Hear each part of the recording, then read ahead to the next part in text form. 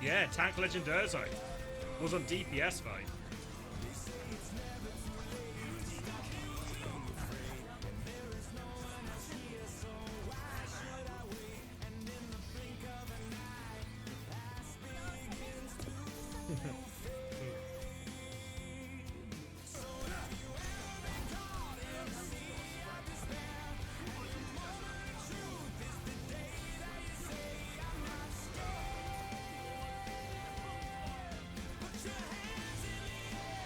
Mercy highlight, let's see it.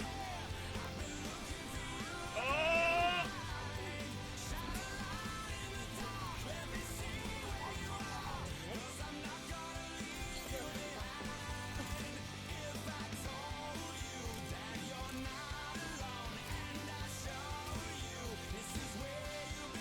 What am I watching? You gonna get him?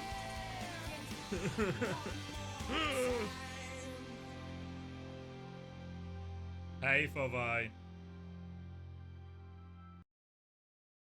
Oh. Oh! And it's action time. It's action time. Alright, so,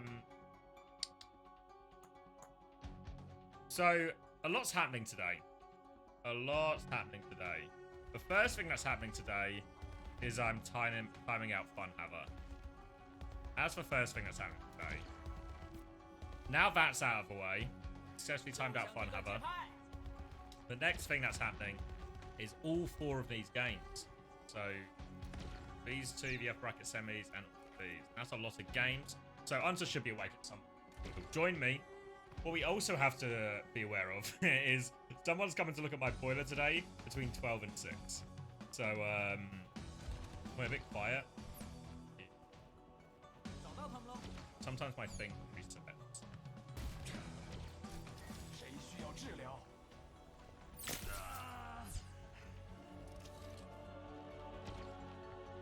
There we go. Now should sound that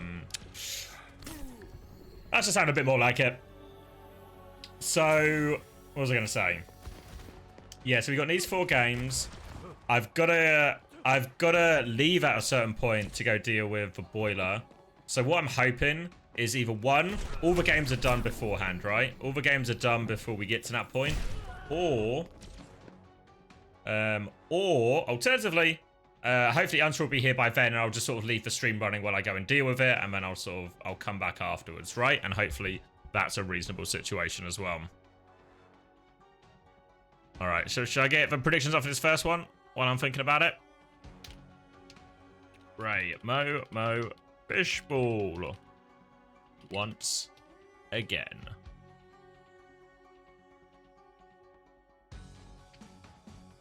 Ooh. Alright, I've also got some noodles to eat. I've also got to do more player interviews today, so I recorded 3 last night. And I need to try and record 5 today before people fly. So my calendar is packed.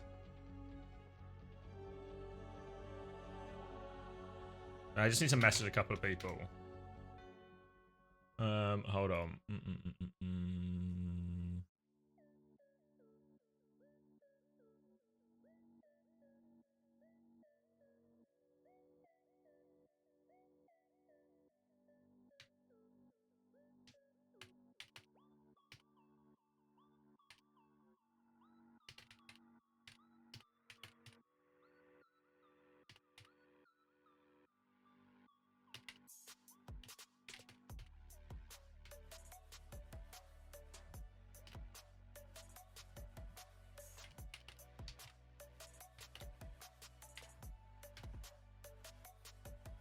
Let me just do that quickly. Yo. Any chance?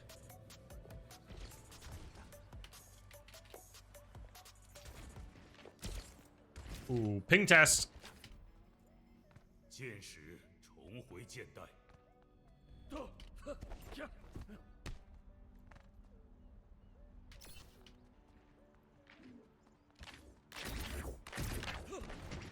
这方面很高兴。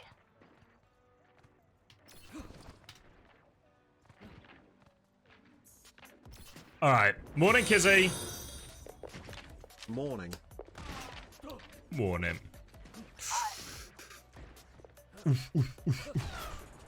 All right. So, once again, upper bracket semi-final. Once again against Rainbow Fishbowl. So Rainbow Fishbowl have actually looked pretty good. They beat Team CC, right?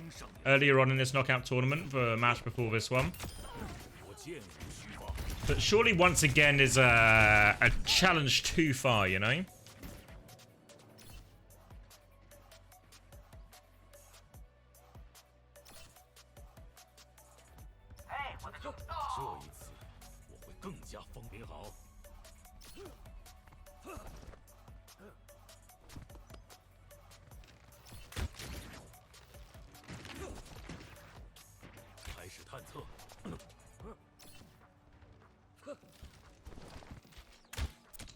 Jimmy is on. It's an easy 3-0. Shit. He's on Hanzo. I mean, we've seen him play a bit of Hanzo. He's warming it up now. He's certainly a better Hanzo than Monk. Tell you that from a price of nothing.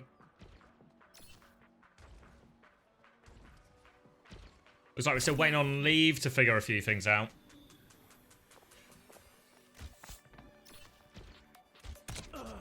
Oh, Monk is back.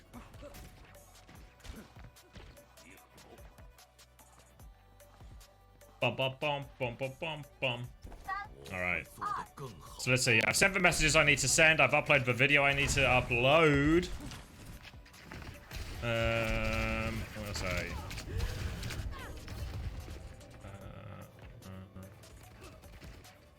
Send a message to my mods. Weapons, take alpha. Okay.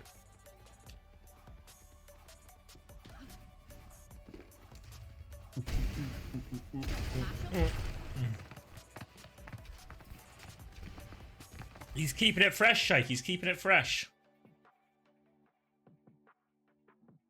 He's a Mewer. Say what you want about him. He's a Mewer.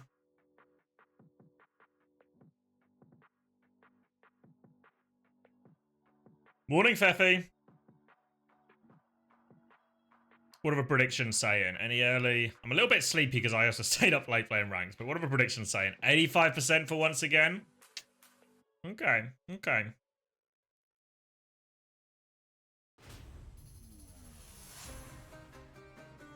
Ooh, Ilios first map.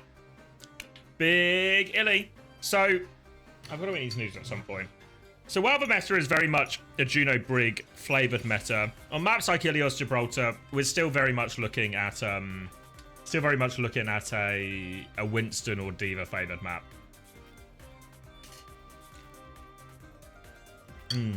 Maybe with the exception of Ruins.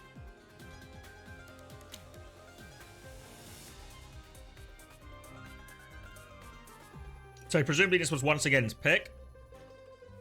And Gooseway's going to get on the Winnie.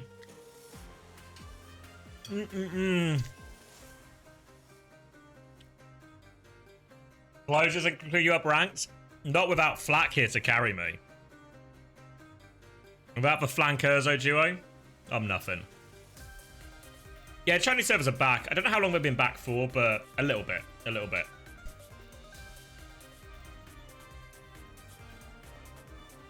Oh, transition. Oh, we're going to windmill. You thought we were on well. We are on well.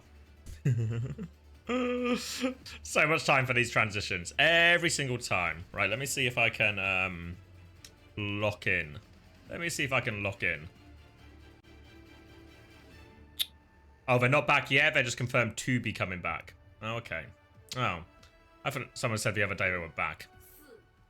I've been tricked. I've been lied to. I've been deceived. The one thing I'm not being lied, tricked, and deceived about is that Gooseway is on Winston. And that we're on Well.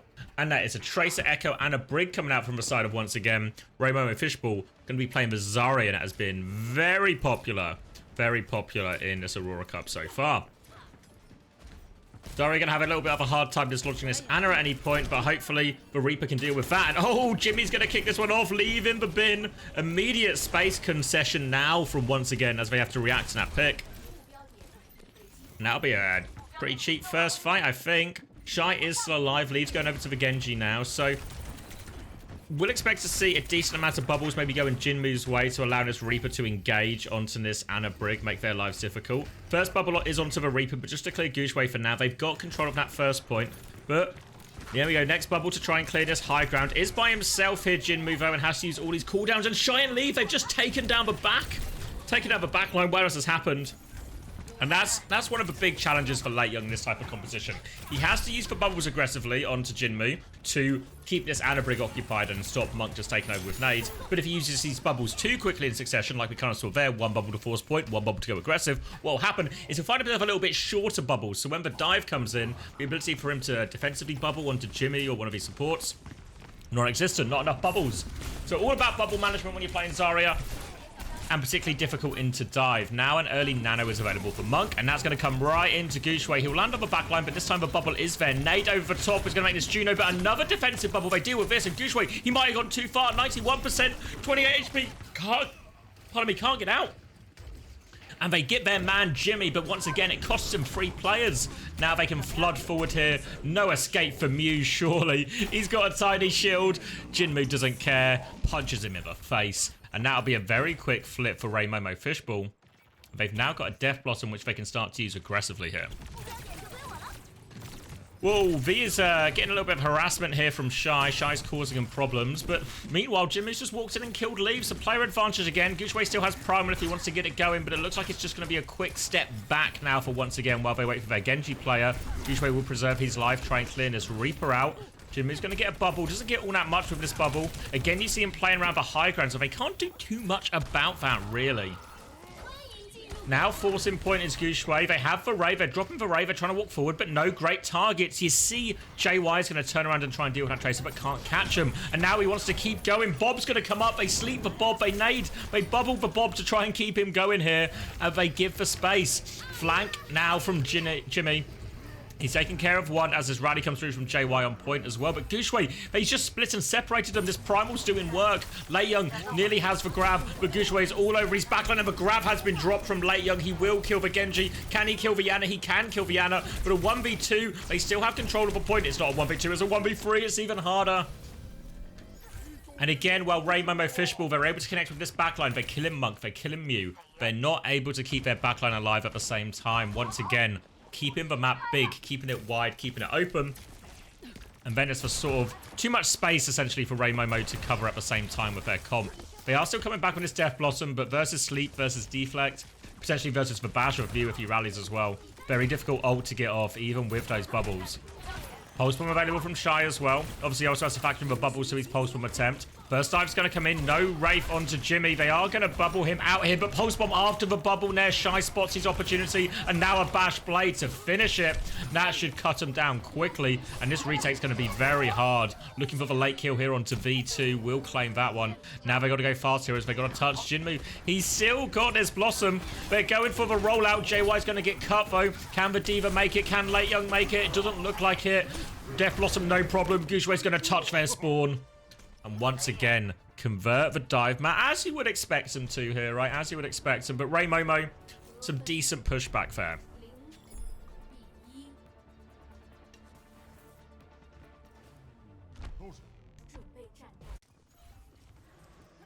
Let's see it. Is this for flank Bob? Oh, and this is the Primal that got a kill in the background. Oh, off the map. Off the map from Gooshway. This is how he converted a kill against that rally. And ultimately, when you reflect on it, the Bob got good value from Momo Fishball in that previous one. The Grav the Grav was good in terms of it got 2 kills, but it was after a fight was already lost.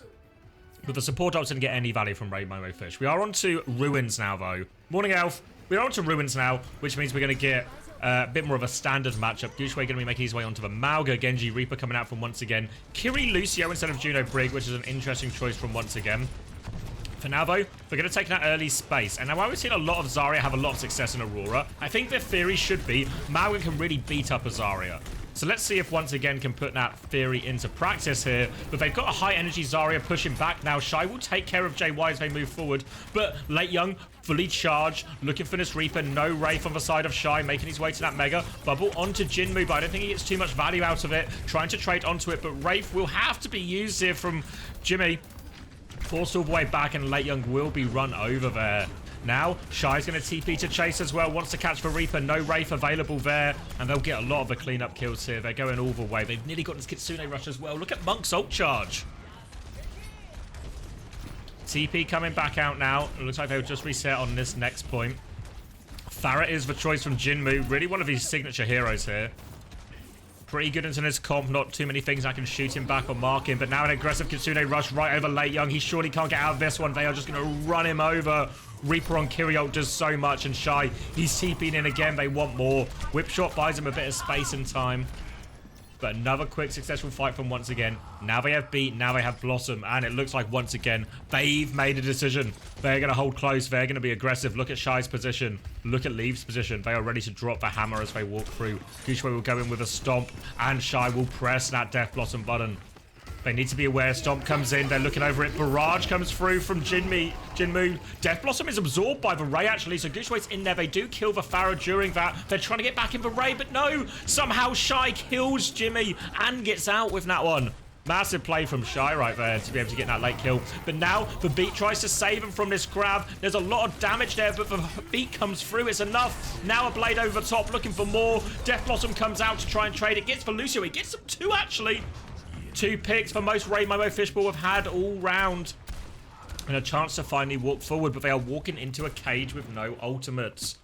This should be an easy convert for once again here as long as they wait for their spawns. Leave is coming back on Pharah. Gushue will be cleared out, so they have to buy a little bit of time. Shy's going to try and TP out. Still has Wraith, though. They will concede for flip, but now coming back with Cage. Ray Momo Fishbowl, they need to do something atypical, something abnormal, something to keep them on the edge, because now there's Cage onto Zarya. Gonna cause Late Young all sorts of problems. One bubble comes out, but it's not enough. But Juno's in the Cage as well. V will fall. That's 3 kills. The Cage is taken down, but the damage is done. The retake is there. Leave with a 2-for-1 at the end. And now be once again in commanding fashion taking this first map. All right, all right, all right. Nice and easy for once again there. I'll get the predictions up for map number 2. Get play of the game. What's this for Gushue? The Gushue, yeah, the Gushue environmental kill. I'll eat some more noodles to celebrate.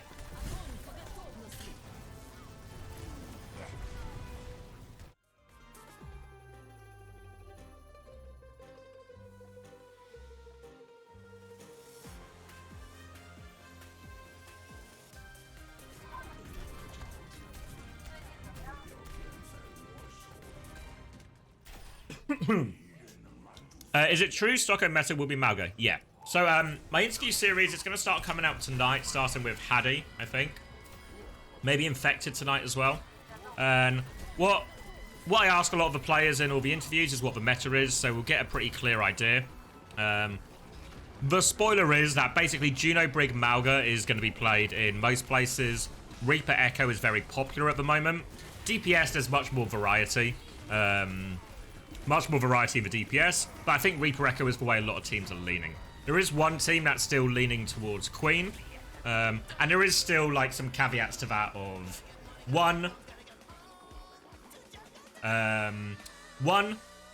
it's only Monday, right? So there's always a chance for meta shift, especially if it's going badly for a team. It might shift again, you know? They might change it last minute. And also certain maps like Ilios, Gibraltar will still be seeing dive here, whether that's in the Winston form or the Diva form, depending on the team. So there will still be some variety there, but only on all specific maps. But generally, I think we're going to be in a pretty Malga-heavy situation. How about Tracer? Not a lot of Tracer. Not a lot of Tracer, really. I think maybe if on some of the dive maps, we'll still see Tracer. You know, we'll still see, like Gibraltar will still look like Gibraltar for the most part, you know, in terms of we're going to get like a Winston and a Brig, Tracer and a hit scan or something, you know. So we will get elements of that. Generally, though, like if you were to play Tracer in the Malga comp, you'd only be playing Tracer in the Malga comp if you weren't playing in the mirror. Because so many teams are mirroring more robust and high damage DPS, like Echo and Reaper, Sim, all come into play a lot more, you know? Pharah as well. All these DPS have like way more value in these type of comps. Whereas if you were playing Mauga into a dive comp, for example, then Tracer becomes like really, really reasonable. Any Genji Venture? A bit of Genji. Less Venture I've seen, but I think it's still like viable. Again, I think with Genji and Venture, these are the sort of heroes that work well with Mauga, but not necessarily in the mirror. They're better into certain alternate comps, right? If the other team's running an Anna Brig or something, you know? Wimone is at Stockholm events, but I don't know exactly what they're doing with their DPS or who's playing. But Wimone will be there and available if they want to use him.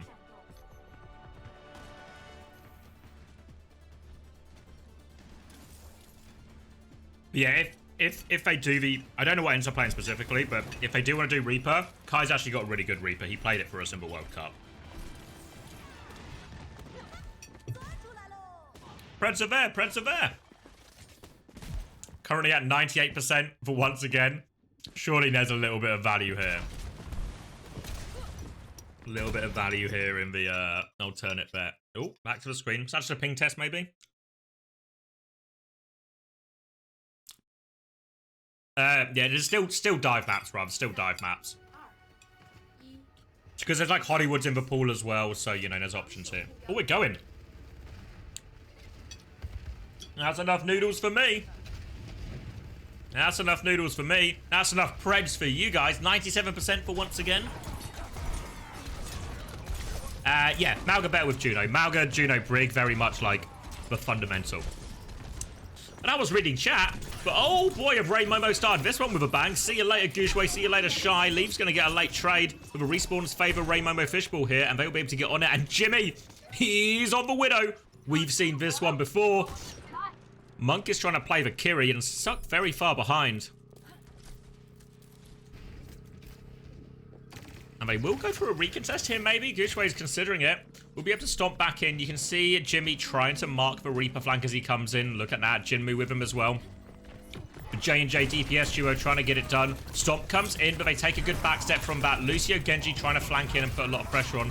The Ray Momo Fishball, they've absorbed the Stomp, and now they can push back. High energy Zarya. They need to find kills in this moment. They need to find damage and openings. The Reaper is behind. They'll get the Reaper out. Now trying to walk forward here. They have to worry about his next Stomp timing. Here it comes. Light will get caught, and there's the power of Mauga. Land the Stomp, win the game. And you see how they deal with the first one correctly near Ray Momo Fishball. They're able to take a step back. They use their bubbles defensively, and they're able to force Gooshway out. But they don't find the value in between Stomp timings. Because they don't find that value, once that next Stomp comes back in, if that one connects, you've still got a big problem. But they're just feeding in spawn again.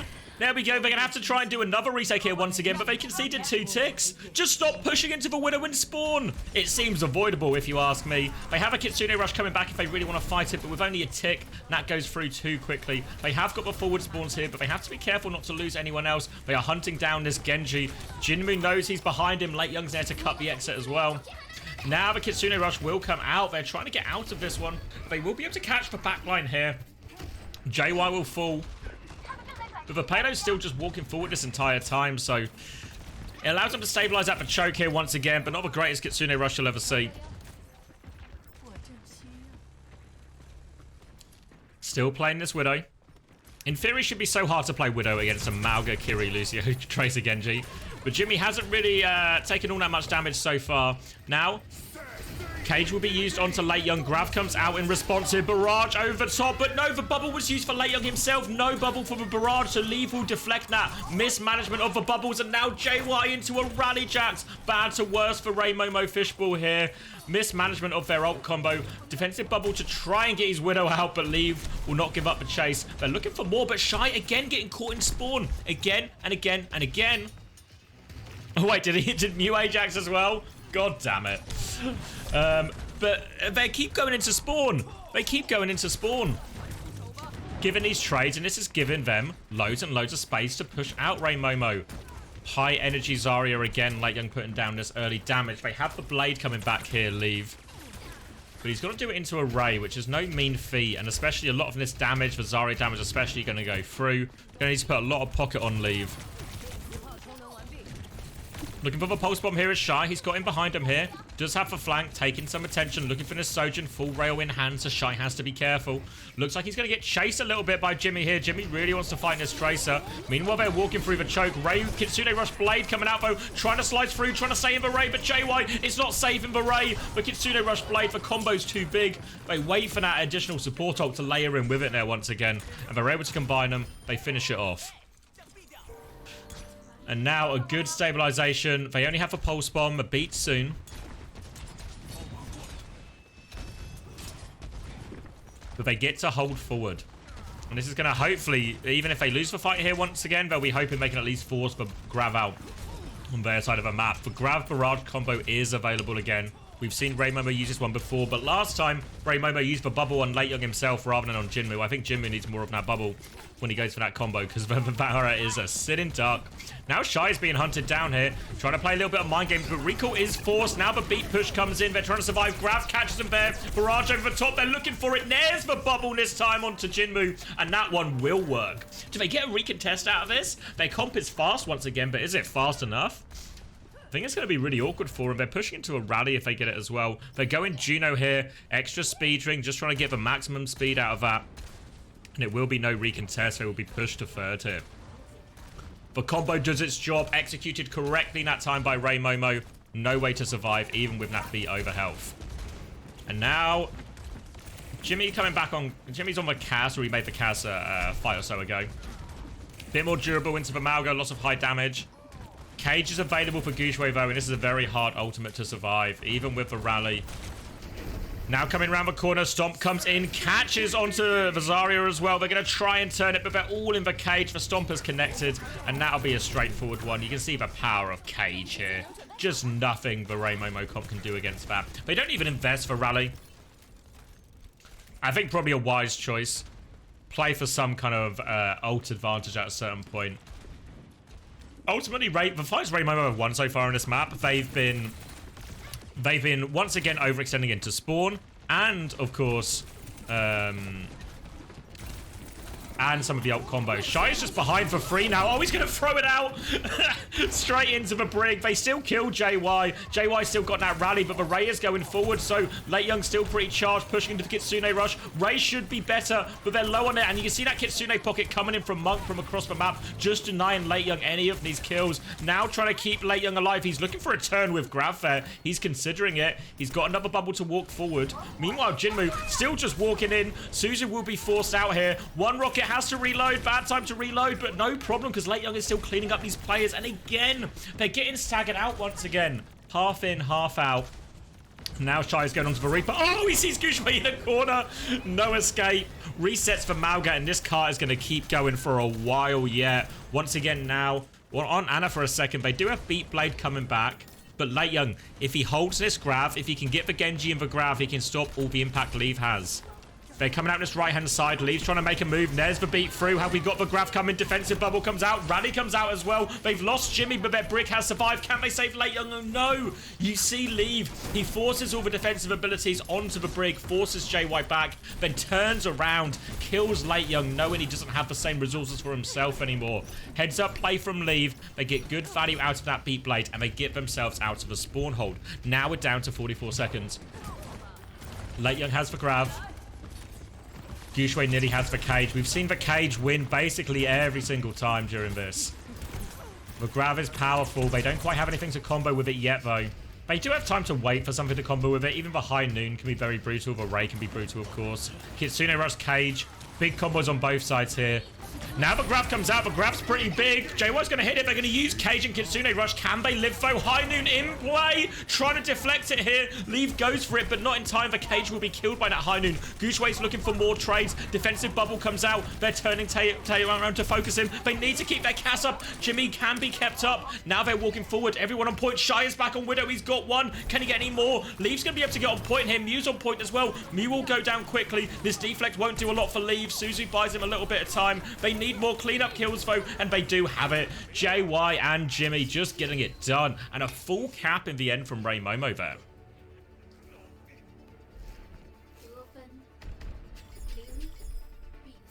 Ooh, great decision there. In general, It's always good if you have the ults and you have an opportunity to use them just to go with them there. But that early grab really put him in a great situation. Now we're going to see a replay of that. Look at that. You see how, like, Late Young, you can see what he's trying to do. He uses the bubble for himself and tries to body block as well for his Pharah. But they're able to get the deflect there. I don't know what it is, Ilo. Don't know what it is. But a decent comeback here. Decent comeback here. Zarya Comp making it work. No surprise to see Ray Momo sticking to that one as well. Genji Cass will be the choice of DPS. Once again, on the other hand, I'm not sure this is the comp we'll see. We'll have to wait and see what they choose. Honestly, I think the Malga should be fine into the Zarya. I don't think it's like a... Zarya has ways to counterplay. The Zarya also has a lot of problems into the Malga. But Kiri Lucio is maybe the interesting bit. By interesting, I mean not as good.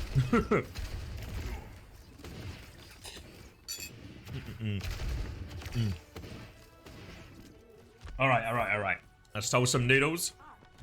And it looks like once again... Well, they're going to be on it. I was going to say Kiri for a second, but they've gone Zarya actually here. Zarya, Reaper, Echo. Now needs DPS for Reaper, Echo into the Zarya. Now, all of a sudden, their ability to punish this Zarya and win this frontline battle up tremendously now for once again here.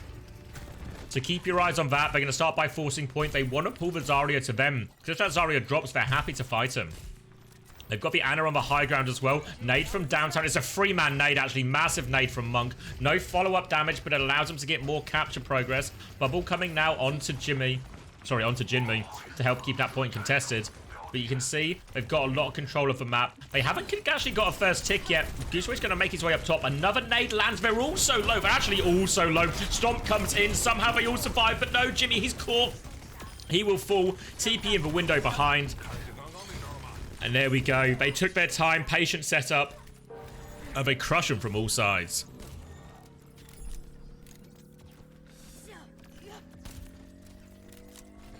Big nade after big nade. Same spot, honestly, there. And now they're coming up close in this Nano, close in this Copy, close in this Death Blossom. Lots of ults coming online from Ray Momo. Meanwhile, Ray Blade is available soon for Ray Momo. Sorry, lots of ults coming up for once again. Ray Momo have this Blade Ray combo if they get a little bit of time here. But the problem is, once again, this type of comp, even with the Ana, they want to play fast, they want to play aggressively, they don't want to give Late Young chances to charge energy, chances to farm them, chances to come online in the mid-fight. They just want to go. Now we go. Nade is going to connect onto Jinmu. They're walking around. Nano onto the Reaper now, want to walk onto this front line. He's having to go quite far shy, but he has the Death Blossom to finish it. Copy will be invested as well, actually, from Leave. So it ends up being 3 ults for a wipe.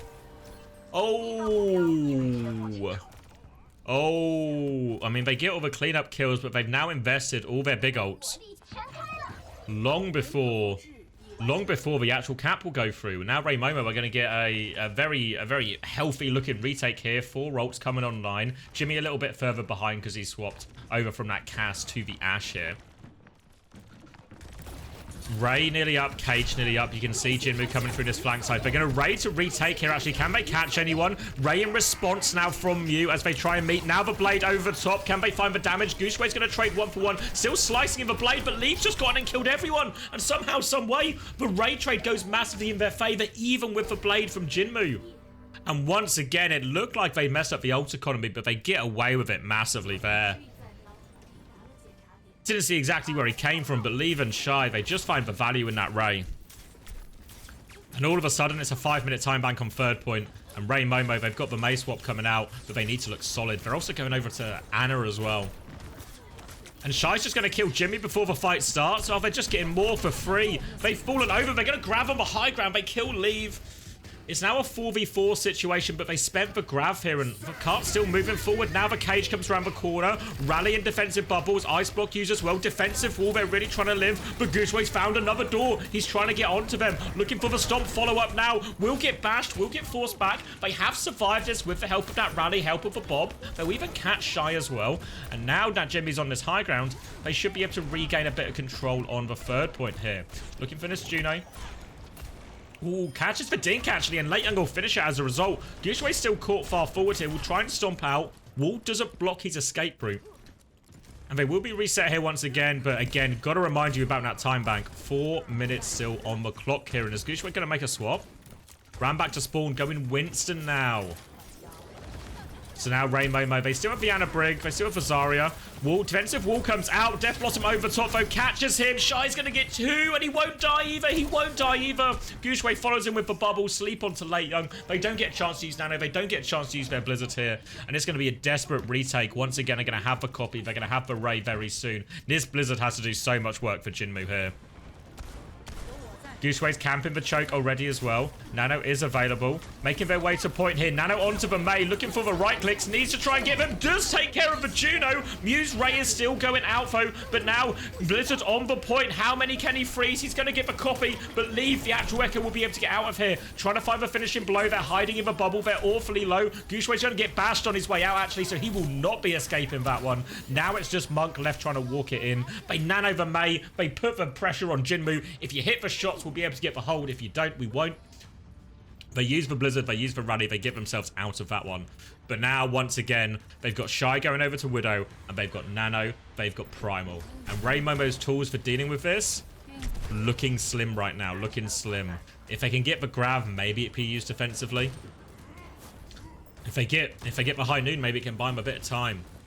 But now, all eyes shift over to Gushue, as this Widow is going to make their sightlines really difficult. Late Young's going to get chunked. Gushue is already in. Has this Primal ready to go. We'll drop the Primal all over the Brig. 1 kill already. All over Jinmu now as well. Or Jimmy, sorry. Takes him down. They've traded one on the point. They did use for Nano during that, but Gushue's killed 3 with Primal. He's now all over Late Young. He's forced Ice Block. Gushue's done everything. They'll wall him off, but that's 4 for Gushue. And he's coming for more. Walking forward. Muse having a hard time finishing this kill. Jinmu has given it his best shot, but that will be a map completion for once again. 2 minutes, 15 seconds on the clock. Gushue in with Primal, just pulls them apart.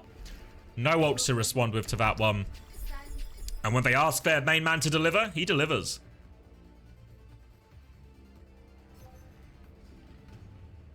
We will, of course, go into another round. I'm not sure. I think he must have nanoed the Echo, I presume.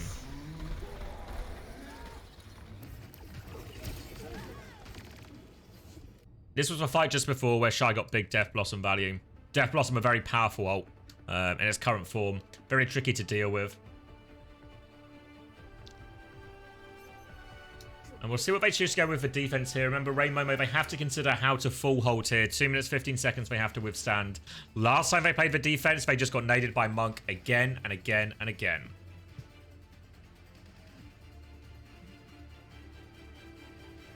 It's going to be Orisa coming out on the defense here. Orisa, Genji, Cass. Imagine we'll see once again, maybe even go back to the Malga here. But wait and see what they see in front of them. Yes, yeah, it's snowed in Nottingham, so it's it's melted a little bit now, but it's still like a snow covering on all the houses and like a lot of the, I guess, like untrodden areas.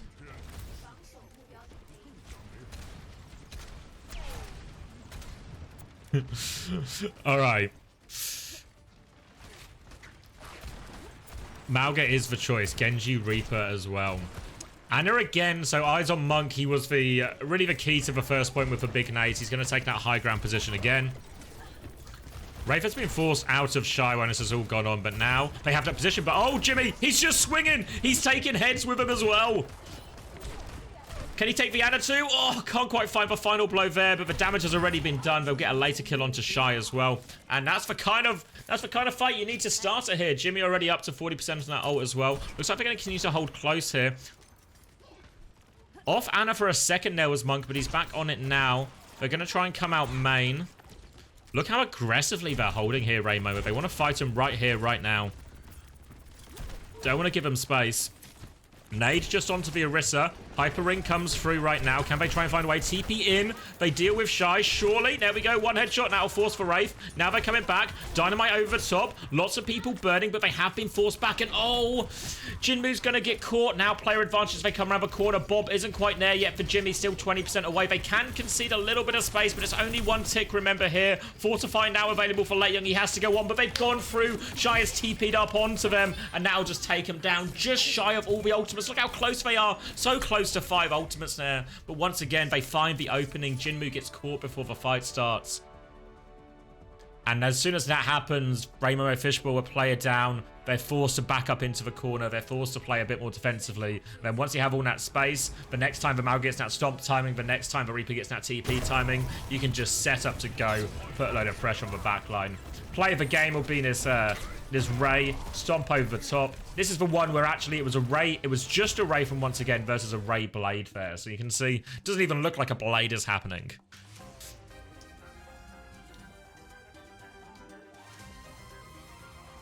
Reckon there's snow in Stockholm? I reckon there's a good chance, yeah. There's a good chance. Alright, let me do these Preds. Not a bad showing though. Like, forced them to overtime. Defense was pretty poor, but overall, competitive. Remember, it's first to 3, is losers map pick as well, so Rainbow Fishbowl will get to choose again. I can probably finish these noodles in these breaks. I've got it in me.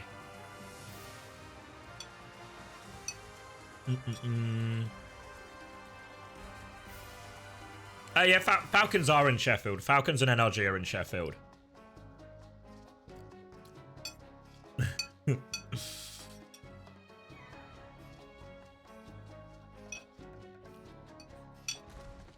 Yeah, I think they're literally like next door to each other. Like same, like one room next to the other.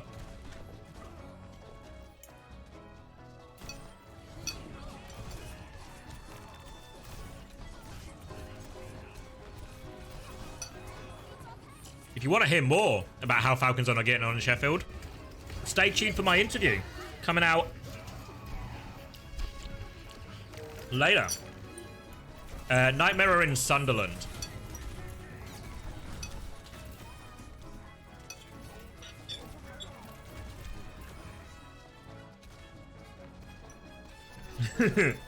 Yeah, but UK swim bubble never been so good.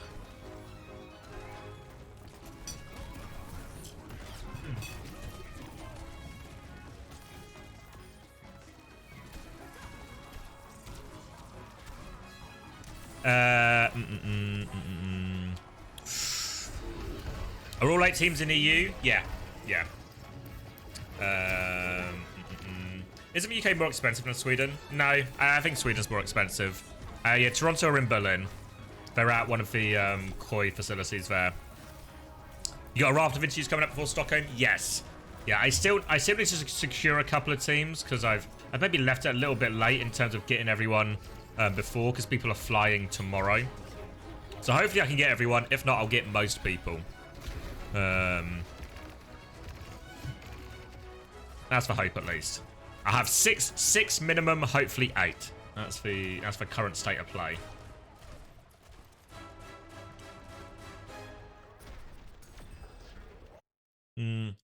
Ensign Toronto. No idea about Chase. My guess would be no. Honestly, I know they're like always optimistic about it and all of this, but my guess would be no.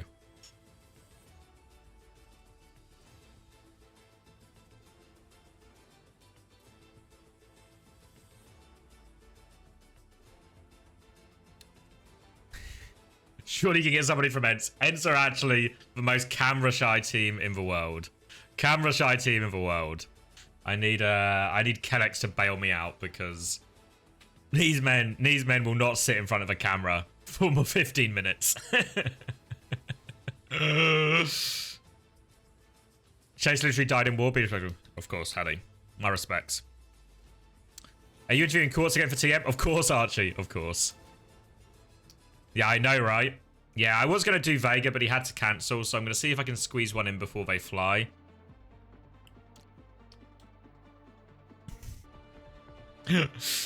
Yeah, well, I tried to message Vestler, but then I was reliably informed by some other people that trying to contact Vestler or get a response from him is a fool's errand, you know? Yeah, I thought Vega would be a good one. To be fair, Vega, it was just like a scheduling problem more than anything.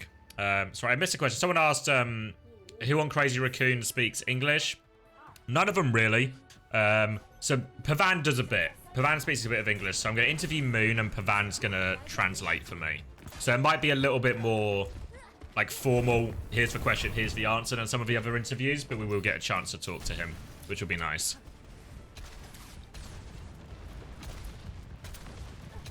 All right. Runa's happy. Need a reverse sweep now, Ray Momo, against the Mighty once again.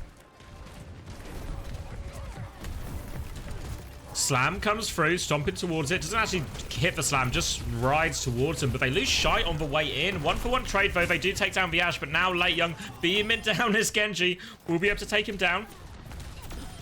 And you can see, as they make this play for Jimmy, once again, they do take Jimmy out of the game. But while they take Jimmy out of the game, Jinmu and Late Young are finding space to be free, get some energy, get some angles, and turn some kills. Yeah, to be fair, I don't know the English level of all of them, but I kind of just asked. I asked Pavan, because I know him from a little bit from TF2. I just asked him who would be interested, and he said Moon would do it, and no complaints about that from me. Now, big dynamite coming through. Coach come back to try and keep himself alive. All that pressure coming Jimmy's way. He's holding strong. He hears the TP. But first, he sees the TP. He's aware of it either way. One of his senses has indicated the Reaper is TPing. He reads it like a book, takes Shy's head off, and it's a strong start for Ray Momo. Barrage in hand now for Jinmu. Bubbles to combine with that as well. They nearly have Kitsune Rush on the other side of it here once again. But Kitsune Rush, it can help get him in, but still vulnerable to that barrage timing. Lots of damage coming in as they try and walk forward as well.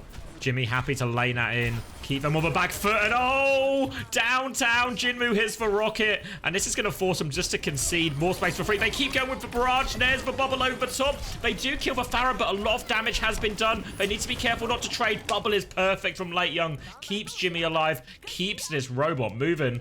And this is a strong start. Strong start for Ray Momo. And look at this. They've only spent a barrage to get over 80 meters. Unbelievable. Unbelievable bargaining. Monk's actually going to make his way onto the Juno here. I wonder if they go in Juno Brig and they're just waiting for Mew to do it after beat. We'll wait and see. For now, though, more ults to worry about for once again, because here comes the Ray, here comes the Torpedo. Order of operations are correct, but once again, actually, double speed cop. They get themselves out of there, but they have to concede more meters. Leave is lurking behind. I think they're aware. Jimmy's just got eyes in the back of his head. Bob comes out front. Jimmy aware of the echo flank. They're trying to turn onto the Mauga here. Gooshway nearly has cage to turn. He's taking a lot of damage. Beat comes in first. Now the Blossom over top. Lots of damage there. The combo lands. The Rally can't keep Ray Momo alive. And once again, they win their first fight of the map. But 108.78 meters down. Expect Mew to swap here? Am I wrong? Oh, okay. He's keeping the Lucio. No, he's going Anna. All right. Not the way I'd expect them to do it this way round, with Monk on the Juno and Mew on the Anna. Okay. Okay. Let's see it. Let's see the Mew Anna. Mew Anna 2, now in cinemas. Oh, Lee's going to get another big flank, catches Jinmu beforehand, and this is going to force him to concede space here. Ray Momo will just take the reset. They have the Grav coming back, but Grav into Cage, into Ray, into Copy. A very tricky fight. I think if I'm Ray Momo here, I actually want to take a quick fight. I want to use this Grav, and I want to try and trade my Grav at least for 2 or 3 of these big ults from once again. You can see Late Young trying to poke this Reaper out to begin with. But Leave has flanked again. They've lost track of Leave. Wait, no, they haven't shot. Jimmy's looking at that one. Cage is now going to be traded. Ray comes out as well. Late Young's trying to dance around. He's trying to hide, but the Cage is too strong. Leave does win that duel in the backline while this all happens as well. And the Cage, Ray, Copy. When it wins them the fight, it gets them the cap here. But once again, have invested 3 ultimates into a fight where Ray Momo have used nothing. Now, all of a sudden, Late Young still has this Grav. He's been holding it. He's been keeping safeguard of this Grav, but now, because of that, his team have ult advantage, a great chance to win this fight. They've even got another barrage if they really want to do the combo. Once again, they're starting on the high ground here. They're going to drop down and... Wait, Mew's just in a really awkward position here, I feel like. He will be forced to rotate back. Meanwhile, a lot of pressure being put onto Gooshway. Late Young's trying to take some space. Will get caught by that stop. Has a bubble if he needs it. Will be okay, though. Wants to walk on this Anna. He's looking at him, but no, a grab in main instead. Catches the Reaper. Will take care of that Reaper. No Wraith. Easy 1 kill onto that one. Now they can turn and try and play the front to back. Leave is trying to beam down that Zarya. They deal with it all, though. Stomp comes in. No trades to be had. They burn the grab eventually. They win the fight. They get to take it over to, once again, side of the map.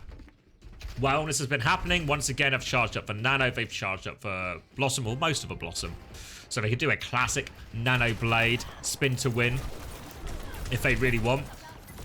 For now, though, they're just trying to pocket Jimmy through this very aggressive swing. Wanted to put this early damage down. Look how far he's going. He's got the bob as well. He just swings so wide, and the damage is overwhelming. Barrage is going to be committed from Jinmu. He gets 1 for 1 for it, but that's going to be a major source of healings gone, which means Gooseway is just going to fall shy. He's going to try and trade with a Blossom, but he's just in front of them all. He lives. He is getting pocketed through that just about. He's going to try and TP out as well. 10 HP in a dream, but Shy gets away with it. But they still have to concede space here once again. They have Ray and Cage coming back against Bob and Rally. Should be ult advantage to once again here. Oh, actually, they're just going to get caught. Oh, this is a disaster. Disaster for Ray Momo. They lose this fight without forcing any ults out of once again. A mistake from JY. Cost him in the short term, might cost him in the long term, because now once again can take that Ray Cage combo all the way over to Ray Momo's side of the map. A chance to put meters on the board with this combo. Late Young nearly has his second grav.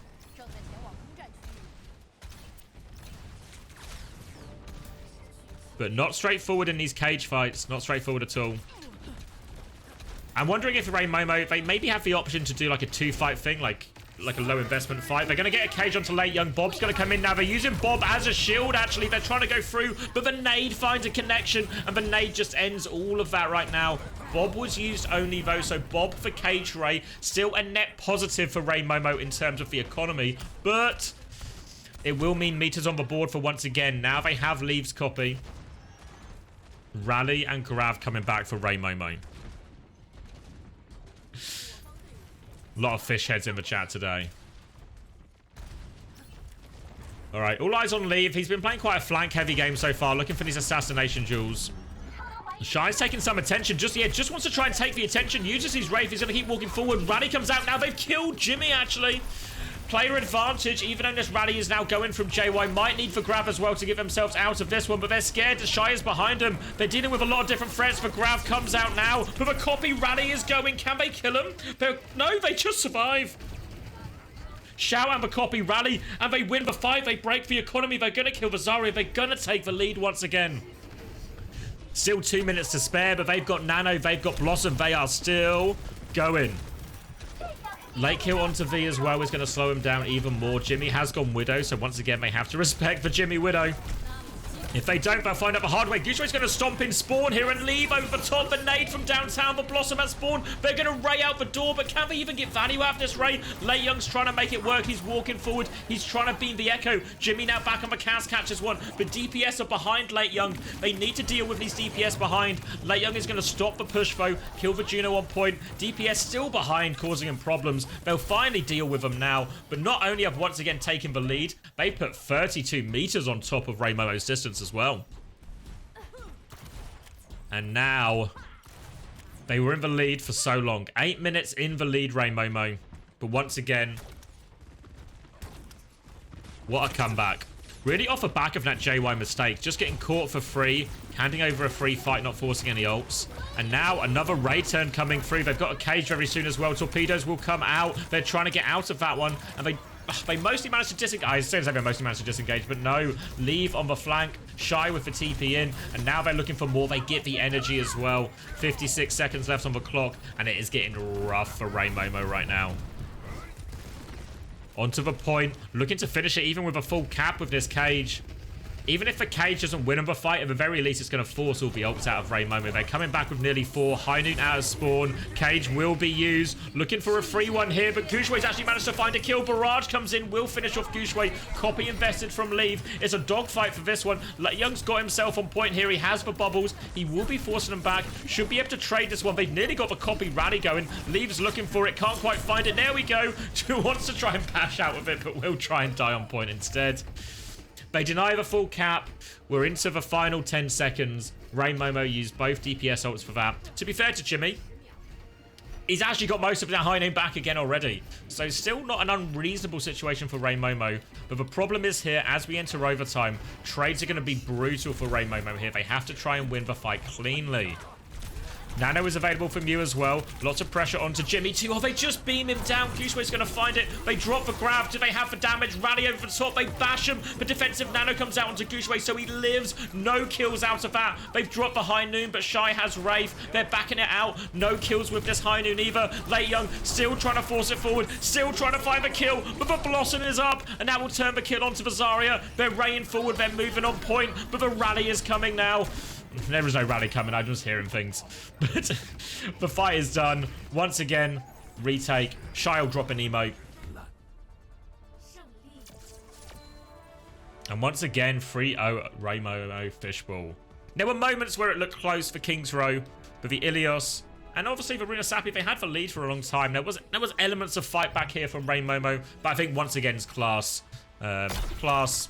really shone through. And this is maybe the first time in the Aurora Cup we've seen a Mauga consistently beat a Zarya, which is, honestly, for most part, what I think most people would agree on in terms of like the tank matchup. But it's the first time we've really seen it put into practice, I think, in this Aurora Cup.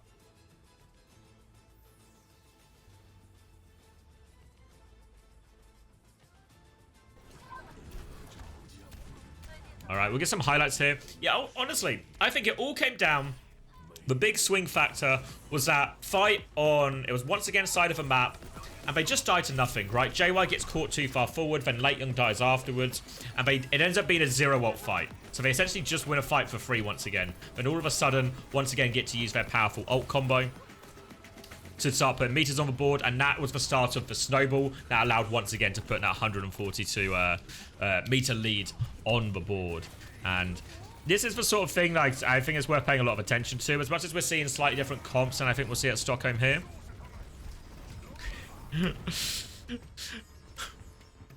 As much as we're seeing slightly different comps here, these type of ult decisions, I mean, it's always important in push, but these type of ult decisions are going to be absolutely crucial in deciding who wins and loses in Stockholm. I keep saying once again, because they're playing. They're playing right now. All right.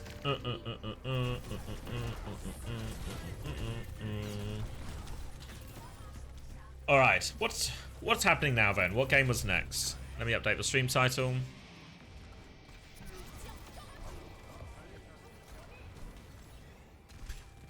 You want to time out the next message? Fuck. That's Hattie though. Shit. Hattie bit the bullet. Anyone got a deflect for Hattie? Oh, Hattie's got a deflect for Hattie. This one's been turned on you, 2-secker. You got any more money in the bank, 2-secker? You can deflect a deflect if you've got that bank. Let's see. Let's see. I'll give you a few seconds, 2-secker, to count your money. You're broke? Any heroes in chat then? 5, 4. Oh, Bob Ross deflects it back at Hattie. All right, coming for Hattie now. Does Hattie still have money in the bank? Has he been tapped dry? Hattie has accepted his fate. Good night. Good night, sweet prince. He's going to have to take the time out. Drops the chatty emo after killing him, Bob Ross. No respect. No respect. Wait. Wait. Oh, this is gonna... Whoa, okay. So Arthur deflects it back at 2-secker. But then High deflects it back at Hattie. Then Arthur deflects it back at 2-secker.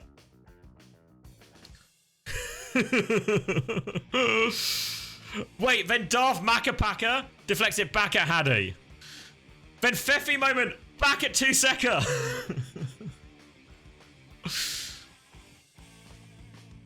Is on 2-secker right now. Is on 2-secker. Is back on Hattie thanks to smiley faces. Back on Hattie.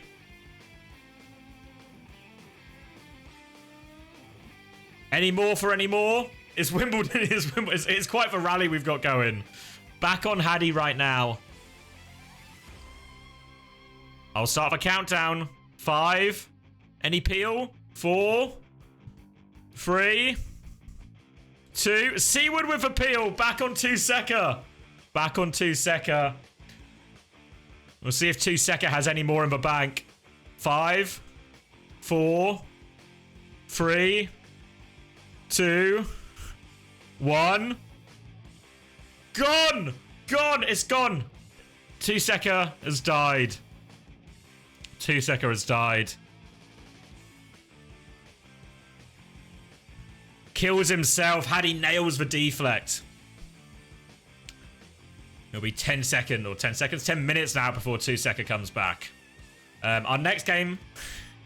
our next game will be really hard push to live up to that rally.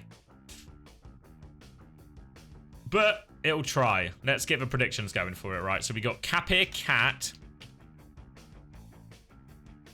against Hajuk Dan. Is it a Korea World? Let me update the stream title as well.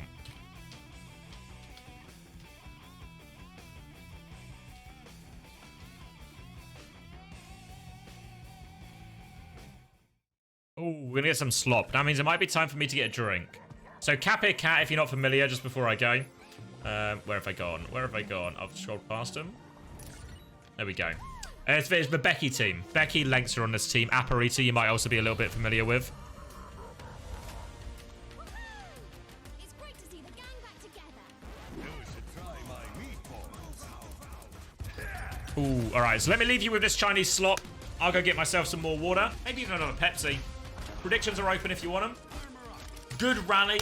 Good peel for Hattie. Bailed him out of that one. And I'll see you guys. I'll literally be like 2 minutes.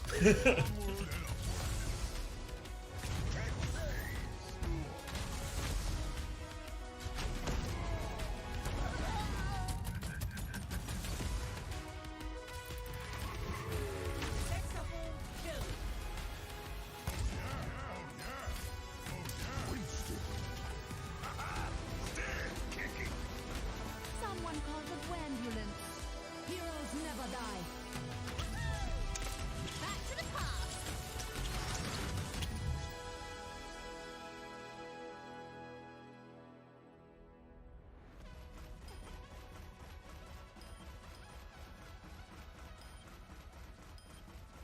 Play of the game.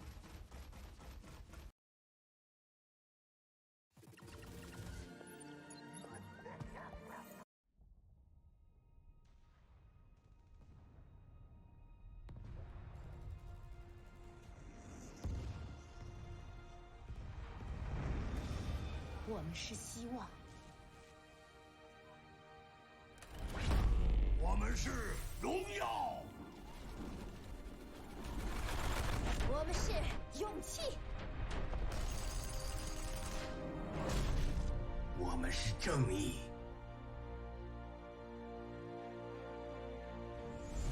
我们是怜悯。我们是决心。我们是和谐。我们是守望先锋。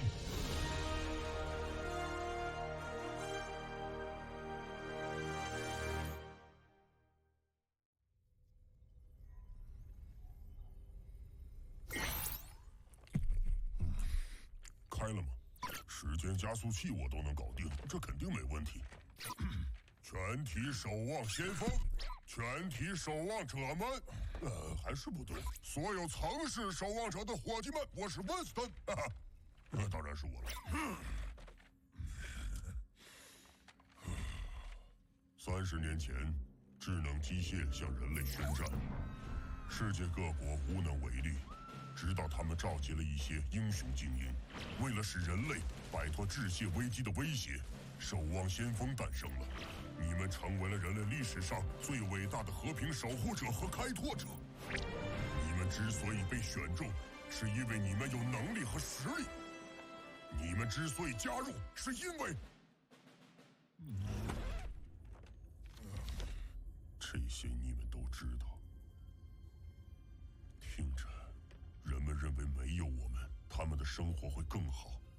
他们甚至把我们当作罪犯，他们摧毁了我们这个大家庭。但是你们看看，现在必须有人站出来，我们必须站出来。我们可以再次改变这个世界，这个世界比以往更加需要我们。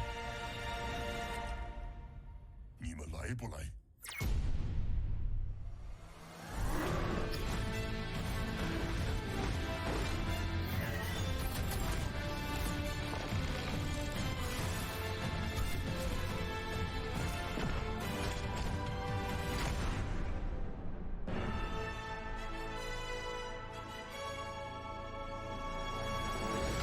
？5月5日，国服压力测试正式开始。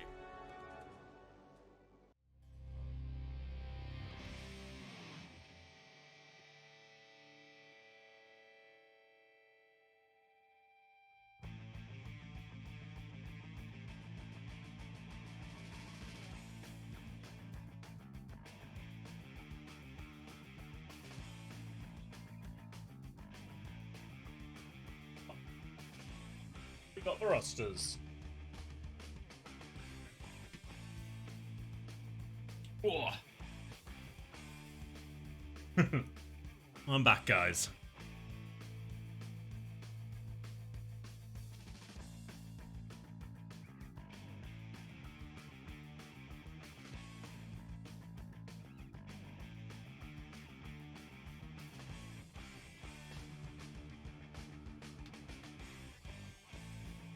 I don't know, I just need to figure out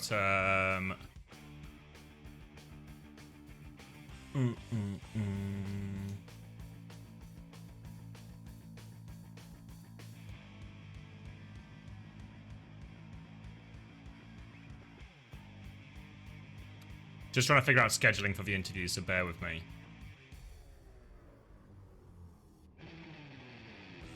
Also, if you're here, Ellie, I opened up your thing, forgot about it, but I'm down. I'm down.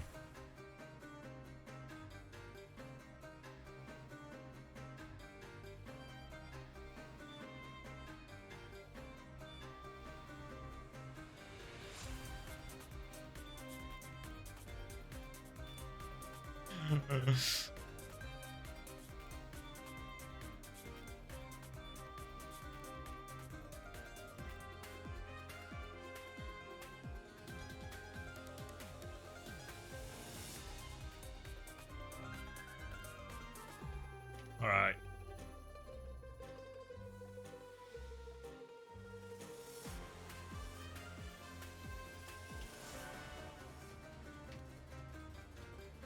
Oh, it's ruins! You thought it was well, but it was ruins! Hold on, I just need to update my calendar.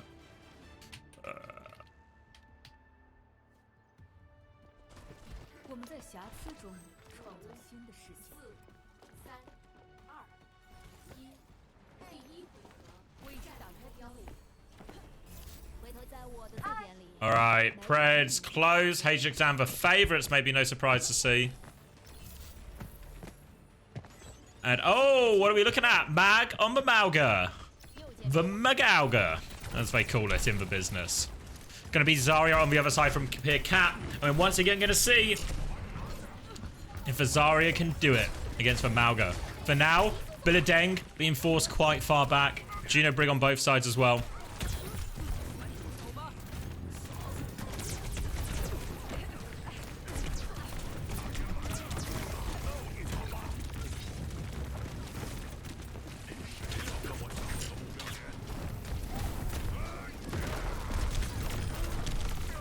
Alright, I'm locking in. I'm locking in. I'm locking in, don't you worry.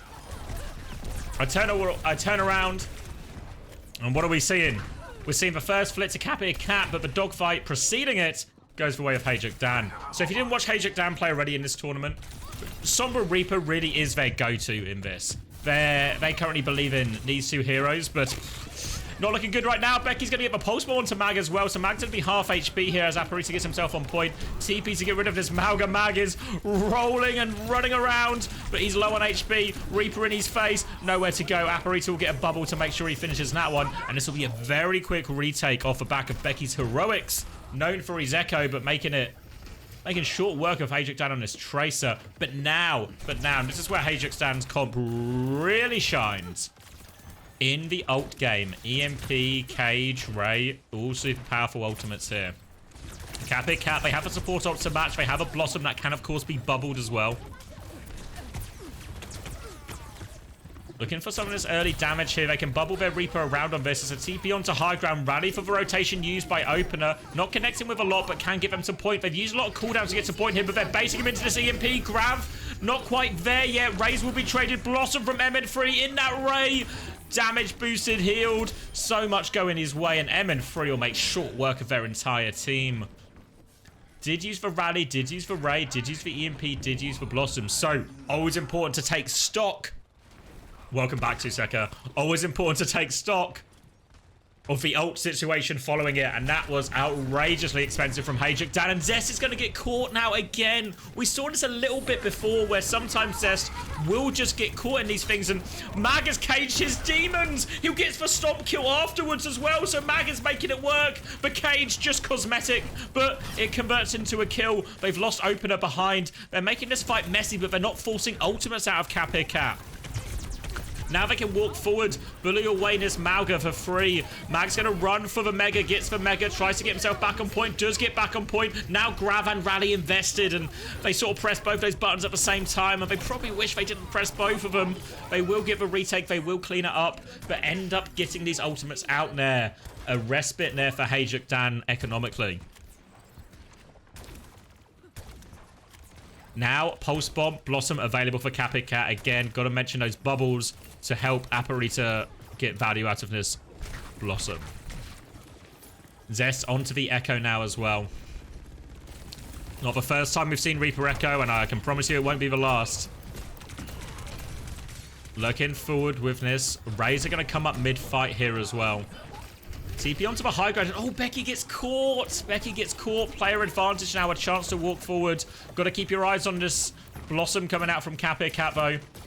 Hajuk Dan are getting close to ultimates. They're trying to play a bit of distance, trying to play the spam, weaken them up before going for him. And oh, MN3's just gone and killed the Juno, and they've just got all the space for free here. Where's the Blossom? Where are the ults? They don't find a chance to use it. Aparita's going to use it now? Oh, no. I can't agree with this one. I couldn't recommend this to anyone. And this is a problem. Pulse Bomb just come out, though. Opener's going to walk into that one. Tracer has been found. No Pulse Bomb team. Don't worry about that one anymore. Player advantage there as they walk forward. Copy might have to come out quickly from Zest. They've got support ults to back it up with as well. But for now, they're just going to concede a little bit of space. They have time. They've got 9% to play with here, so they can concede the flip to buy time for Opener to come back here. Now they've got support ops. Here comes the Ray. On to Mag. Rays will be matched. Rally on Toru as well. Blossom comes through from MN3, but Blossom is shielded by Opener too. Copy comes in now. So many ultimates, and Billade won't be getting to this Grav. And it looks like Hajuk Dan, they've got the kills. They've got the point. Any last desperate touches? Becky's not in a position for it. Lengsa can't get it. Aparita? Aparita. Did I say Aparita? It can happen.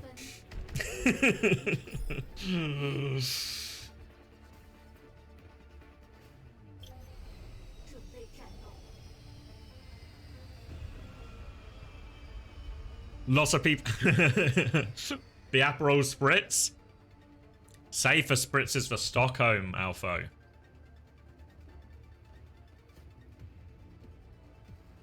Okay, so opportunities there for Cap here, Cat, right? Opportunities, but really comes down to that hold where they had Blossom and they just couldn't find the time for Aparita to get value out of it. Now we're moving on to Well, which means Hajuk Dan can lean into Anna Brig, Winston, Tracer, Echo. MN3, maybe not renowned for his Tracer, but Mag and Zest on the Winston Echo. That probably feels a little bit more like it. Skewed, obviously, back on the Anna too.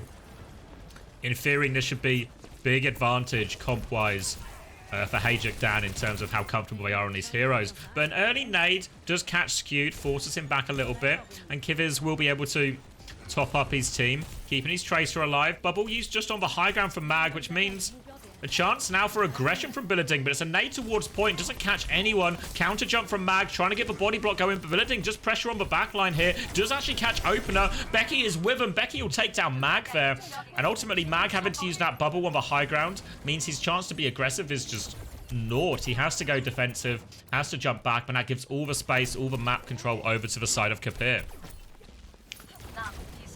Now a chance on the hold. Nano's charging fast. Kiv is slightly closer than Skewed, but both will have him soon. Obviously, the trademark, you drop it onto the Winston, send it onto the backline, but a Nano Echo can be very powerful in these situations as well. MN3 trying to clear them off this high ground for his team, but will have his recall force very early here. MN3 now getting bullied back. Aprita is looking for it. Doesn't find anything for now. Nano is on the board from Kiviz. I think Hajuk Dan might just be waiting for this Nano before they make their first move. MN3's trying to make his way into the back here. He has been pinged. Oh, Becky's going to find it, but no, Mag and MN3. They push Becky. They isolate him. Now Skewed and Opener, they will be able to survive, but Nano Primal is coming. Does Billeding have the hands? He's onto the brig. He's onto the Ana. He's looking for it. He turns for the Echo. Doesn't quite find any of it. They've killed Mag on point, though. They come back and deal with point, but Primal, it doesn't start well, but the finish is good. Now he can turn back and kill the backline. And Cap here, Cap. I guess the Chinese kings have died, putting Hajuk down in a bag right now. Did have to burn the Primal, did have to burn the Nano for that, of course. So it wasn't without its price. But now, 66% and counting. Hajuk Dan, they need to make this retake work. They've got the ults to do it. But Kappa Cap, they can make this a dogfight. Look at Kivi's position as well. Very far forward on the left. MN3 has cleared for high ground for himself and Mag, and they can drop and start forcing point as Mag goes onto the backline here. Meanwhile, Zest is just chasing him around. Will take the Winston copy all over this. Winston wants to hunt him down. I don't think there's any healing for him here, so they'll get that one for free. And have they done this for just a copy? Outrageous value if they've done this for just a copy. It looked like Happy Cat. They were trying to set up some kind of aggressive fast play, which made sense given the ult situation, but it just never came to transpire. Which means Zest just able to chase around a Winston for most of that copy Winston. And Hajuk Dan, they hold on to their ultimates. Nano, Primal, ready to go still as well. Shoot has that Nano, ready to drop again. Winston, Echo, the likely targets. Waiting for his timing. You can see the Opener's already on the low ground here. Going for it. Nade from downtown. Nade doesn't connect. Copy comes out from Becky here onto the Winston as well. But here goes the Mag Primal. Opener's going to rally defensively, but Lengths is going to match it as well. Both trying to deal with this Primal. Mag has separated the Ana. Can he finish it off? Oh, he can. Juggles him over a fence. Takes care of him. Not enough packs to get him out of that one. And the backline should die. Can't quite finish off Lengths, but the damage might be done. They catch Mag on the way out. So maybe a chance to keep going. But no. Their Winston gets traded. Kappa Cat will be forced to reset.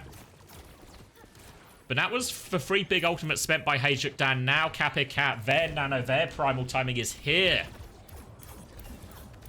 Billeding's first Primal. Bit of a rough start of it.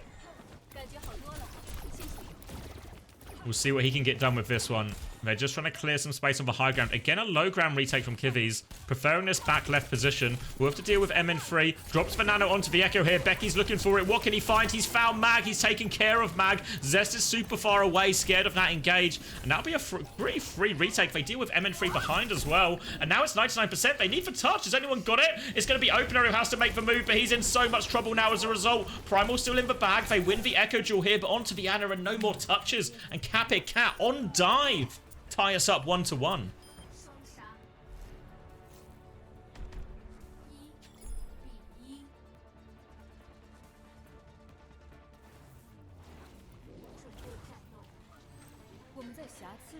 And as we move on to well, we should expect more dive, of course. But after how that previous one went, Kappa Cat, no slouches. I imagine we'll see very similar comps. Tracer Echo from both teams. Will be a TP out of spawn for both of them as well. Expect both of these Sims to turn into Symmetras after they TP their team out. Or so both these Sims to turn into Tracers, rather. Nana Brig on the side. Full mirrored comms as we go on to well. Becky will meet on the high ground here. The battle for control of the windmill. Doesn't connect the stickies onto Zest here, and Zest seems to have got the slight better of that opening trade. And actually, Skewed has the angle to finish that kill onto Becky as well. Big opening pick, huge player advantage. Now they can start to bully this Winston. They should be able to win this high ground fight. You can see MN3 is there. Mag's going to jump with Bubble. Legs is going to be forced off, and Zest can finish that kill as well. Now they'll turn onto the Winston, and a very controlled, good setup there from Hajuk Dan. Now give him first flip. And a slight lead on the nano charge as well.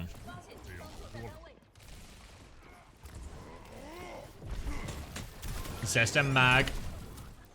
Looking top right, but not committing yet. Very close to that nano timing, as it looks like it will be a retake through their own high ground here, Capo Cap.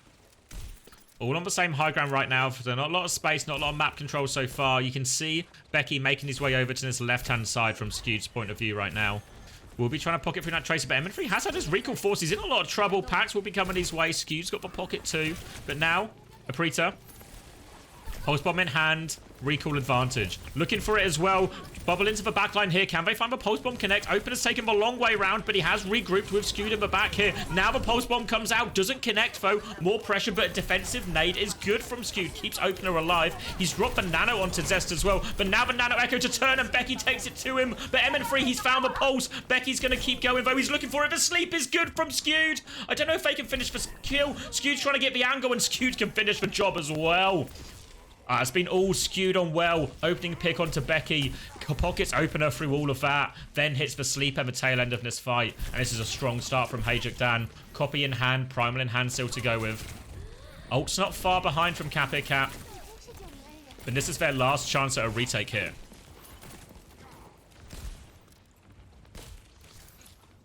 Early nade out from Skewed. Doesn't find anything. Just fishing up a choke. Exclamation mark fish if you want to fish with your nade as well. Now pressure onto Zest as Billiarding comes in. Has for Primal to keep going. Trying to pop it as late as possible. Taking a lot of attention here. Wants to go on Biana. Dodges the sleep actually from Skewed. Can he turn us into a kill? Whip shot comes through now. He's trying to separate him. Here comes the rally. Has been forced. Just trying to live. Meanwhile though, Mag, he's killed through the rally again. Zest now with the copy. They get the job done. And this is just see it for Hajuk Dan. Map 1 should be going their way. Copy pulse, sticks it onto him just for show. A classic Zest pulse. Even on Echo, he can hit the Zest pulse.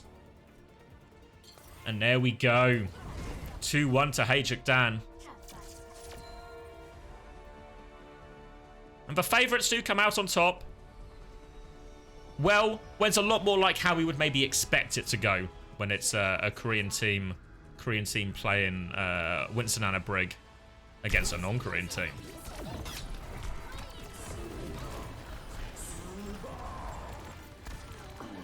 Okay. So now... Now will be Kapir Cat's choice. Yeah, the winner of this... I can show you the bracket while we've got some time. We can take a look at these replays. This is the Becky... The Becky opening to give them this free retake. And this is the MN3. This is the Ray Blossom. It felt in general, the Blossom value. Massive gulf on this Ruins. And what helped Hajuk down to the victory there.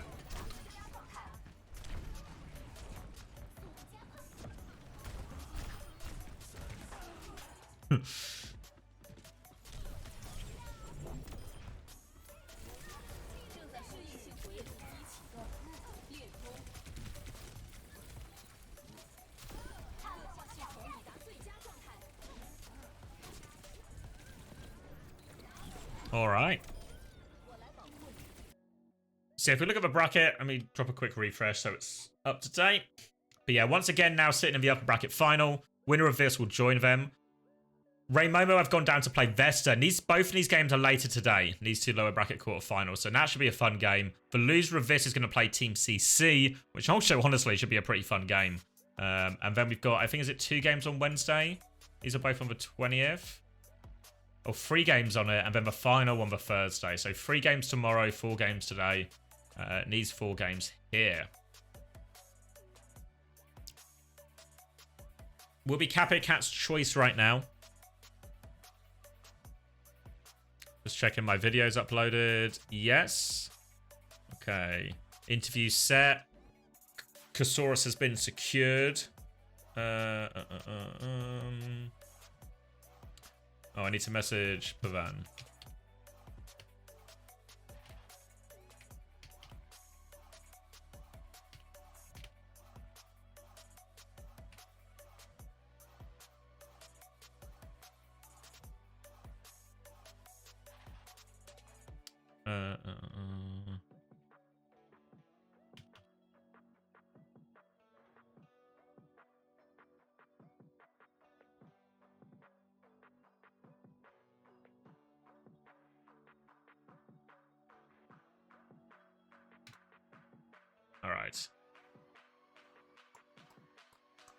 All right, Toronto secured. All we need is Ents to come through. So pray to your Finnish gods. And hopefully Ents will come through as well.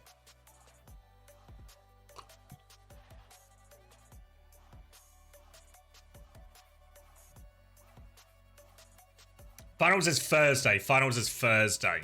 So it'll be finals of this on Thursday. I unfortunately won't be here for it because I'll be flying to Stockholm. So we'll go finals of this on Thursday. Then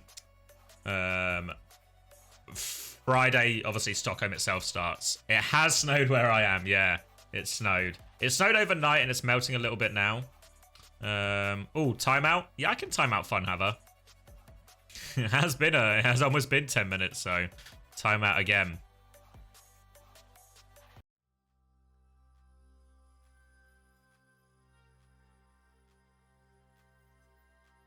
All right. I need Ents for a Stockholm interview corpse first. That's what I'm waiting on. Trying to wrangle those camera shy fellas. Do you have a streaming booth for Stockholm? Yes, but only for Saturday and Sunday. So no stream on Friday. I will just be in the venue. But Saturday and Sunday, there's going to be a little co-streamer stage in the main arena. There's going to be some big stars. You know, J3, SK, Poco, Taniki, Illusion. But there's also going to be 2 uncoachable lads. Myself and Hunter on the stage Saturday and Sunday. Flat isn't going to be there, I don't think. Flat is going to be doing it from home, I believe. Flat's clocking up one of these working from home days.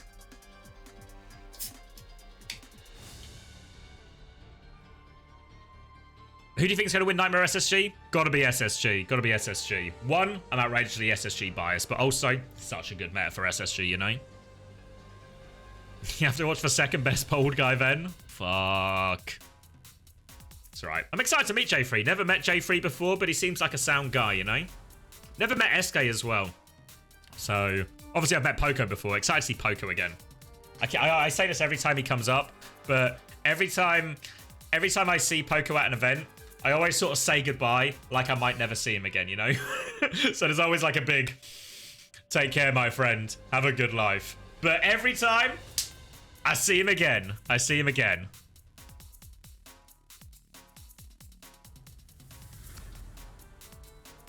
How SSG pilled are you? I think SSG will reclaim their crown as best in the West.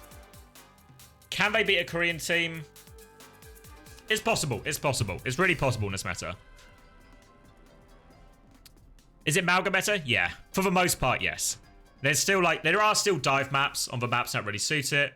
And there are some teams who are doing a couple of slightly different things. But for the most part, we should see a lot of Malga.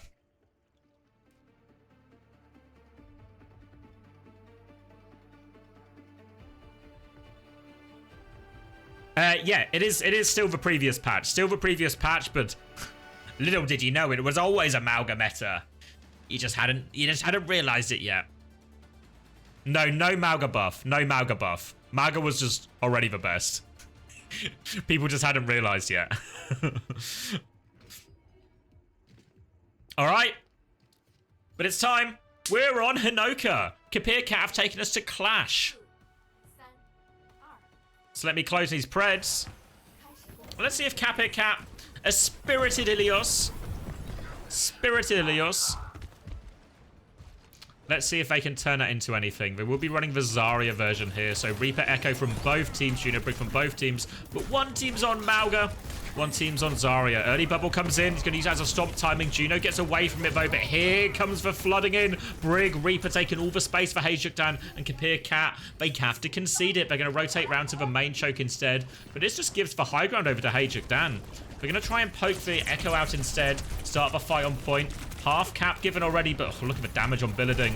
Now the stomp comes in. Bubble will be used here, but oh, it's not. If the stomp doesn't get you, the Echo and the Reaper will. You can see that follow-up here. When Hejukdan know they have this sort of frontline advantage with the Mauga versus Zarya, where the Mauga can just bully the enemy tank. But Mauga goes in very aggressively. The Echo and Reaper, the Brig, they take so much space. The torpedoes come from the Juno. So much damage, so much scary impact. And while Billeding has a bubble, he's not got enough bubbles to deal with a lot of this. And now Hejukdan, they're getting up close to that early copy on the side of Zest here. Could be a copy Zarya, copy Reaper could go pretty hard as well. And so far, these bubble timings onto the Reaper from Kapir Cat haven't really found the value. Now it's going to be more space being taken. They're going to keep pushing here. Another defensive bubble comes out. The stomp as well. But he's just hunting him down. You can just see how hard it feels for Billeding.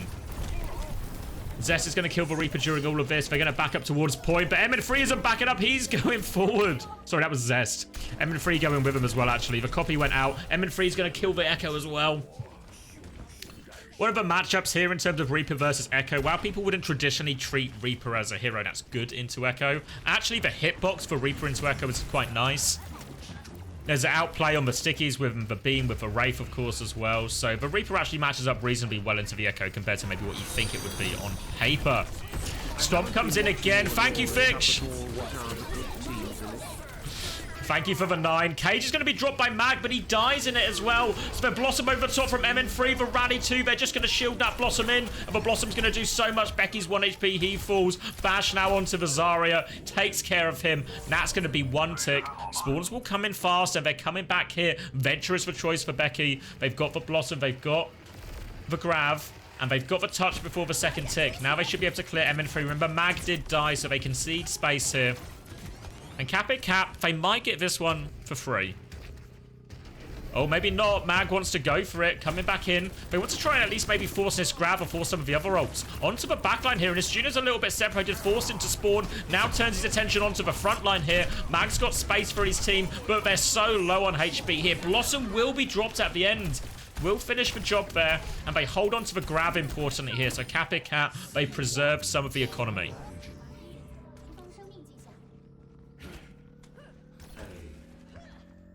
Now give them the cap on their own last point. Walking forward with this Grav now. Zest does have a copy. Could even copy the Zarya here. Try and use some of those copy bubbles. To answer your question as well, Fitch. Ray Momo Fishball, Team CC, Hejukdan, once again all in it. If Hejukdan can win this series, they secure an upper bracket against once again tomorrow, which should be a very fun game.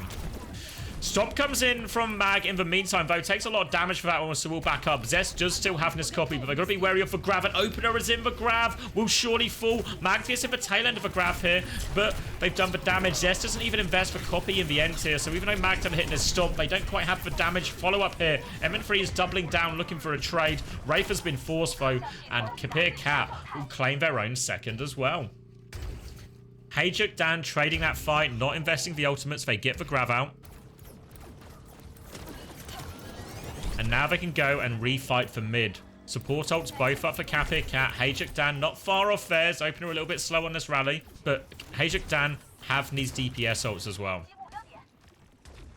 You see MN3 snaking in behind. Death Blossoms have been massive for him so far. And he might get a free flank here as well. Sneaky, sneaky. Lexa does see him though. Now he will get poked out and MN3 will be chased away by Billeding. Wraith has been forced. And they'll regroup on the high ground. Kapir Cat, they can walk forward, but they have to respect this Blossom. Zest has won the Echo Duel on the other side, and this might just slow Kapir Cat down. But MN3 goes for Blossom. He's in deep. It's a 1-for-1 trade. Annoying for them to deal with. Now coming back round, walking to the cage. Ray will be used as well. Skewed still has his Ray, but they don't even need it in the end. They're just going to delete him in the cage. Zest with that copy, the double pocket coming in, and that Ray value does not get what they're looking for. And now all of a sudden, Hajik Dan, they just need one more round. They're going to stagger out Nisaria, coming back with no energy. And they're coming back into 2 support ults as well. Ray and Rally available for Hajik Dan. Need value out of the DPS ults here, Kapir Cat, because Lengsa, he can get the Rally going. He can help stabilize a little bit, but he will get overpowered by any support ults. Eyes on Becky, eyes on Aprita. Zest's got this big wide flank, actually. Kapir Cat all rotating together, grouped up. Now the Rally comes out. Ray on top of it. Rally has been used by Lengsa, but he's separated from his team, and Becky's copy gets taken down straight away. We need the Blossom now. They need the Blossom. We'll be getting close to one more bash opener, but now it fades. Can they find it? Beam over the top from Zest takes him down. And where is this Blossom? Aparita going for it now. Just take down Zest. Can he kill anyone else? No. Oh, it was so slow cooked. It was the last fight. They're just going to lose the map here. Same story as Ilios Ruins. Where are these Blossoms? God damn. Hajik Dan again. Keeping it strong. Clean up Hinoka. I'll get you the predictions up for map number 3.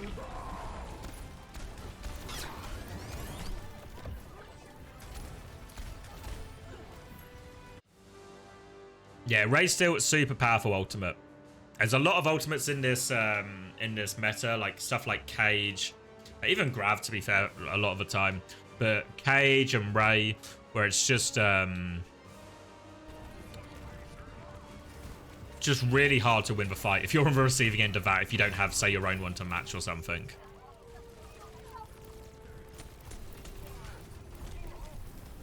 We'll get a few highlights there, but even though there was a couple of points capped by Kapir Cat, it really did just feel like one-way traffic for Hajik Dan.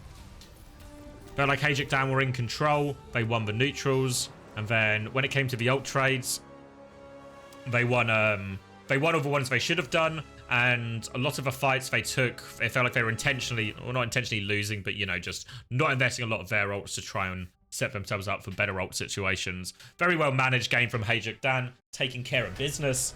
Keen to set themselves up with what is, I think, the upper bracket final that everyone would have wanted, right? Once again versus Hajik Dan.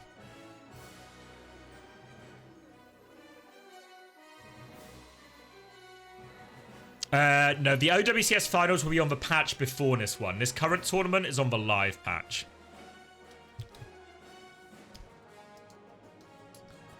You feel like Winston should be good now? Am I just dumb? Is Malga way better? It's really just a map thing.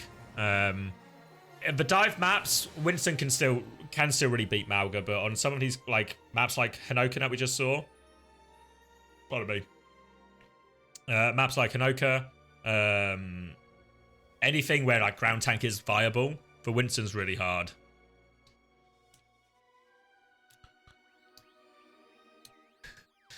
I know they got to get past once again. I mean, I guess they got to not get reverse swept here first, but that seems quite possible for them.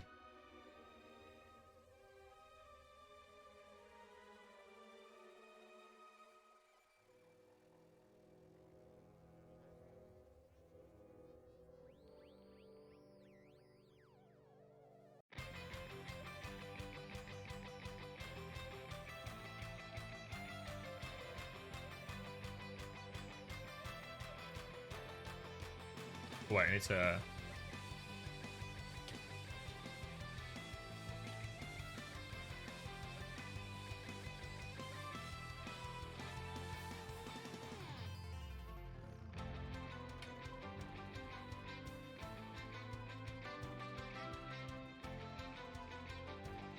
Oh, it's that time of day again. It's that time of day again. See you later. Timing out Fun Haver to go have some fun. No, it's not playtime. No. God damn it. It's not even Marbles Monday. What's your excuse this time, huh? What's your excuse this time?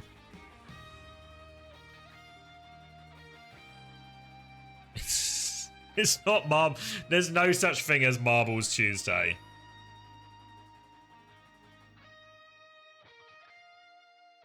Marbles Tuesday is just a corporate construct to sell you guys more marbles. Wake up, sheep.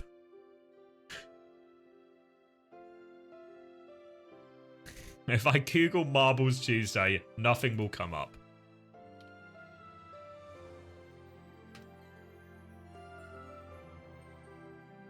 Yeah, Marbles is a credit card.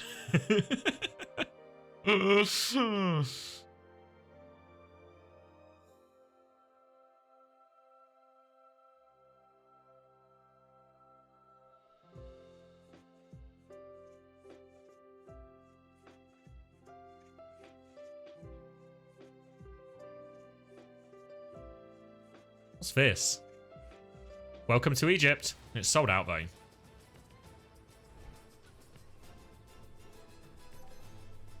Oh, it's in New Zealand.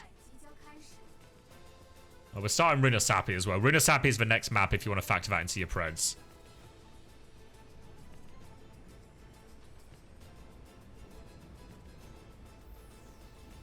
The finals are not going to be in Egypt. I mean, they might be. Yeah, I saw it. I saw it, Archie. I didn't really listen to it properly. I just kind of like listened to bits of it, you know.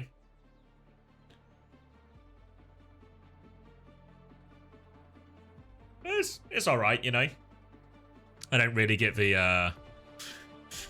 Just seems really like a side attraction, you know. Can we have IRL marbles in Stockholm? Fuck. Probably not. Probably not. Unless somebody brings a load of marbles and a course.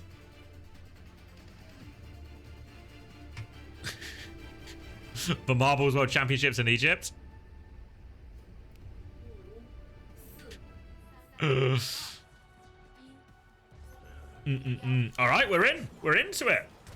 Let's close these preds then. 94% for Hajek Dan. Seems like people have a feeling who might win this one. We're going to see more Zarya against more Mauga. Not had a lot of success so far, Kapir Cat.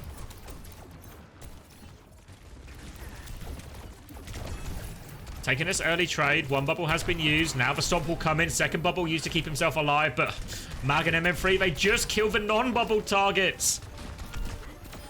I mean, it's simple math when you think about it. When Mauga runs in and presses shout, that helps everybody stay alive. When Zarya uses bubble, that allows a single target to stay alive. Simple math. And Billeding, he's done it. By God, he's done it. He's found that H button. He's pressed that H button with his hands. And he has gone Mauga. Now, Reaper Echo Mauga versus Reaper Echo Mauga. The mirror is on. TP onto the Mauga here to try and clear Mag out in this position. They will successfully clear Mag out in this position. Billeding down to half HP. Goes for the stomp on 300 HP. This one, a little bit questionable, but gets the cover. Gets himself in that space. And now they clear out the Reaper here, and they've inched their way back into a bit of space here. But they've got to be careful, because Zest has this copy. Now they're TP in aggressively, looking for this Juno. One dig onto it, forces Kivvy's back in a separation. Lexa not able to find the packs, and M3 has torn apart this backline. Part of the reason you play Juno Brig, and that Juno Brig is so popular everywhere, is because it's so durable. They're so good at peeling for each other. They're so good at kiting and dealing with any sort of DPS flanks or pressure. But they're just slow on the peel, it felt like. All too easy for MN3 to walk in and get that one. So Hajek Dan, they're able to get the cap without investing an ult, meaning they still have this copy. They have this Ray. And now these ults are a little bit quicker. It's a really scary situation for Kapir Cat. They might just get snowballed here. They're going to poke out in this Mauga as well. Billeding taking a lot of damage. Becky's holding this high ground for now, but has been forced back. And again, Kapir Cat, they've just been corralled into a narrow line. Stomp, not connected there from Mag, just takes the space. They forced out the copy from Becky. Becky's going to use it to live. M3 has TP'd onto the high ground during all of this as well. We're going to try and clear this copy out. Copy Blossom might be available. Becky's actually going to TP forward for it now. Wants to try and get it off. Does get it off, but Rally used in response. Will get bashed out of that. Now the copy Mauga. Mag drops the Cajun, and M3's Blossom, the final blow. You can just see the ult game. The understanding is there from Hajek Dan. They know the combos they want to use. They know what they want to kite out. And that Ray was invested from Kiwis, but they were just chasing it into nowhere in the end. And this is a very quick 125 meters and counting. Hajikdan did use all 5 in that, it has to be said. So 5 versus 2, not the most efficient trade, but a significant lead. And now MN3, he's getting sneaky with it. Just shoot immediately gives away his position, so we'll have to get out of there. Aprita, but MN3's actually going to keep this flank going. TP in meanwhile from Aprita. Has that Blossom available. Wants to just try and clear this Malga out as they walk forward with Rally. Try not to use too many ults here. They traded 1 for 1, but they have got that tank advantage, and they've got eyes on this Reaper threat behind here, so they can just push and deal with this one. Tries to bait it out. MN3's actually just going to give him the business. MN3 with the Reaper gap there, playing with him. And it's felt that way the entire series, right? MN3 getting bigger value, more impact, bigger blossoms. And right there, just one-on-one, man-to-man. Puts him in a bag. Now Cage is available for Billeding. Still ults to work with here, Kapirkat. They don't have their Reaper just yet, and Billeding's going to stomp backwards. Copy comes in from Zest behind us. So Copy Malga, he's going to get in the cage, tries to land the stomp, doesn't get the knockdown though, and now he'll get focused down out of Copy here. Blossom will be invested on top, takes care of Zest, but MN3, he's killed the backline again. MN3, Gods of Reaper, now kills 1 more. Got the Wraith. Is he going to get the Reaper gap again? He's considering it. No! But Mag is there. Mag with the immediate revenge. And now taking on this Echo. It's going to be a Copy Malga coming out. So Mag's going to run away. One Samoan man chasing another. But Mag will get out of there. And this Copy's going to get wasted. Becky needs to be careful here. He doesn't get staggered. He will stop backwards now. Tries to get out of his team. We'll get back to that Juno pocket, so doesn't get a Copy Cage on the go, but does manage to survive. During all of this, though, look at the ultimate swing. Hajikdan now have 4 of their ultimates again. Echo battle on this far side, but it's all going to be about the ult trade in the middle. They've only got Ray to work with here, Kapirkat. But Ray's going to be dropped now from Skewed. Kivis will match it, but they've got DPS ults. And oh, actually, no! Skewed's going to die. Zet's going to die. They drop the cage. Can they turn it with the cage? Blossom with the back from MN3 doesn't get value for once, but they find kills with the rally cage. They had to spend so much for this. But Billeding, happy to fight him, getting on this Brig. Echo's diving in with him here. Mag's looking for the trade, wants to kill this Echo. Full pocket coming in. Mag still has it, though. Mag going for the stomp. Can't connect it. Good trade from Mag, all things considered. And while Kapirkat win the fight, it actually ends up costing Hajikdan a lot as well. So, a couple of bad things there for Hajikdan. Short on ultimates and a chance for Kapirkat to take this cap fight, drop that rally, just try and push around the corner. He'll get the carts in his corner. MN3 is hiding. MN3 is why these fights have been so scary for Kapirkat, even when they have an ult advantage, because he just gets on the backline. Surely versus Rally, he can't get it done. They know where he is now as well. They put him down to half HP. They're trying to clear him out of this one. Bash onto him, forces him out now. They can rally to keep chasing if Lengster wants to go. Lengster's considering it. Copy comes out from Zest, actually. Are they just trying to DP it? Now the Rally and Copy come back out in response. They force Zest out of Copy. They bash his exit. He can't fly away. Now they're dealing with the Reaper here. Need to try and get this Reaper out. Copy cage on the go, but the Malga was already pinning, so Becky will cancel his own cage. Go to chase this one down. Will be forced out of Copy, but they will get the cleanup kills here. Zest has made the swap onto Sombra now. But Kapirkat, they have the cap. They have a bit of space. They've got ults. Ray, Cage, Blossom versus Ray, Cage, Rally. A chance here if they can get a good cage from Billeding to stop that Rally getting full impact. Our Preacher is going to be forced out. Billeding is low. They might just cage right now. Billeding's going to respond. Rays come through here. They focus down Mag immediately. Blossom over the top. Gets it done. This time he presses the Blossom button. This time he wipes them. And now all of a sudden Kapirkat, they're not done. They conceded 129 meters. But they're going to get pretty close. I don't think they can do it in this turn, because they're now facing a Blossom and they're facing a Rally, and they don't really have anything. But take a fight, build their own ultimates, a chance to come back. We see the Virus and Reaper timing there, just trying to clear it. Now turning their attention to Becky. Becky's going to get caught here as well. Poor mistake from Becky, and this might be a free retake here for Hajikdan, not having to use any of their ultimates. Focusing down with Juno now. Packs are coming their way, but just for supports left for Kapirkat as they fall. And they didn't get a single ult out of Hajikdan, so they keep that Rally, they keep that Blossom, they roll it over to the next fight, and now they have an EMP in the mix as well.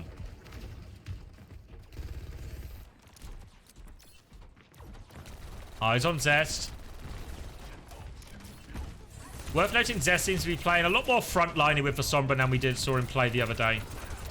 Early charge does come out. Mag's taking a chunk of HP here. Now the EMP. Oh, he bashed it! He bashed the EMP! Oh, no, it did still go off. It did still go off. He bashed him after the EMP. So the EMP still connects, but he bashes him afterwards. They still can't convert the kill on Zest, and they've lost their tank during all of this cap here, cat. Copy, Reaper comes out. They want to win it. They need Becky to get this Copy Blossom going. He's walking onto the Brig for now. Brig is so low. Can they finish the kill? No! We'll be forced out now. He can finish it. Sticky's onto Zest as well. TP's out of him. Now chasing down the Reaper. MN3 is 1 HP. Running into the house. And somehow, some way, despite that EMP, despite that rally, they found it. MN3 will get cleaned up behind.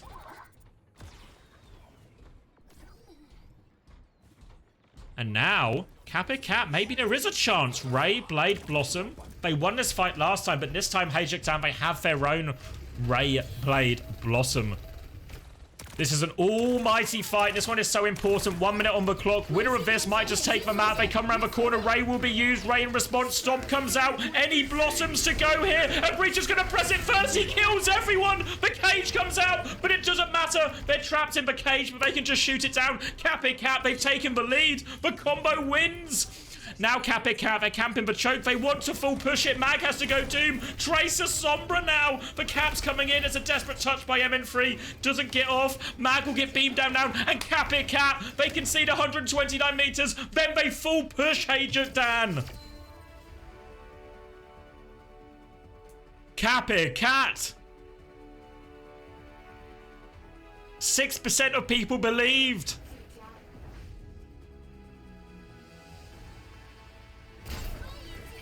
And they will be rewarded for their belief.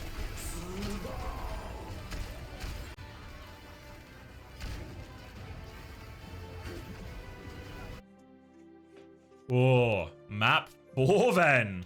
Compare Cat, not quite done yet. Not quite done yet. Oh, it's that time again.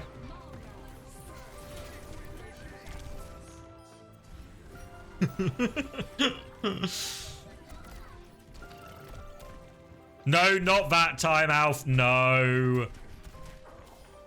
No.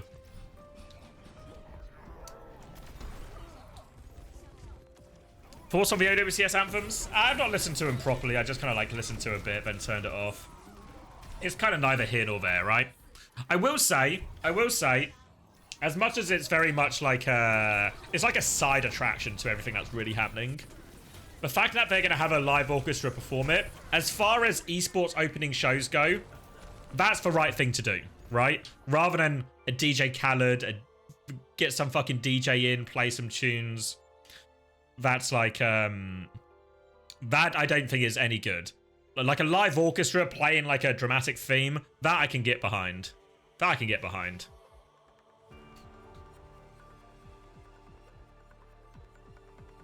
So like it feels like it's like a good choice. For me it's kind of like it's just like a nice thing to have, you know? Does maybe make the event feel a little bit more prestigious and all of this. It's like a nice thing to have. So yeah, I'm happy it's fair, but I'm not like it's not the sort of announcement that gets me like really excited, you know? That has a new theme tune. Does anyone remember that Little Britain sketch where it's like, write the theme tune, sing the theme tune? Yes, this, yeah. I need to figure out the schedule exactly, but my plan is to cover the Super Cup in Korea in December. I know they're going to have qualifiers before December, so I don't think I'm going to cover that. But once we reach the knockout stage, I'm planning to cover all of that. Hopefully with young Maxwell as well.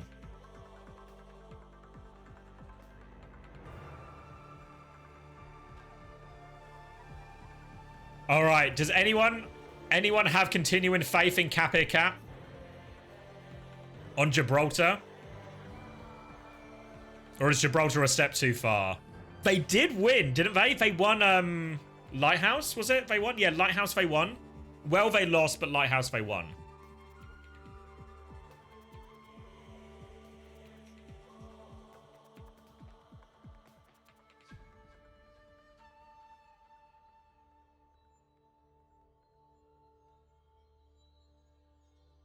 Yeah, I don't know who is on the Genesis team, actually. Does it say? I can have a cheeky look.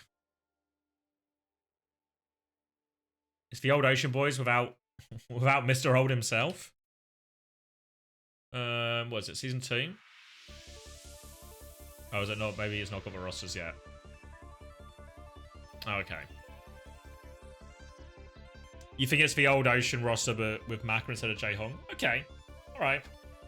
I guess they'll be alright, you know? I mean, honestly, like, the main attraction here is that we get to see, like, Zeta Division and Falcons and Crazy Raccoon play, and that's, like, the main draw.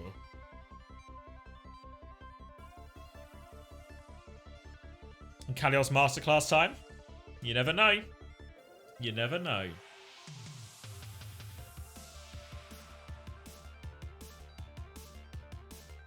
I like this music.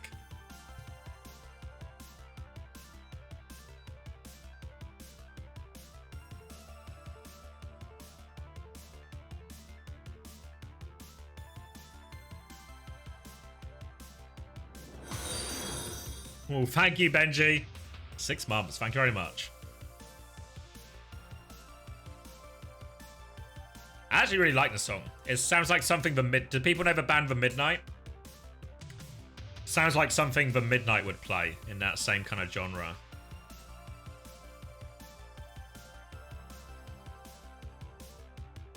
Do Fnatic still exist? I mean, Fnatic, the actual, like, the org for business do. But I don't think that roster exists in any meaningful way anymore.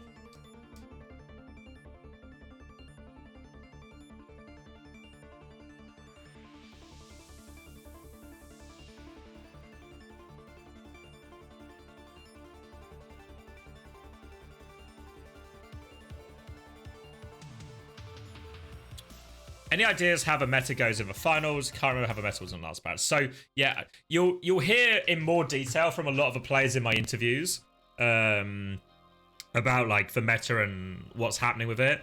But the general consensus is that most teams in most places will be playing Mauga, Juno, Brig. DPS can change a lot more, but Reaper's very popular, Echo's very popular. You still see bits of Genji, Pharah. As for the DPS especially, of a sort of thing that can vary a lot team to team. There are still maps that exist as dive maps, right? What transition? In terms of like your Gibraltars, your Ilioses, right? So the dive maps are still dive maps. So there will be a bit of variety. I think there is still one team that's meant to be playing Junker Queen everywhere. So we will get a bit of variety in that sense. Also, you got to remember, like, what I'm hearing now and what we're talking about in the interviews, it's all like, it's like a snapshot, right? It's like what is true right now on the day, on yesterday and today, but Monday and Tuesday when I'm doing them. Always a chance these things can change last second, especially if things aren't going well for a team. They might swap it, you know. So there's always chance for all this variety and stuff like this, but I think like the dominant, the key comp, I guess, is going to be in this Mauga, Juno, Brig.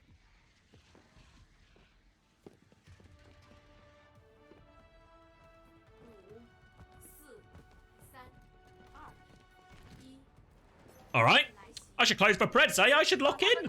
It's bloody Gibraltar. And it's a bloody Junker Queen on Gibraltar.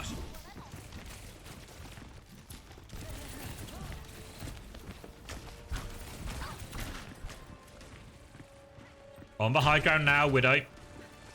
And Preta is going to have to deal with this Reaper probably TPing one of a fair amount, and they lose Becky early. This is a problem.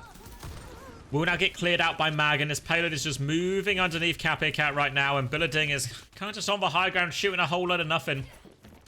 He keeps this position for his team, but Hajiktan just quite happy to move the payload, and if that Junker Queen ever drops, you can imagine they are going to go over him. Now the drop comes in. Parita's going to go over to the high ground, looking for a high-value target, but in a very difficult position. Is going to get jumped again now. Will get forced back here. Knife in from Billading. Trying to deal with this Tracer behind. Becky's had his recall force up top now. And Skew just got into this high ground position. Just walking in. Throws the nade. Not scared of Becky at all. Happy to take the jewel, but maybe he should have kept the nade for himself. Becky is helped out a little bit by his Junker Queen in that too. And Aprita nails the headshot. And now they send him packing.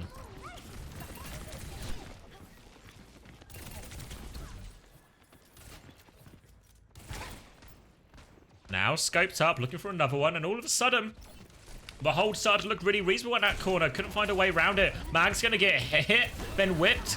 Forced all the way back. Pulse Bomb is going to be a miss from Becky, though. Nade forces he's recalled too. And MN3, he's found a timing during all of it to TP onto the Widow. He's taken it out. He wins that duel of the hit scans with his shotguns. MN3 will get traded for it, but with no Widow to worry about, they can walk forward. But look, Rampage in hand will get naded now, though, and bashed. Pressure on, he's going to Rampage. Oh, it's a Rampage, Jax. He was naded, he was bashed, but the bleed damage is still going through. It's actually going to finish off skewed, so the trade here will favor the defenders. Ray's going to come back out. Maybe overkill, honestly. Ray may be overkill for sure. But actually, the Junker Queen, he Junker Jax, but it was Junker worth it. But the Ray at the end might cost Kapir Cat, because this now means ult-wise, it's looking rough. A Priest is now going to go over to match the Reaper as well. But look at this ult bank coming up from Hajuk Dan. Nano and Primal available. Could even just drop the Nano onto the Reaper if they want. Let Mag go with his own Primal. Lots of options for him. Skew's going to take the high ground now. Try and find that nade timing. And they just hit the Reaper before the fight. Now they're jumping into server room. Billidenga is going to try and back it up. But here comes the Primal trying to separate the Juno. Rally's going to come out from Lexa. But Lexa has been separated here. Kivitz is going to try and move. And the backline looks like it should be okay. And Becky's got 2 for 1. But backline's dead. No Nano available. But they don't touch. They don't touch. Becky found the clutch. If they don't touch the point. Oh. Disaster for Kapir Cat. It looked like they dealt with that Primal. They traded Rally for it. They hit the Pulse Bomb so they didn't have to deal with that. And now Becky is slept in spawn. And this part of the map, even more verticality, even more difficulty here for the Junker Queen. The Junker Queen's actually just going to walk to spawn to try and solve some of this problem here. A very aggressive hold, but look at this payload moving from Zest. Becky's respawning, remember, and MN3 now onto the Ash has taken down a Preeta. So now they have full payload control. They're going to get a late kill as well, and it is falling apart here. Falling apart here for Kapir Cat. They're going to stagger out the Junker Queen, and this touch is even going to be rough for them as well. They don't quite have the Ray to go yet. Bubble early on, just trying to trade cooldown so they don't have it to touch, and they won't have it to touch here. And that is second point done in no time. Disaster here. They're swapping in spawn, I think. Yeah, everyone swaps, everyone gets out. And they've got the Rampage, they've got the Ray, they've got tools to stabilize with here. But the damage might already be done. 4 minutes now attacking this third point. He's going to get a knife onto MN3 here. Doesn't get hooked that far in, though. And you can see MN3's quite keen to try and play this aggressively. If he can outplay the knife, if he can just give him the moves, he can do a lot of damage on this stack here. You see Mag taking the space above. Will chase Becky out with this one. Zest is going to go help deal with that as well. They want to clear the Reaper. They want to clear these DPS off this side. And I think they're getting that done as well, honestly. Zest fighting Becky now. Mag's going to help with that one. Zest will blink back here. Chooses to try and save his recall. Now Mag is above. Look at MN3's position as well. But Reaper's TP'd on him. Ray comes out in response to this rally. Mag has killed Lexa, but the Ray is still going forward. Mag's going to try and dislodge people from the Ray. Tries to get the Juno, but a difficult juggle to complete. And he will just back out with his team here. The Ray gets its job done. Kapir Cat do get their stabilization fight at the end. And now they are holding close as well. Rampage in hand. Death Blossom 2. MN3 took a very greedy position up top there, but Preeta was able to mark it. Dynamite on the court, and actually they catch Becky again, focusing his DPS, and the Rampage comes in, but it's only got Opener. Can they turn the kill? Opener is 1 HP, they can. Lexa's committed super deep for this here, really risky position, but Rally will get him out of that. They're trying to deal with MN3 on the high ground. They're low underneath. Bob has come out from MN3, this gives them space. Mag wants to keep chasing here. They have the Nano onto him as well, but they just kill through him. Now the Blossom comes in, takes down the front line. They will be able to kill Bob as well. Clear him out of here. 2 minutes off this 4-minute time bank now already for Kapir Cat. They seem to have found their footing, and they're looking to get more in spawn. Here comes a Preeta. Nowhere for Opener to go. No, wait! How does Opener win that? Oh, a Preeta. What a disaster. How has Opener got himself out of that one? Bit of help from Zest, I guess, from across the map. And oh, dear. They've walked into spawn. They've lost their Reaper. Now they're going to have to back up to this corner again, pick up their Reaper. You can see Becky hiding just behind these boxes. Just have a pulse bomb in hand. Widow swap now from a Preacher as well. Billading is going to get poked out here. I think Becky behind during all of this as well. Yeah, I think... Oh, he's just on the left here, I believe. Ooh, Widow shot's going to nail it, and this is going to slow him down. Already down, approaching their final minute now, Hayjuk Dan.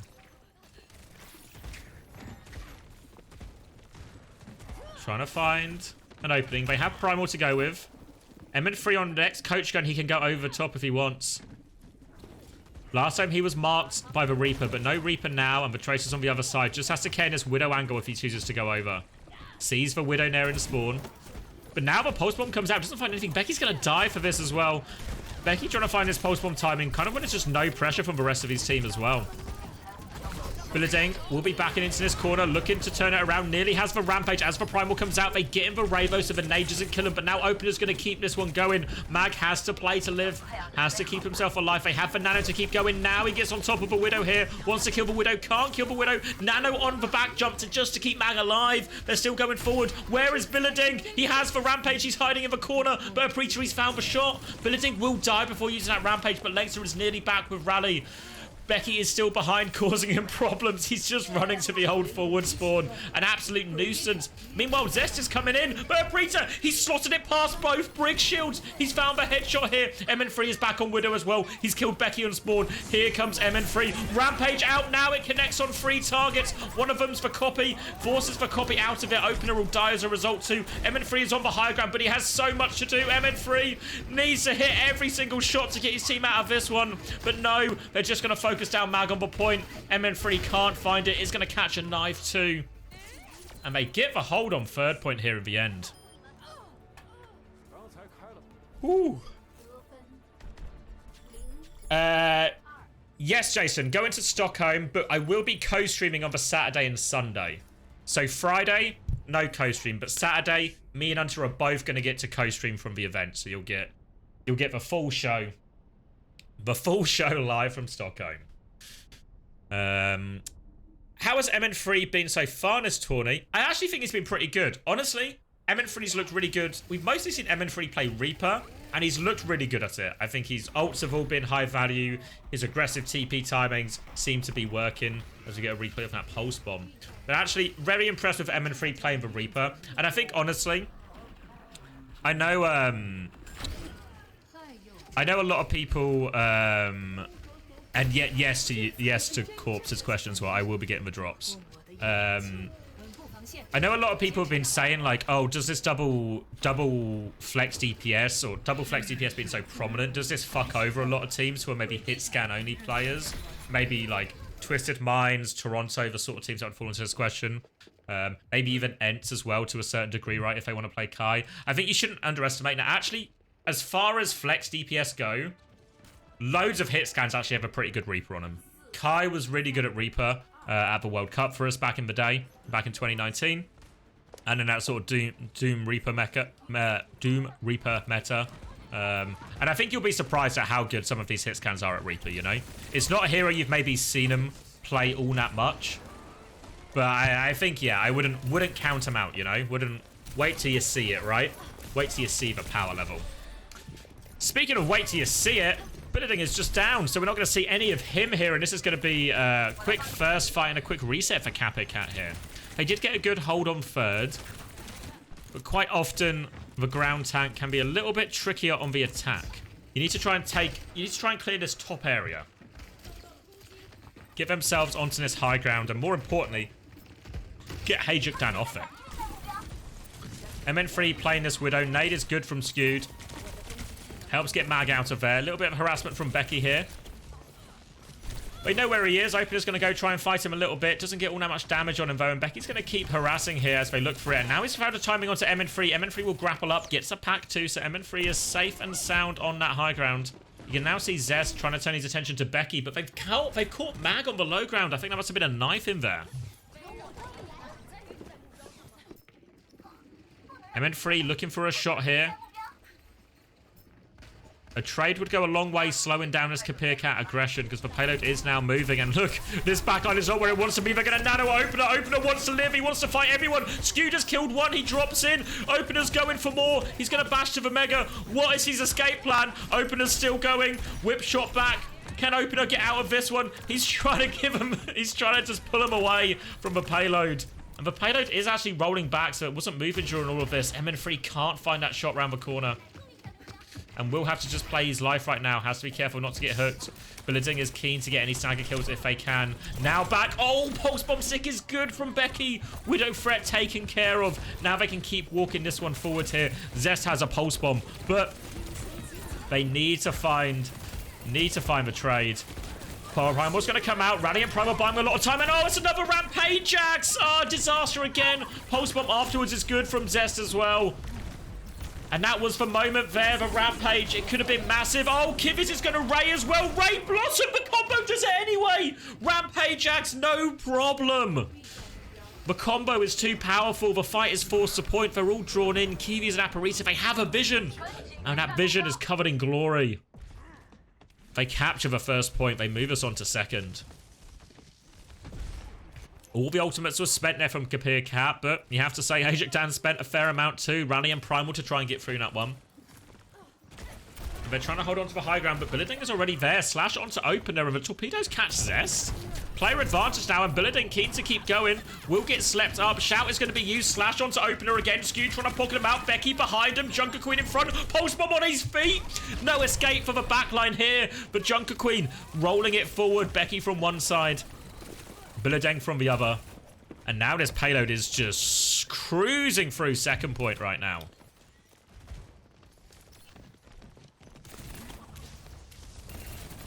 Trying to put pressure onto this Winston. They are coming back with Nano, and MN3's found him an opening pick here. A chance. Nano comes out now onto Mag, trying to hunt him down. Billeding is running, but he's low HP. Will regroup here. Looks to try and get some more bleed damage on the go, but he's just getting focused down by everyone.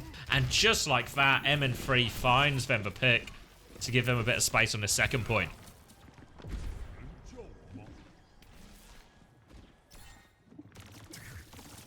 Now Mag has Primal, MN3 has Bob, Opener has Rally. Lots of tools to keep holding this point.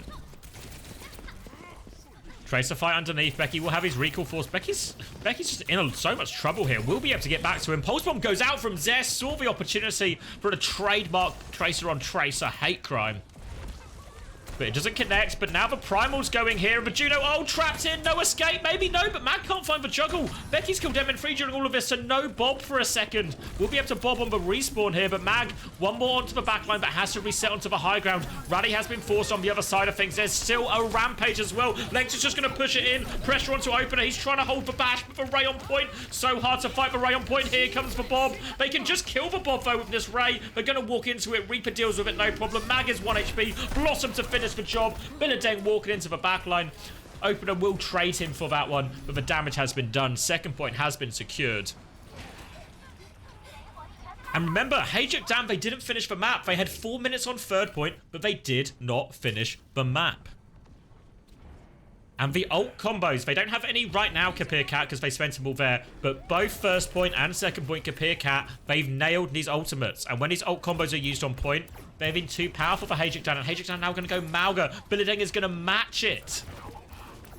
A race of arms here. MN3 still on the Ash during all of this. And they are still on... They're actually going to be an Anna Brig Mauga mirror. All right. Unconventional, but let's get it going. Becky trying to harass MN3 on the high ground. Doesn't have a pulse bomb. TP coming in as well. Aprisa will be forced straight back, and they maintain their position on the high ground here, Ajak Dan. Now the dynamite comes over. Lots of damage onto Kiwis, and actually Zest can just finish that one off here. Becky's trying to harass him on this low ground. Or sorry, on his high ground. But he can do nothing more than be a distraction. You can see that Ajak Dan, despite having that Tracer pressure them, they're still getting their nades off. They're still getting their dynamites off. Let's get a replay here of... Oh, the sleep! The sleep. Opener shields for Rampage as it comes past. If you've not seen it before, if the Brig turns her shield as the Rampage goes past, she can stop herself getting hit by that anti-heal. Scoot still just get hit, but the sleep afterwards. Ultimately, Billeding was still able to trade a kill out of that. So it wasn't the end of the world there, but a mighty good effort by Student Opener to make the most of a difficult situation. Now, though, 1 minute 35 left on the clock. Nano comes out onto the Malga. Mag will go slamming in. Counter Nano back onto the Malga. Where is Billadine going? He just wants to turn on Mag. Has Mag gone too deep? He's going to run out. He's awfully low. He's forced back. Defensive nade from Scoot keeps him up. Bob has bought valuable time here. But Legson nearly has the rally to keep going. But here come the DPS. Oh, Zest into the backline. Looks for it. Sleep can't go through. Now the rally from Legson to keep going. Turns onto Mag, but they've lost their tank right now. Can they really go for more? I don't think they can. Legson, you can see he's keen to get value out of it, but he can't. Aparita's stuck in. That one's going to get reset. We're into the final minute here. Kapir Cat playing. They need to win this map, remember. But Hajik down. They have rally. They have cage. Lengths is going to go over onto the Juno. Aparita has for Blossom. They nearly have for cage. One thing to note, you'll see this more as the tournament goes on. Blossom into cage is really good. As long as he doesn't get stunned by opener, and that's the big sort of caveat to all of this. But cage versus Blossom, very effective. Versus the enemy cage. In terms of destroying it and putting out a lot of damage. Becky now onto Genji as well, so they have someone to challenge this Ashe while they take this trade. They want the cage before they go. They nearly have the Nano as well, but Scooter's not far behind. 20 seconds. Now is the time. They have to make their move. They have to make their play. The cage has to connect. They're looking for opener. Nano comes in. They're trying to clear Mag first before this cage. Now the rally comes out in response. Is he going to cage the brick here? Looking for it. He turns back towards it. Wants to catch him. Cage now on top of Mag. Abrita's just blossoming in the corner though. Billidane's going to die for it. And they just couldn't quite find the combo. They couldn't find the connect. Becky's going to get on point. Lexa does get one. But the trade, I don't think it's enough. Lexa has to get the next touch. He can't get the next touch. And Hajik Dan, they hold on third point. I don't know why we were blossoming a wall. It felt like there was redemption there for a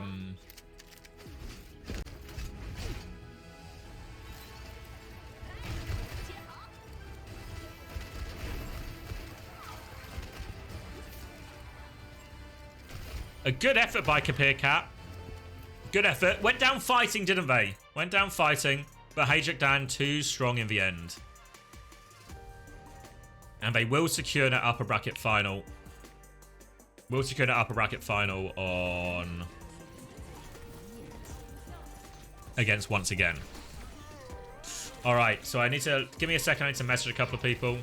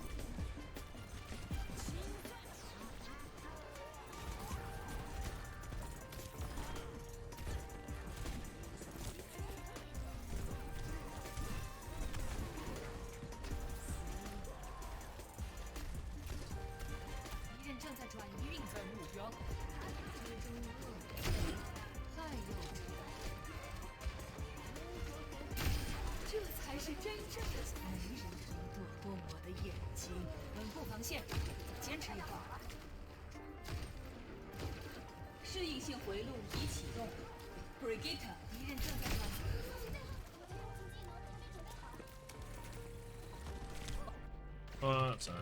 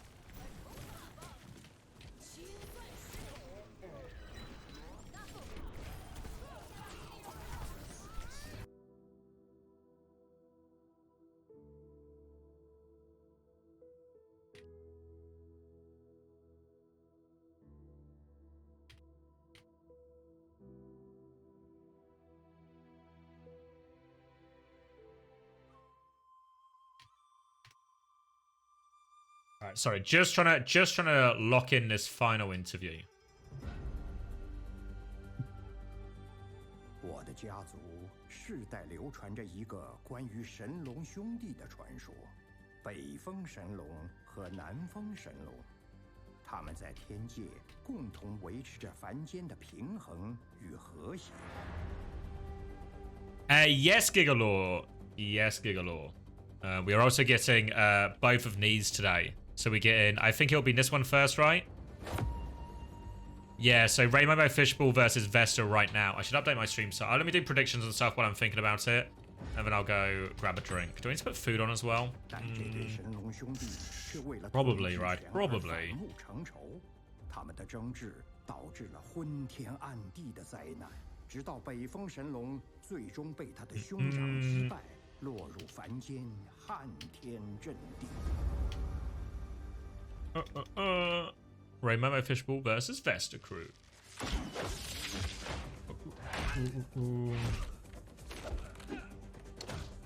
Who did I got from Falcons? I'm speaking to Junkbuck again.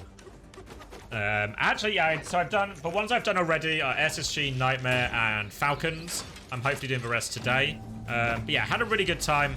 Really good time, especially talking to Junkbuck. I think, like, smart guy, interesting takes. I think the way he describes situations as well, or like how the meta works, or like how he thinks like tournament preparation stuff goes, I think was really interesting. When are they releasing how? We'll release the first ones today, after this stream though. So I mean, Krusty said he will come on. Is really just a lazy, uncoachable situation more than anything else. But yeah, the first ones will come out today. I think Haddy and Infected will come out today. What font does Tubi use? I don't know. I can maybe tell you. Let me load it on a different screen so I don't leak it.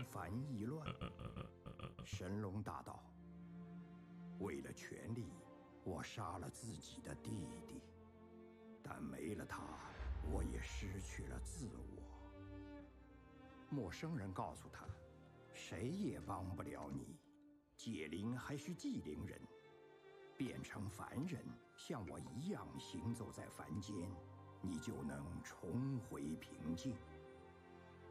I think it's just Archivo Black. 你不是第一个被派来杀我的人， I'll type it for you. 也不会是最后一个。 What's the Overwatch wiki in my bookmarks? Oh, it's just like the default wiki. I used to use it all the time if I just like, just for like damage numbers and stuff. 曾是我的家，难道没人告诉你我是谁吗？我知道你是谁，半藏。我也知道你每年的今天都会来这里。 What are we watching? Another Genji. Oh, we got like 7 minutes. Ooh. 你是为了祭奠一个死在你手里的人。你根本什么都不了解。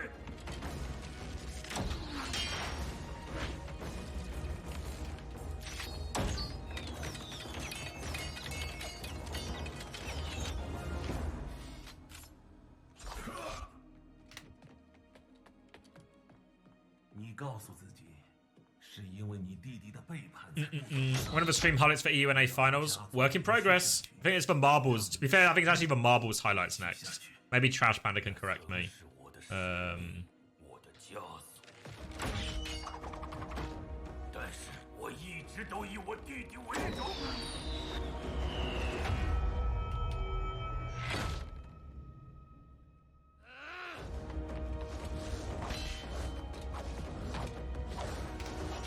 All right, interview secured. We're getting all 8 teams. We've done it. We've done it. It's a little bit tight, a little bit close, but we're getting everyone. Marbles first. Marbles first. Who on Crazy Raccoon? So I'm speaking to Pavan and Moon, but Pavan's mainly there acting as a translator, so all the questions will be directed at Moon. Pavan's just helping us out with the language problem.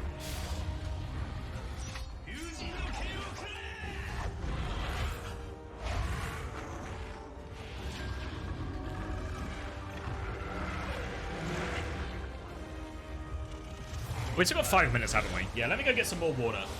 get some more water. Oh.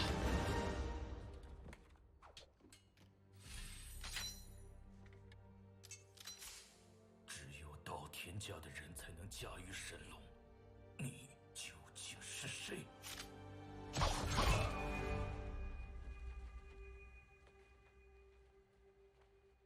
快动手吧，杀了我！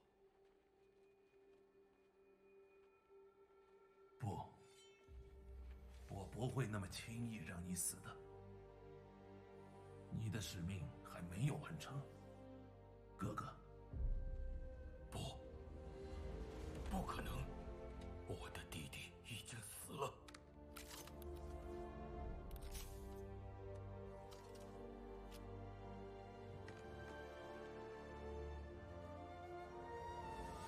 玄师，神龙屈尊来到了凡间，他第一次如此清晰地看到了周围的世界。陌生人此时告诉神龙，自己就是他落入凡间的弟弟，而现在他们应该联手重建这个世界。你怎么变成了这个样子？我已经接受了现在的自己，也已经原谅了你。现在只有你才能原谅你自己。风云再度变幻，半藏，是时候做出选择了。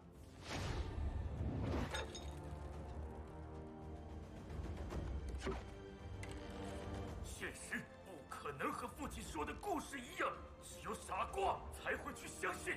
也许只有傻瓜才会相信你仍然有希望，但我相信。好好想想吧，哥哥。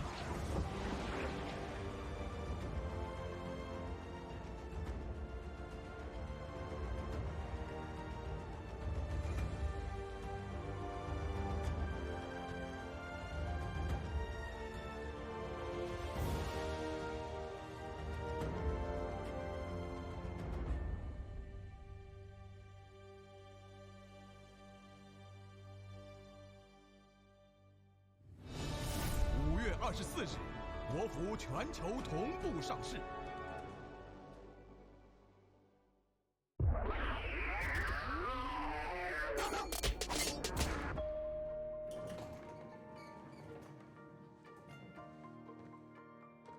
嗨，吉田先生。哦，嗨，雾子。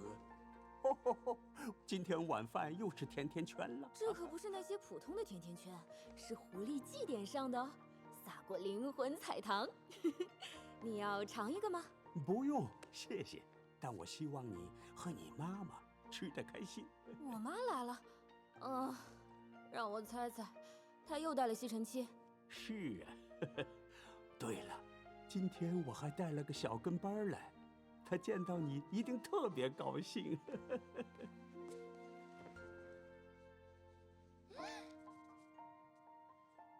你好呀，小兔子，你画的可真好看呀！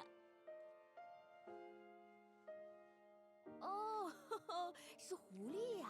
哦，我有一个礼物要给你哦。Oh.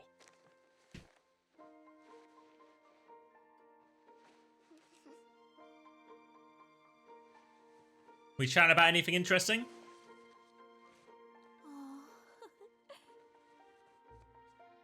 Can we just got the Kiriko advert instead of the the regularly scheduled slot? 好了，我好像得走了，回头见，小狐狸。All right, so I should tell you. 祝我好运吧。I do have an engineer coming around to look at the boiler. Hey, Braven. I have an engineer looking around. So an engineer coming around to look at the boiler today. He's coming between 12 and 6. So give me a call before I come. But it means I might have to leave for a bit while he sorts out the boiler. But hopefully he doesn't come until a bit later in the day, and it will all work out. That's the hope. 妈妈，你放心吧。 Enjoying the weather? Yeah, we had snow here last night. So it's been chilly. I'm tucked away. I'm in like, my office is quite a small room. So it does a decent job heating itself. 还能调节血糖，它可是万能的神灵，很万能，就像面粉。可以做成甜甜圈。你知道我有刀，对吗？我没事，我真的很安全啊。 Well, let me just sort my schedule out. 我担心你担心到睡不着觉，你不跟我继续训练，铁板又这么混乱。 Do I think next year we'll establish a Chinese a region? Yes, I think so, yeah. My expectation, there's some rumors going around that there's, it's not going to be OWCS next year. It will have, like, some other branding or something. I don't know how true that is. But my expectation is it'll be something pretty similar to what we've seen this year. Hopefully, also with a China region. Presumably, that China region will filter into the Asia playoffs in some way. That would be my expectation, at least. That's not really based on any actual insider knowledge. That's just what I would expect. Yeah, I mean, yeah, it's just a rumor, Sova, you know, so could quite easily not be true. I think anything you hear at this stage will almost certainly be stuff that's not confirmed. Am I expecting an announcement next year at Stockholm? No. If I'm being honest, no. I reckon we'll unfortunately probably be waiting a bit for more news on what next year looks like.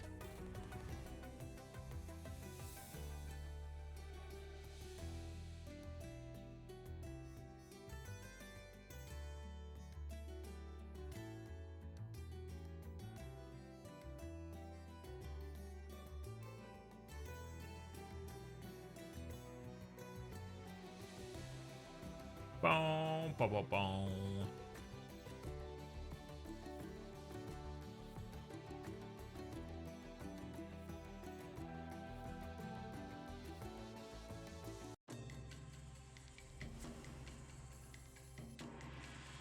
Yeah, I'm thinking the same, Sober. I would expect we don't hear something until, like, next year. In terms of anything concrete. Maybe they'll give us, like, a holding thing, like... There will be something at this time, you know? Or an announcement of an announcement type thing. But I don't think we'll get anything concrete at Stockholm.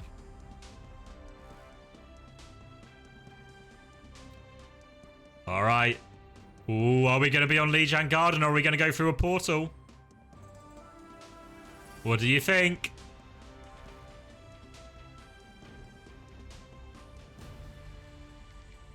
Is it going to be Night Market? Is it going to be Garden? Wait! Wait! Wait! It's not going to be Garden! I'm kidding, it is going to be Garden. I actually enjoy this so much.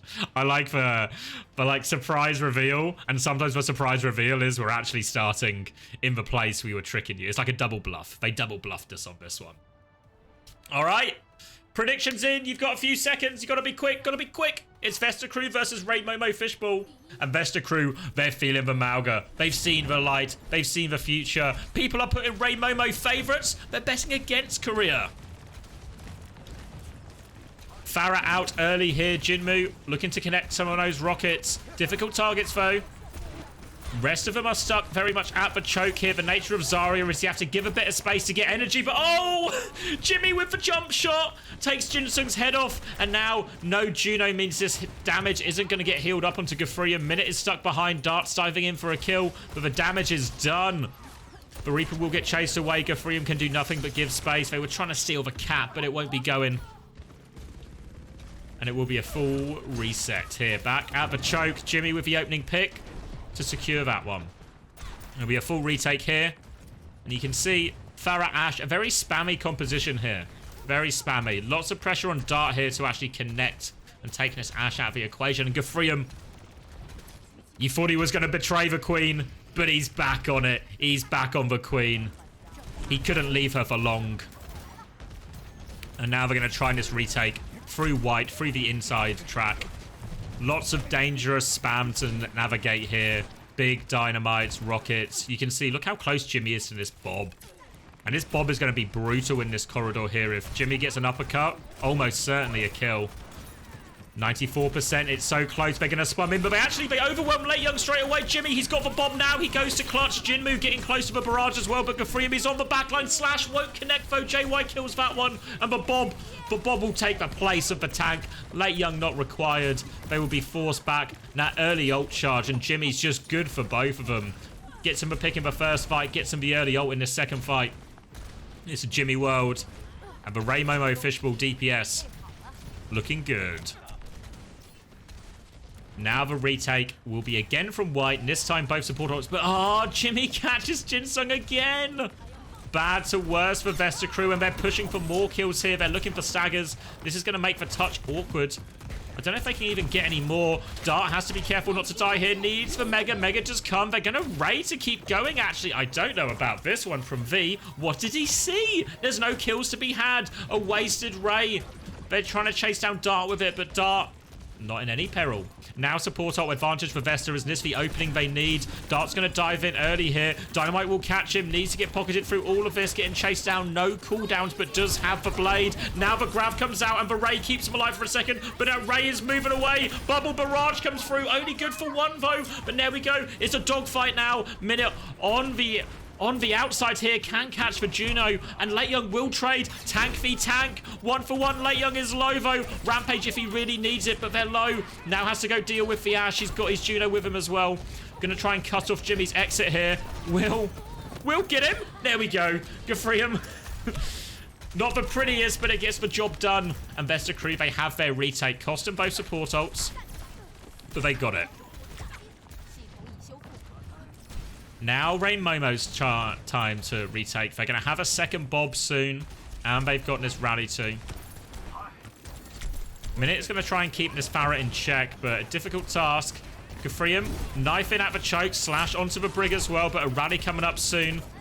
Rally can obviously cancel on that Rampage. Gafrium's looking for it here. Wants to bait him in more. He goes for it. Catches a lot of them in this. Can they find the kills? Blade over the top from Dart as well. That secures them too. And they should be able to kill up these players on Coast too. That was a heavy investment there. 2 ults for nothing. Gets the job done for now.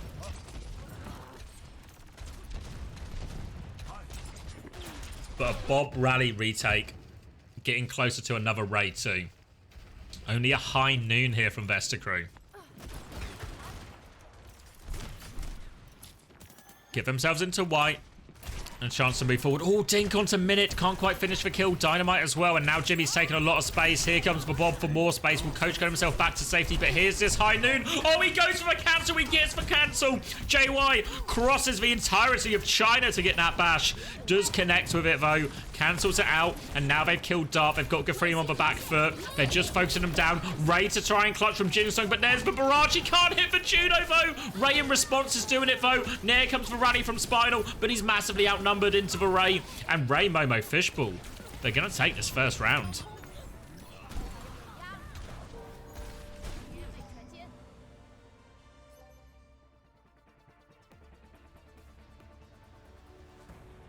Hold on, I just need to check.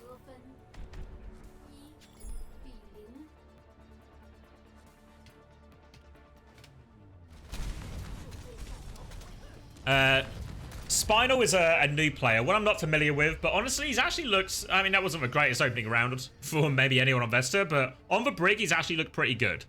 So I'm new to Spinal in this tournament, but I'm feeling it, I'm feeling it.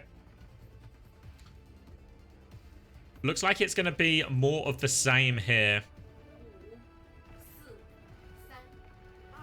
Queen into Zarya. TP out of spawn here for both teams. It'll be Genji again for Dart.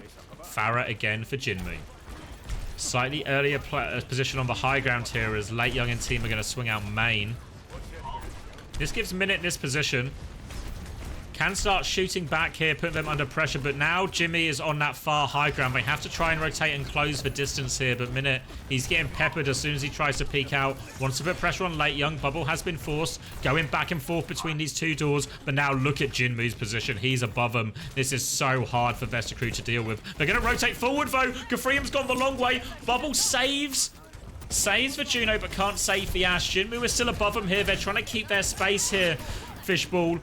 But Neve goes slashing over top. Bubble will catch the tail end of it. Late Young is low. They're still looking for more. Dash in from Dart. He's going to chain him together. And this time, Vesta Crew respond. Oh, Dart, though. Oh, no. Gets caught in the middle of nowhere, but the retake will still be okay. They've got time to get Dart back here. Jimmy, no fear against that Brig. Happy to shoot him back. Scares away Spinal. And now we're getting up to some of the first ults here. It's going to be a quick high noon for Minute. Ray to follow for Jinsung. Worth noting that Ray is slightly quicker than V's as well. So if he can get to that Ray timing, it can just overpower Ray Momo here. But Bob, in theory, shouldn't be able to stand up to that. They're going to try and hyper ring just to try and keep the space here. Dynamite comes out, and they've absorbed the initial engage, but the Ray is nearly there for Jinsung. A chance to turn the corner, but it's a high noon first, actually. Looking to try and turn around. Can they find anything? They're bullying the Zarya forward. Damage onto Late Young here. Bob comes out in response, but Late Young is so low. Now the Ray over top, and they will just delete that bomb. Knife onto JY. No escape for him. In the corner, and Gafriam, he wants to take everything here. Slash onto Jimmy. Can they find the kill? Jinmu's making his life hard, and he just bailed his DPS duo out of that one.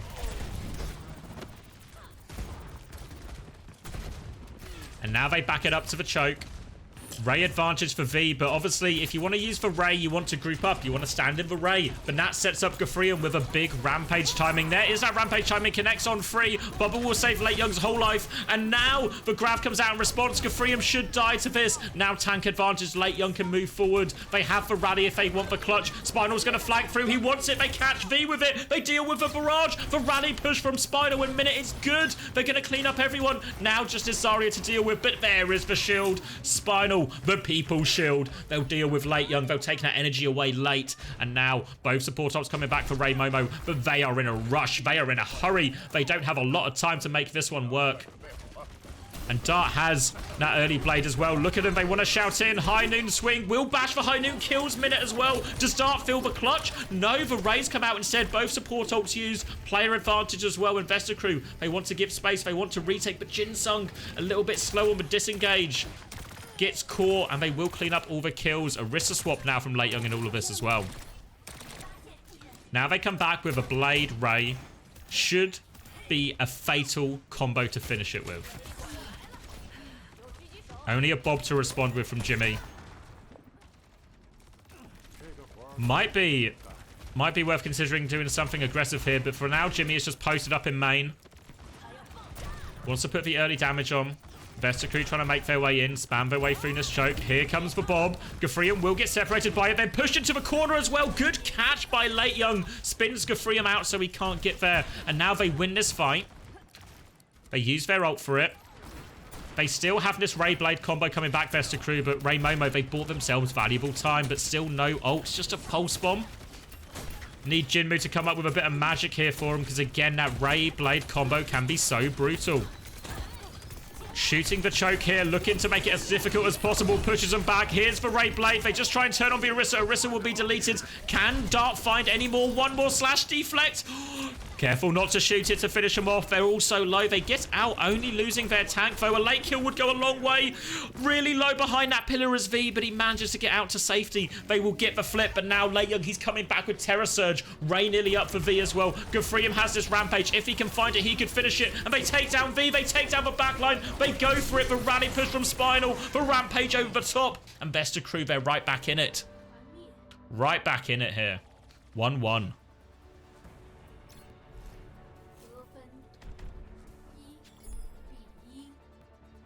Now, moving on, it's going to be Night Market for all the marbles.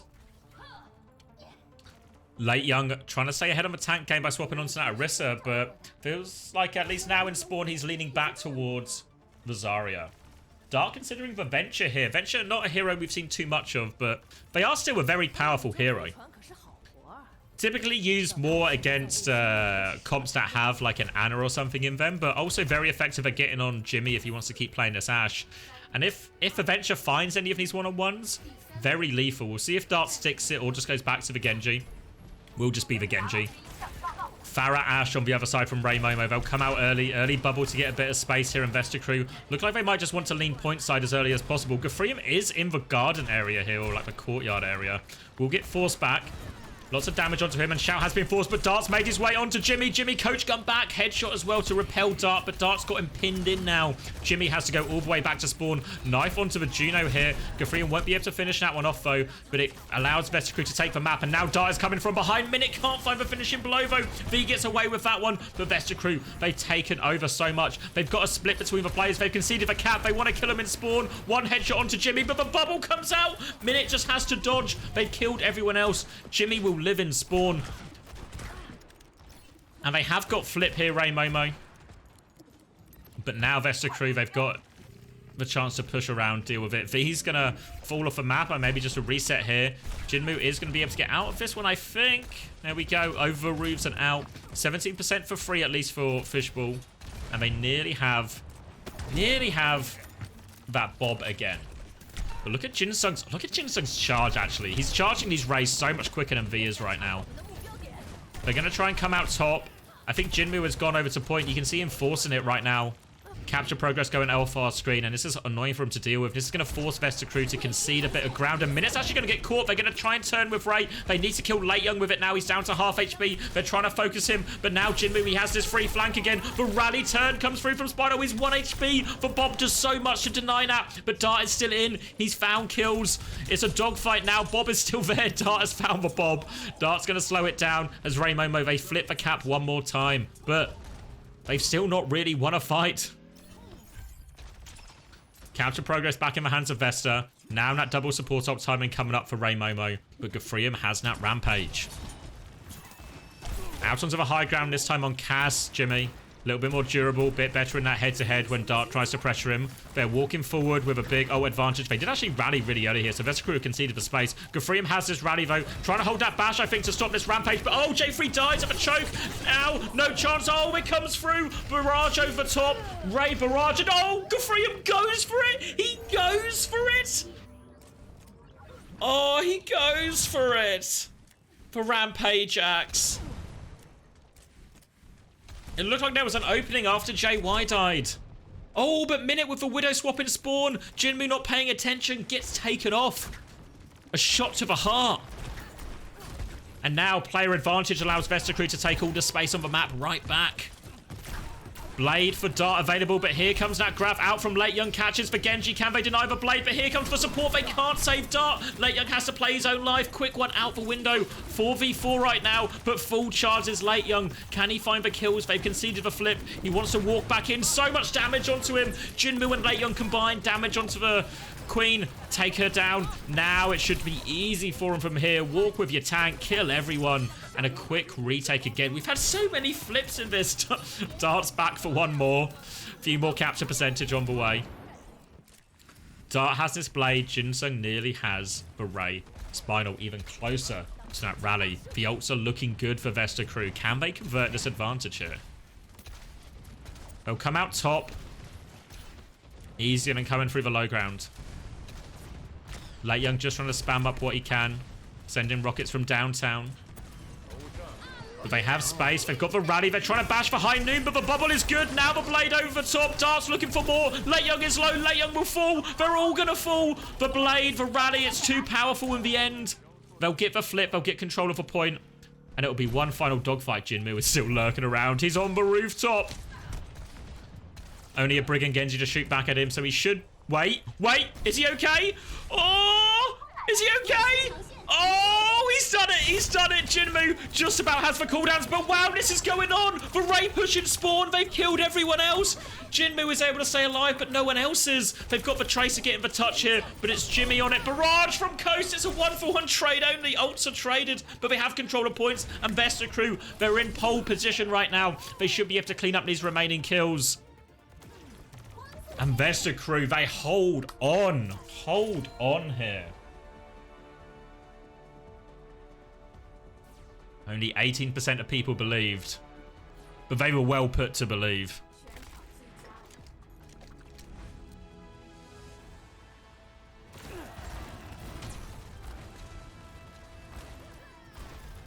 This is the rally turn, I think.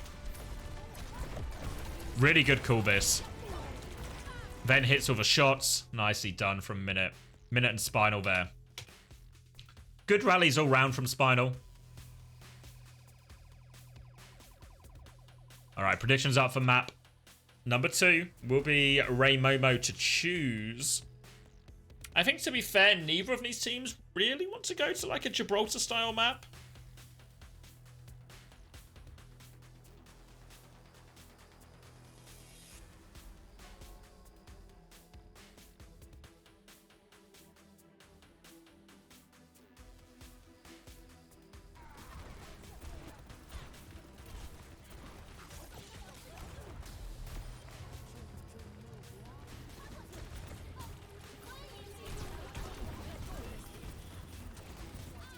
Make sure you get that point for that Jinmu survive. I mean, it looked so ropey for Jinmu.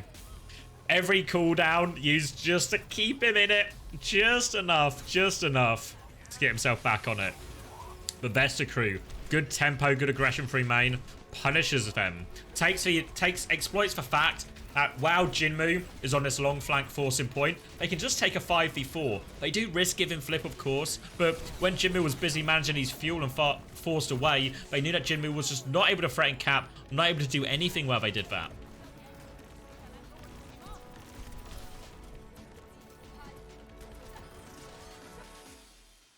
A Gib is probably good for Vesta. Yeah, I think in reality, both teams probably want to play relatively similar maps, you know, where they can just play their respective Zarya and Queen.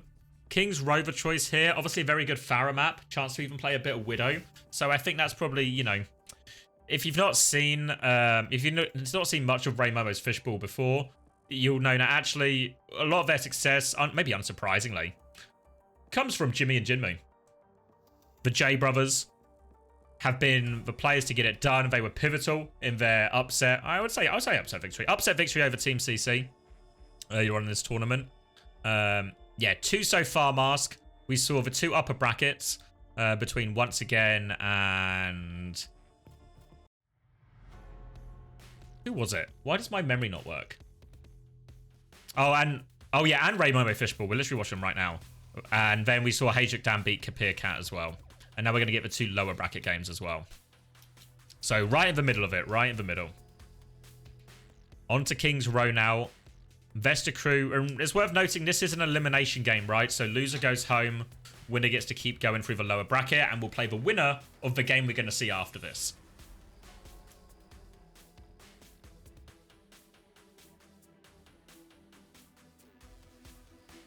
King's Row is the choice. A better Pharah map, a better Widow map. In theory, better for Ray Momo.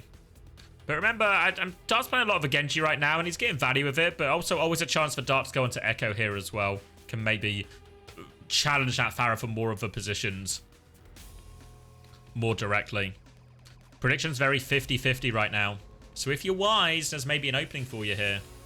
But you gotta be wise, you know? You gotta be wise.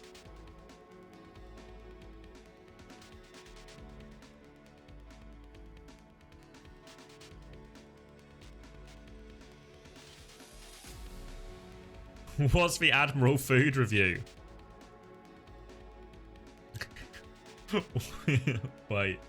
I want to see Ollie review food. Is it on the Nightmare Twitter?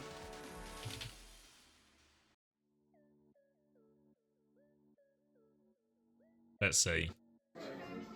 All right, Ollie, what have we got us? Shaking beef, I believe, at this Pole restaurant. And what do you think of Sunderland's shaking beef? Oh, it's pretty good. I recommend it. Perfect. And Z? Got some beef pho. Have we taken a bite yet? Yes. Verdict? It's good. I like it a lot. Sunderland, some of the best Vietnamese food you've ever seen. You heard it here first. All right. Just a content machine is Hunter, eh? A content machine.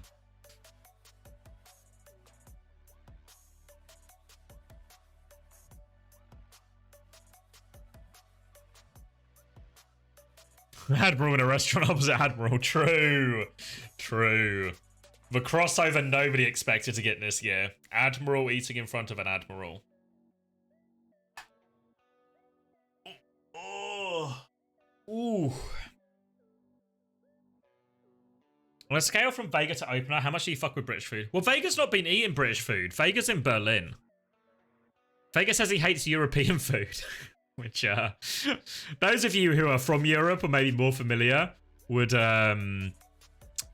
maybe, you know, you might start to think, wait, what is European food?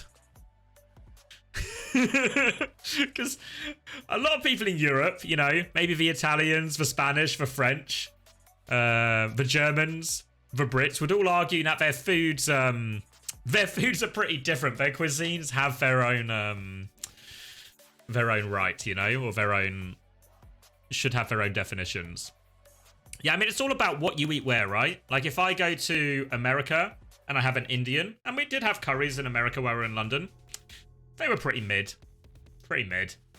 But what's to be expected, you know? You gotta buy the right things in the right places, you know? Eat the local food. You fuck with Donna? Yeah, big fan of German food. I've never actually been to Germany, but, like, I enjoy kebabs, I enjoy Donna. I've been to lots of places around Germany. I think, like, places like Austria, Lithuania, which has, like, there's some overlap, right? I remember when we went to Austria, my friend is Austrian, so he gave us a bit of, like, a tour, took us to the nice places. He said we need to stop in this, like, it was just like it was just like meat in a bun. Just pork meat in a bun. He was like, we have to stop here. And I was like, all right, just looks like a sandwich shop. And oh my God, what an unbelievable pork in a bun that was. Jesus Christ, that meat was so good. It was so good. Sounds really simple, and it was simple, but it was unbelievable. So it's just about knowing what to eat where, you know?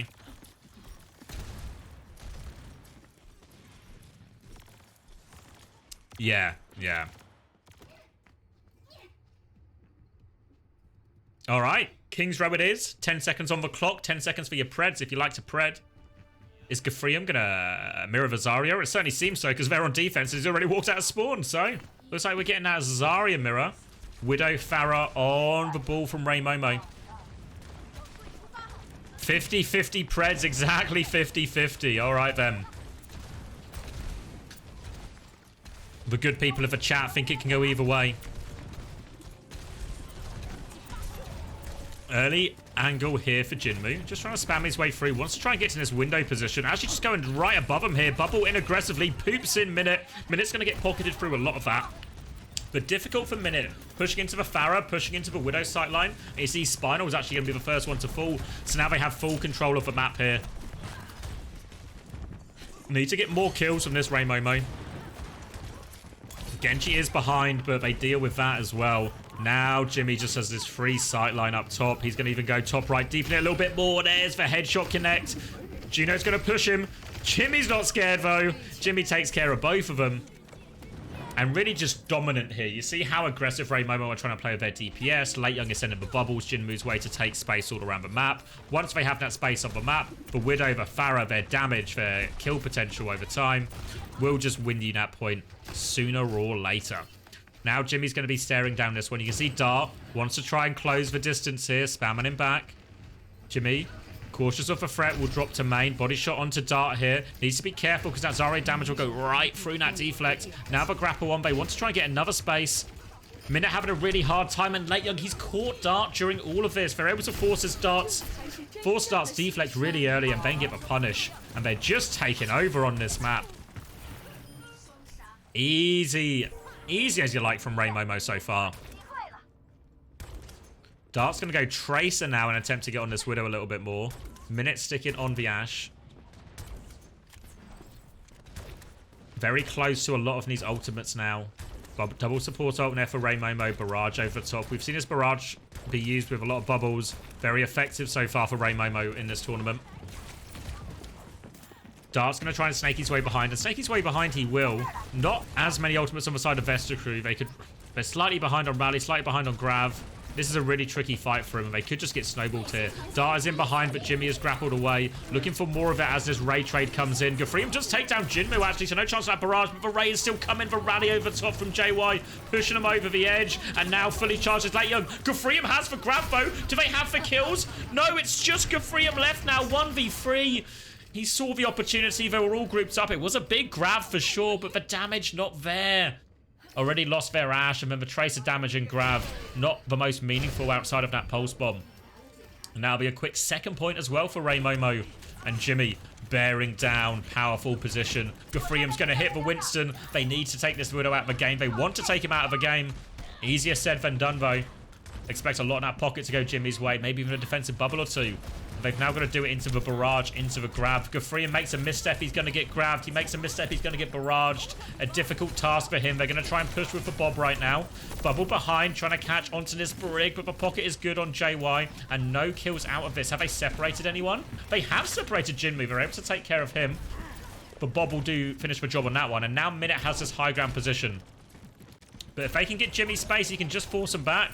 Hits a couple of dinks here onto the back line as Gafriem's going to go onto the Widow here. Bubble does come out here, but the body block is there. And Gafriem will take him down eventually. Now looking for more as well. Bubble onto the Zarya. They really want the energy here. They'll get the energy. Now looking for more kills, and they could even hold close here. There we go. Late kill onto V2. Looking for the Brig. Gafriem wants more. He's happy to go to the spawn. He's body blocked that spawn entrance. So he has to go back.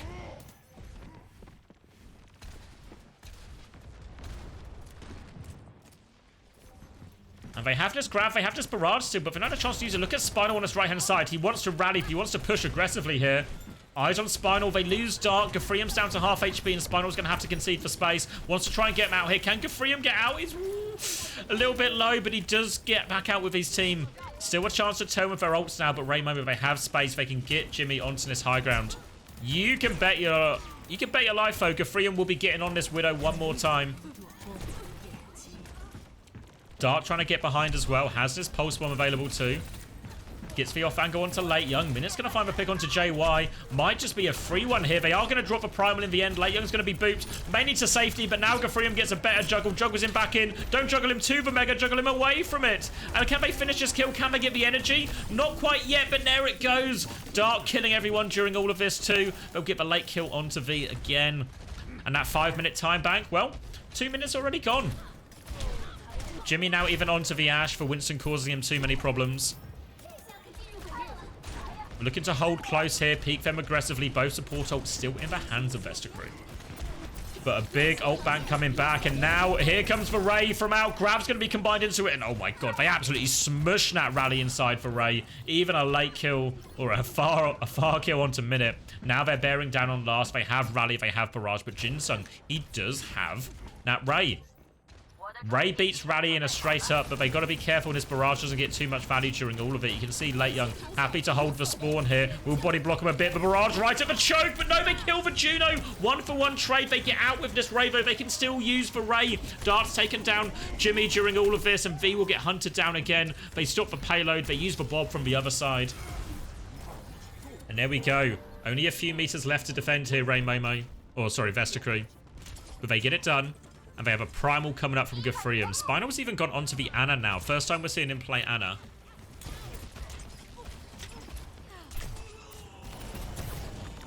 And it's going to be a Diva swap now from Late Young. Matrix in some of the heals onto Minute, but they can't find any meaningful damage off the back of it. They have taken space here. They've got the rally to push forward with here. Dink on the top. Jimmy, good for 2. Gafriem comes, but the damage has already been done. But he pushes him down into Dark. If Gafriem and Dark can trade here, they can still hold. Here comes the Primal. Buy-in time on the point versus that rally. Dark will be back soon. Gafriem just needs to live as long as he can here. Down to a few bars now. Jinsung has died on the respawn. There goes Gafriem. Where is Dark? He's coming behind. Needs to get the touch, potentially. Lucio's touching for now. Spinal needs a lot of help. Dark will fall. Minute gets taken down as well. And they do finish it. 1 minute, 10 seconds left of the clock. But a whole lot better than the 5-minute time bank they were originally looking at there on third point. So Vestercrew, they limit the damage somewhat. It was really the first 2 points where they really struggled. And now, a chance for Vestercrew to respond. But they have to try and finish it.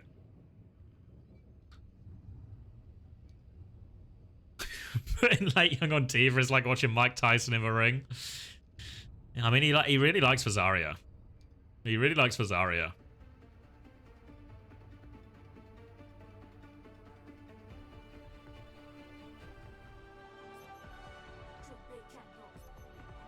Alright. Looks like Late Young will be starting on said Zarya as well. It's going to be a Genji Ashe to start with.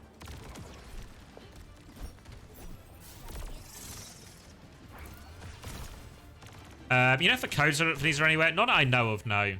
I think OBS Sojin is getting them to record POVs, but I think she's just being censored by the tournament organizers. I don't think there's a public resource for it.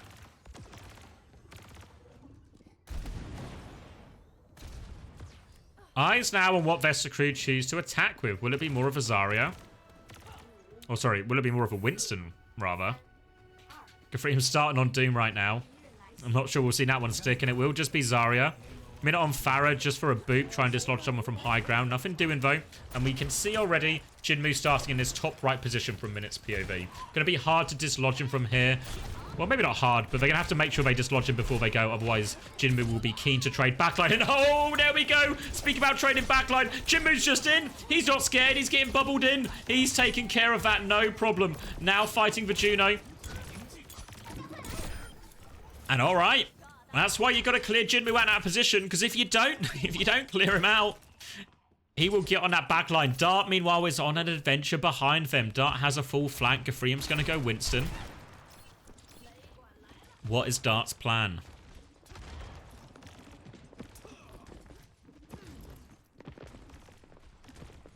Slow, sneaky. Jump onto the high ground. Jimmy knows there's a threat behind, so he's going to drop onto the low ground to his pocket instead. Jinmu was trying to match and force him back. And now Dart's just regrouped with his team awfully low, but Minute's found the opening duel window during all of this. Now Minute has free reign on the point. Dynamite over the top. Bubba will absorb some of it, but the torpedoes over the top force Ray Momo out of a choke. Now Minute swinging for more. A dink here would be brutal, but he will get pushed back by Jinmu. Now back towards the point, but no, Dart gets caught over the top, and here comes Jinmu again. We've seen him do it on Farah. We've seen him do it on Genji now. He's having a little bit of a hard time finishing this Juno kill. Now has to deal with a Brig, but here's the bubble. Gets him to the Mega as well, and now Jinmu is the one on the adventure behind. Meanwhile, during all of this, Gafreem's been trying to lock down point, but he's just getting dislodged. Resources are being pulled to deal with Jinmu, and they just can't deal with Jinmu right now.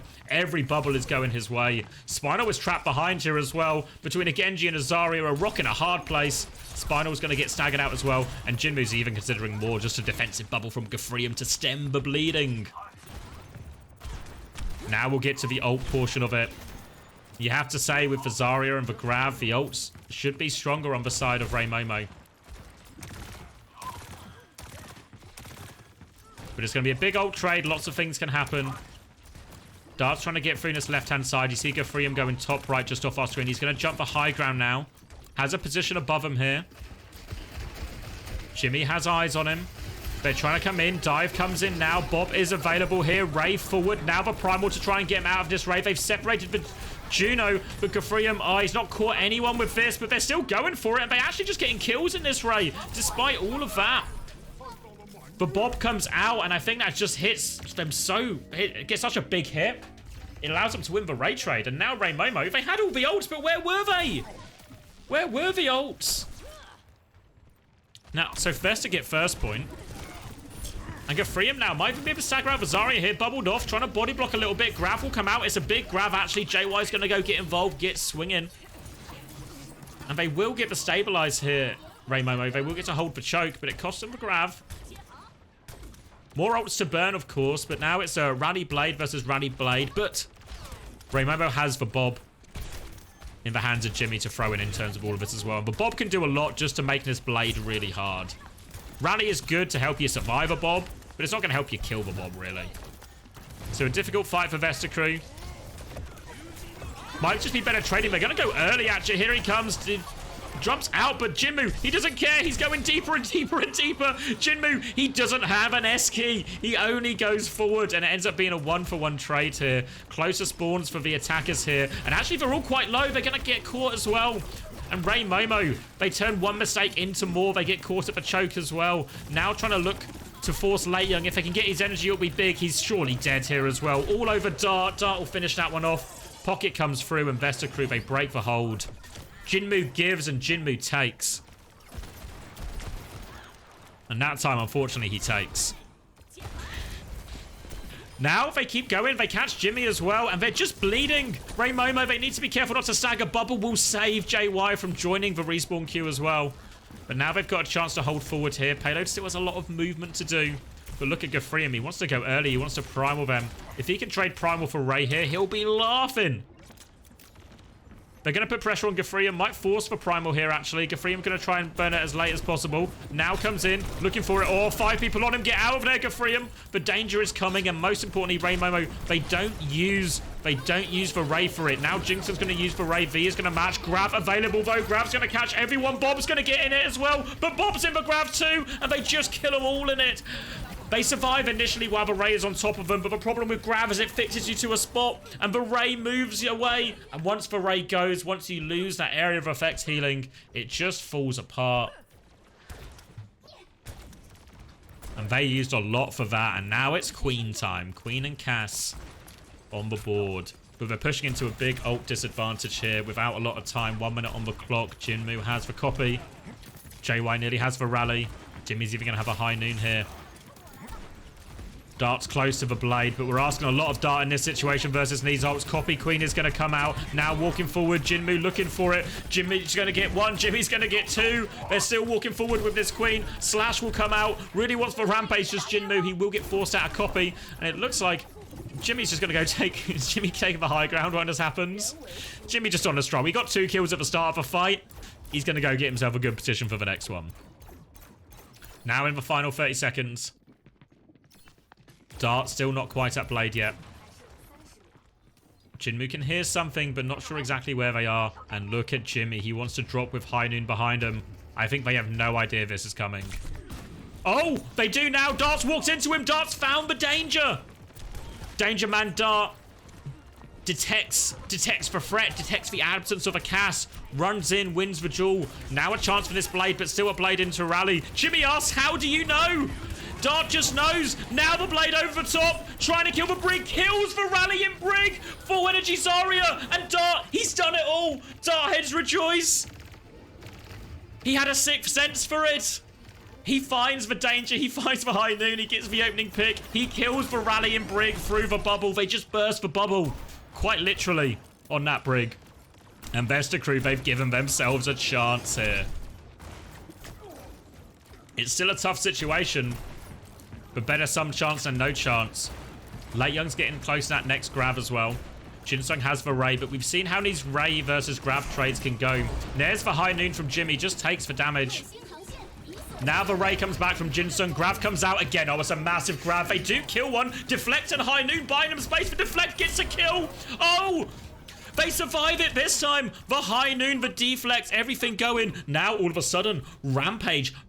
Rally to finish it for Vesta Crew. Can they finish with time left? If they get time left, they get another attack. Surely not. Late Young onto the Orisa though. They do have Ray coming back. V's going to drop that one. Does it line up for Rampage? It does. Only catches 2. JY is low. Late Young is low. Copy. Queen coming out from Jinmu. Oh, he needs some clutch with this. He needs a copy. There's the Rampage. He hits 3 with it. Jinmu might have just done it. He needs to get himself back to point. They're still trying to clean it up. Gafrium and Dart versus 3. Oh wait, Jinsung's with him as well. They're trying to clean it up. He's so low. Jinmu's getting the full pocket though. Diva back now from Late Young. The respawns, the clock. They need time on it. Dart wants to finish it with Blade. 4 seconds, 3 seconds, 2 seconds, 1 second. They get to overtime here. They will cap it, I think, Vesta Crew. They will win out the clutch. But Ray Momo, they buy enough time. That Jinmu copy did enough. It denies a chance for Vesta Crew to attack again. We'll have to play overtime. Vesta Crew have earned that much. But they are playing for a draw at best now, Vesta. Such a good copy from Jinmu, you have to say. It looked at the start, I didn't know if he was going to get it off, everyone was going to focus him, but he finds it, then hits a 3-man rampage, hits for trades, and then all of a sudden this Echo dipping and diving around cart, making it really hard to finish them off. How did he get rampage? I don't know. But it looked like he was going to get stuck on like 40 or 50%. But then, I mean, the bleed damage goes hard. Obviously, if he's got multiple people bleeding, he's healing as well. It can go up quickly. But all right, there's a chance, there's a chance, there's a chance.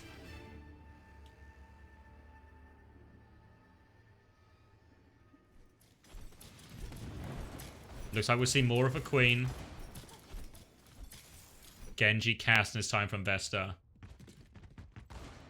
Dart's been getting so much done, it feels like Jimmy's not able to play the Widow. Maybe not even able to play the Ashe.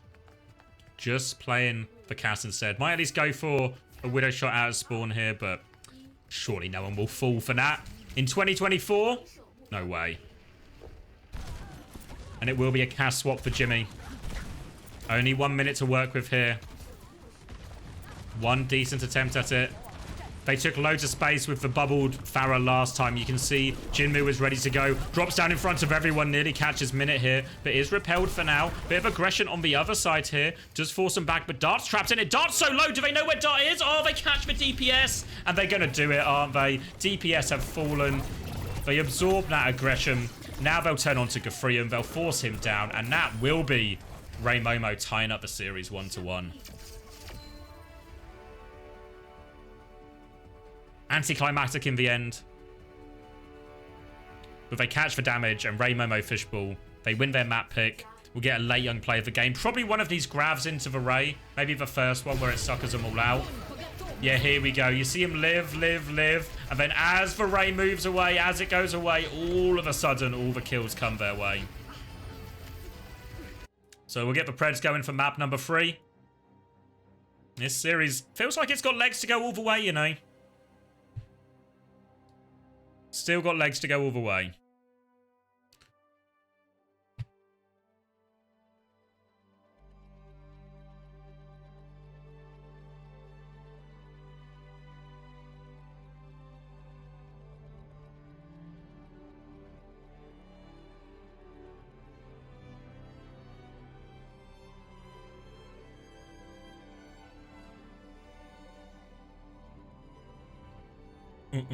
Hold on, I just need to do something while we wait for this.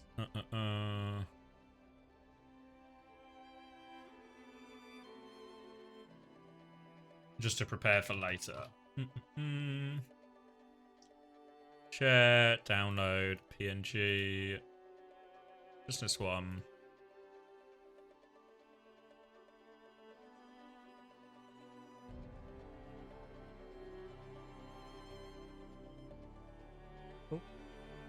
Leaks. I'm just sorting out one of the overlays for later.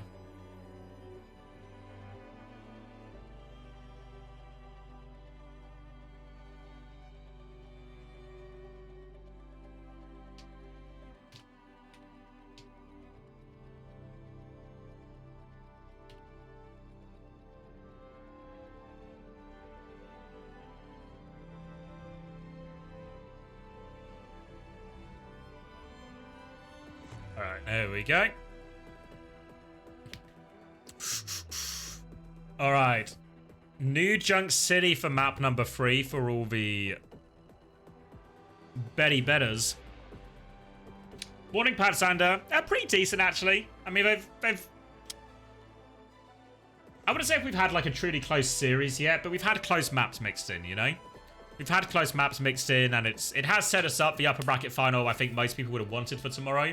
In terms of that, we're going to get once again versus Hajuk Dam. But this series feels like it's the most competitive so far in terms of evenly matched teams. Vesta Crew won the first map. Ray Momo came back on King's Row, won that one. And it feels like we're also seeing a lot of different comps. Gafrium, as you can imagine, wants to lean into the Junker Queen quite a lot. Late Young, sticking to that Zarya wherever possible. Seeing a few different DPS picks coming out across the board as well. So yeah, we've seen clutches from both teams, right? Clutches from Jinmu, clutches from Dart. Big rampages from Gafrium. Late Young winning some of those ult trades with the Grav really effectively. Spinal actually, and maybe more so on the first map. More so on the first map, we're getting a lot of really good rally value. Is Gafrium Junker Queen still Junker Queen? It's still moments, right? There was a Rampage axe here or there, a very questionable one on the first map. No, ironically, they won that one though, so it's fine. But it's actually looked pretty reasonable, right? Still some moments, but it's looking reasonable. You're probably true, Valraw. You're probably true. Was actually and then he kills the rally, and yeah, like for those who weren't here, Dart basically finds Jimmy, who was hiding so early. He was hiding so early in the previous fight. Yet somehow Dart finds him, deals with him, and then comes back and kills a rallying bubbled Brig. Through the rally, through the bubble, no problem with his blade. And gets them onto third point. But then Jinmu comes back for counter clutch. There's always more clutches.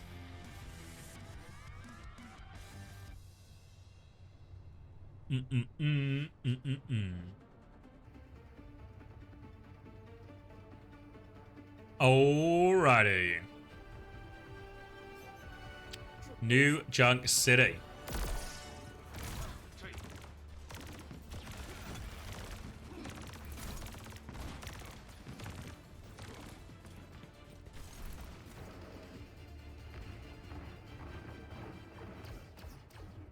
Doom? Nah, we won't see it when the gates open. I imagine we're in for more of the same. More Queen from Gefriam, more Zarya from Late Young. There we go. Cass is on both sides as well. I'm probably expecting a Genji versus Genji here. Jimmy's been playing a lot of Pharah, but did work on the Genji and actually going to be an Echo choice here. Right, Predator closed, but people think Vesta wins 62% versus 38. We'll see if that translates into reality. Minute, trying to find that early damage. One bubble used. Now Gefriam repushes with the shout. Wants to try and catch Late Young. There's the flashbang over the top as well. And the shout repush is good. They catch the Echo. Now looking for more. Knife doesn't catch anyone. Another shout in 5 seconds. Chance for Gefriam to go again. There's the bubble timing. Gefriam's going to go for this, I think. As soon as he gets that shout timing, they're going to go. Putting that pressure on him again. Late Young is going to get caught. Down to half HP. Slash over top here. They catch JY. And you just see the engage there. The shout timing in. You don't... Dart goes in over the top. Dart hits the back line. At the same time, Gefriam hits the front line. And it just puts the supports in such a difficult situation where they need to peel for each other. They need to peel for each other. And they also need to try and peel Late Young a lot. Likewise, Late Young has the same problem, right? Where he needs to sort of bubble himself, but he can also do with bubbling his backline. Very hard decisions to make mid-fight. Just overwhelms him here. Now they get control of this choke. But Late Young is able to bully themselves out thanks to some of those trades. Late Young is going to get knifed in, though. Has to bubble again. Low on bubbles. There's the hyper ring. There's the shout. They're flooding forward again. Slash now onto the cast, but he rolls away. But again, Late Young, he gets caught. Whip shot back, buys him safety from this high noon. And Jimmy trying to get space, but a knife back in onto JY. This is going to cause them problems. They're trying to live, but they're just going to die late. And this means there'll be certainly no touch here. Going to try and play for trades. Jimmy's got one, but now he's got a queen bearing down on him. No escape from Gefriam this time. And Vesta crew with a pretty convincing 100-0 on that first point. And nicely for them, they didn't even have to use any ultimates for it. So they're actually going to come in with a 5 bank into this next one. Ray Momo. Use that high noon. Don't have that yet. Rally and Grav still charging. The Grav can be a really big swing factor in these big ult trades. As can the Rampage. So they're going to be desperate for that one before they come in here if they can. But a lot of damage at the choke already. Bubble will be used. Speed now, but here's the High Noon in response to that Ray. High Noon Ray going. They want to catch the Echo, but no, he dies. Minute dies for it, so it's a 1-for-1 trade only. Still looking for it. Grav nearly available, and they deal with a lot of the threats here. They didn't need the ultimates. Vesta crew, they had more ultimates, but they don't invest them. No rally coming out in that situation. Surprise, Spinal didn't commit that one there, and maybe ultimately it cost them. They thought they could get it done with just the High Noon Ray. A bit of a weird combo because the High Noon, hard to push with, right? Because your cast is so slow moving. But the Ray is moving forward. You want to go with it there. So get themselves in between 2 lines. They lose their cast on the way, so they don't get the High Noon damage. And a big swing now for Ray Momo because they still have that grab. They've got their DPS ults ready to go. Slash through the choke. Late Young has to grab to try and save his own life, but it's a good grab. It catches them. And they'll win that one quickly as a result. Looking for the stagger kills if they can. The back line from Vesta crew on the run, but they will get out.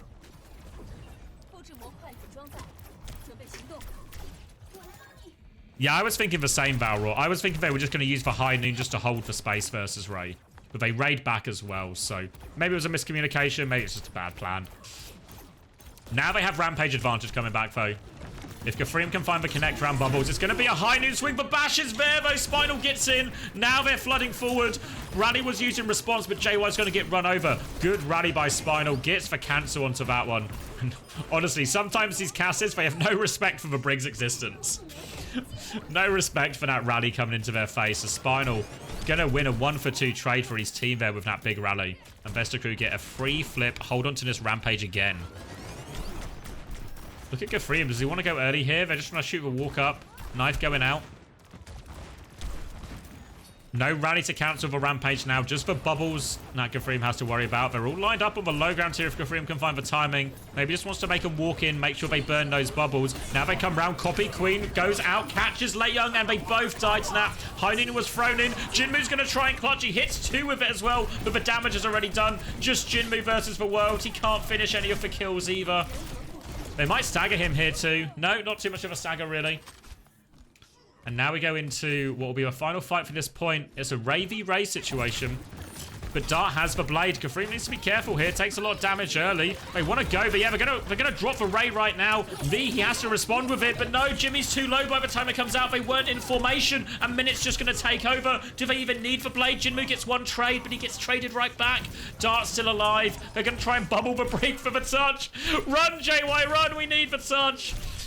But has to just fight Dart. Kills Dart, to be fair. Wins that one-on-one. JY still on the lam. But Jinsung will eventually hunt him down. And that's 2 in a row for Vesta Crew. Didn't even need the blade. Vesta Crew had a lot of success with these aggressive pushes. Holding outside, going early. Catching, just like they did there, Rainmomo out of position. Jinmu trying to find a way in onto this point. But for now, it's going to be Rally Blade on the side of Vesta against this Grav. Lei Young here. If he can catch the Genji in this Grav, they could just get value. There it goes. There's the Grav. Can't get the deflect. They lose JY early. Now shields up from Spinal, but they burn through it. Dart's going to still look for more. Gets in, kills Jimmy, and gets out. Jinmu is still there, though, but the damage is too much. Now they've got that Zarya kill. They can flood forward, get all the others, and this will be first cap going the way of Vesta again. Rally Hainan gets them through it, and Lei Young, he's going Mauga. Jimmy's going Reaper. Oh, they're changing it up. Ray Momo losing faith in the Zarya. Not seen Lei Young really play much else other than Zarya. Bits of Diva here and there. Bits of Orisa. First Mauga we're seeing from him. And he's pushing into a Hainan, into a Rampage. They've got Jinmu's Blade. They've got Rally. Maybe he needs to try and get this rally before they go. 4% still as they go in. Hainan comes in, wants the cancel, doesn't get the cancel. This is a death sentence, surely. Deflect there as well. Jinmu's going to try and blade, though. Jinmu wants to win. He can maybe do it. Rampage comes out, though. It catches both DPS. It's only the DPS, and they're bleeding out here. Dart over the top, but Jinmu, he's not quite done yet. But Reaper's still there, 15 HP. Jinsung will deal with that one. Jimmy is on point. Will get finished off. They just about held on, but Jesus Christ, did Jinmu make it work for it. Had to burn loads of the ults there, but they still have the Ray. They have to win this fight, Ray Momo Fishball, and they're pushing into a Ray. Jinmu's been able to find some magic with these trades, but they need more from it there. And there is the timing. Dart's diving in onto the backline. Gafrium hits him from the other side, and that will just be the final blow. They'll deal with Jinmu on point. Just the DPS left again. Deflect comes out. This time, Jinmu can't get the trade. Dart will shut him down. And Vesta Crew 3-0. 3-0 on New Junk City, and they take the lead in this elimination match.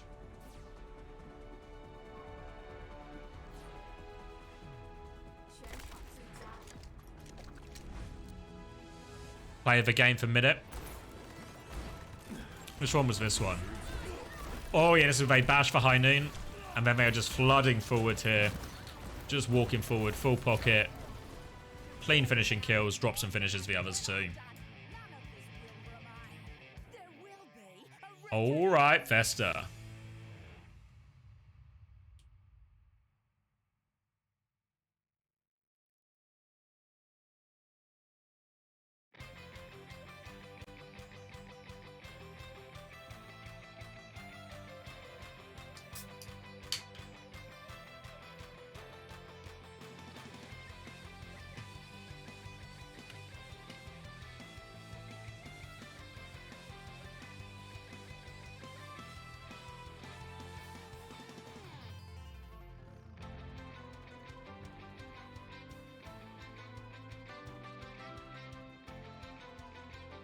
Wait, are you here, Trash Panda?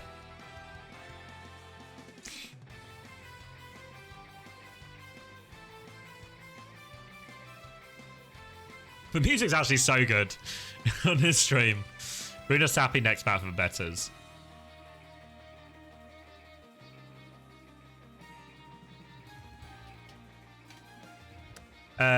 Sorry, what's the question? The Zarya comp got squashed. Do you think there's anything to Zarya here? Or is it just comfort? I think there's an element of, especially for Ray Momo more than others, I think there's a huge comfort in it because it's Late Young's best hero. But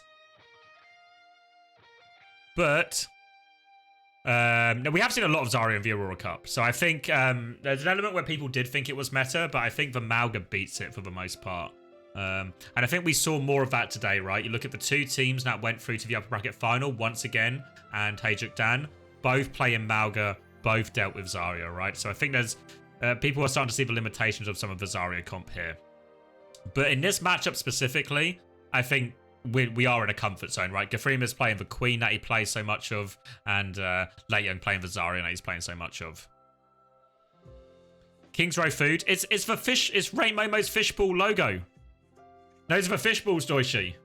Of course.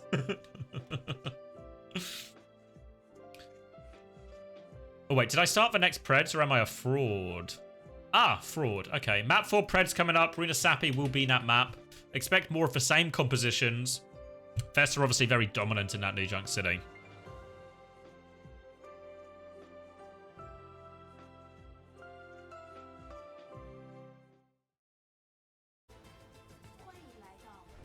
All right, Runa Sapi, we're loading in. Not a lot of time for Preds if you do want the Preds. So get them in. Get them in. Any Vesta Crew believers? Right now, 0 Vesta Crew believers. Oh, we're right back to 50-50. Big spenders coming out for Vesta now. In the balance.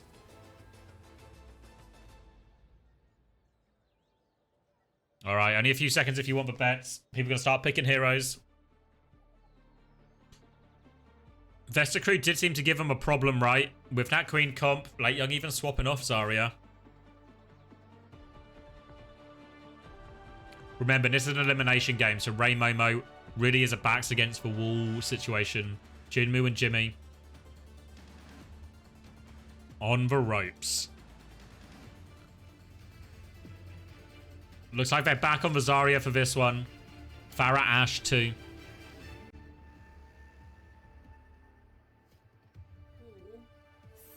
Gafrim and Spinal picking their heroes. Brig and Queen, no surprises. No surprises here, so let's get those Preds closed. 61% for Vesta Crew in the end. And we'll move on to this first point. Jinmu going to get out first, start throwing down his rockets, looking for that early damage. Ray Momo's comp, it's such a high damage comp. If they can stop this Queen comp running over them, Jinmu and Jimmy, they have the quality to win this game for them. They just need to buy them time and space. They need Late Young to live. They need their backline to live. They need everyone just to absorb this aggression. Look at Minute, keen to flank, keen to be aggressive here. Now they turn their attention towards Vazaria, forcing Late Young back. Late Young's taking a lot of damage, forced to bubble here. Trying not to feed the energy, now more pressure. Second bubble force on Late Young. He is now vulnerable. Gafrian will shout forward here, looking for more, but they take the back step. They deal with Dart. Late Young was low, he was out of bubbles, but they can't find the punish. And now Late Young, he's got energy, he's charged up, he's walking forward, he's looking for the brig. They're all over. Rocket connects at the same time. And the repush from Ray Momo looks good. Can even get a little bit of a late kill on the Queen here. And they'll take lead. Only a 7-meter lead, Vesta Crew and Master in that first fight, but they'll take lead. Now they're going forward. Dart is going to swap onto the Mei here as well. So now all of a sudden, we were talking about Late Young needing to live, needing to play his own life, buy his DPS time to influence the fight. But with a Mei, now Dart can start walling off Late Young, make his life even harder to live. Similar win conditions still apply for Ray Momo. Keep their Zarya alive. Give Jinmu and Jimmy time. Let the J brothers get it done.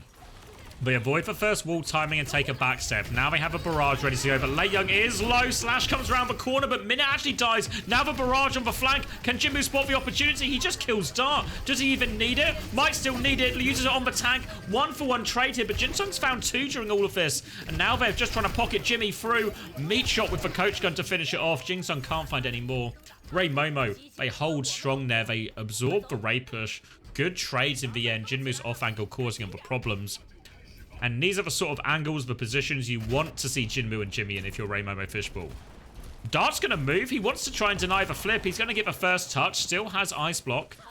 Dynamite over top. And they do deny the cap. Well played by Dart. Now they've got a chance to look for another wall timing onto the Zarya here, but not before Jimmy bobs, actually. So now Gafrium, he's on a bit of an adventure behind. Minute going through, but he runs into Jimmy there. And the angles get it done again. They just ray through main. Follow up on that bob. Get the job done. And now Ray Momo, they're taking a big old lead. Looking for the stagger kill here. Jinsung will accept his fate. Now it'll be cap. And a chance for more meters after this as well for Ray Momo, because they've got that grab. They've got that rally. Dart really slow cooking this Blizzard as well.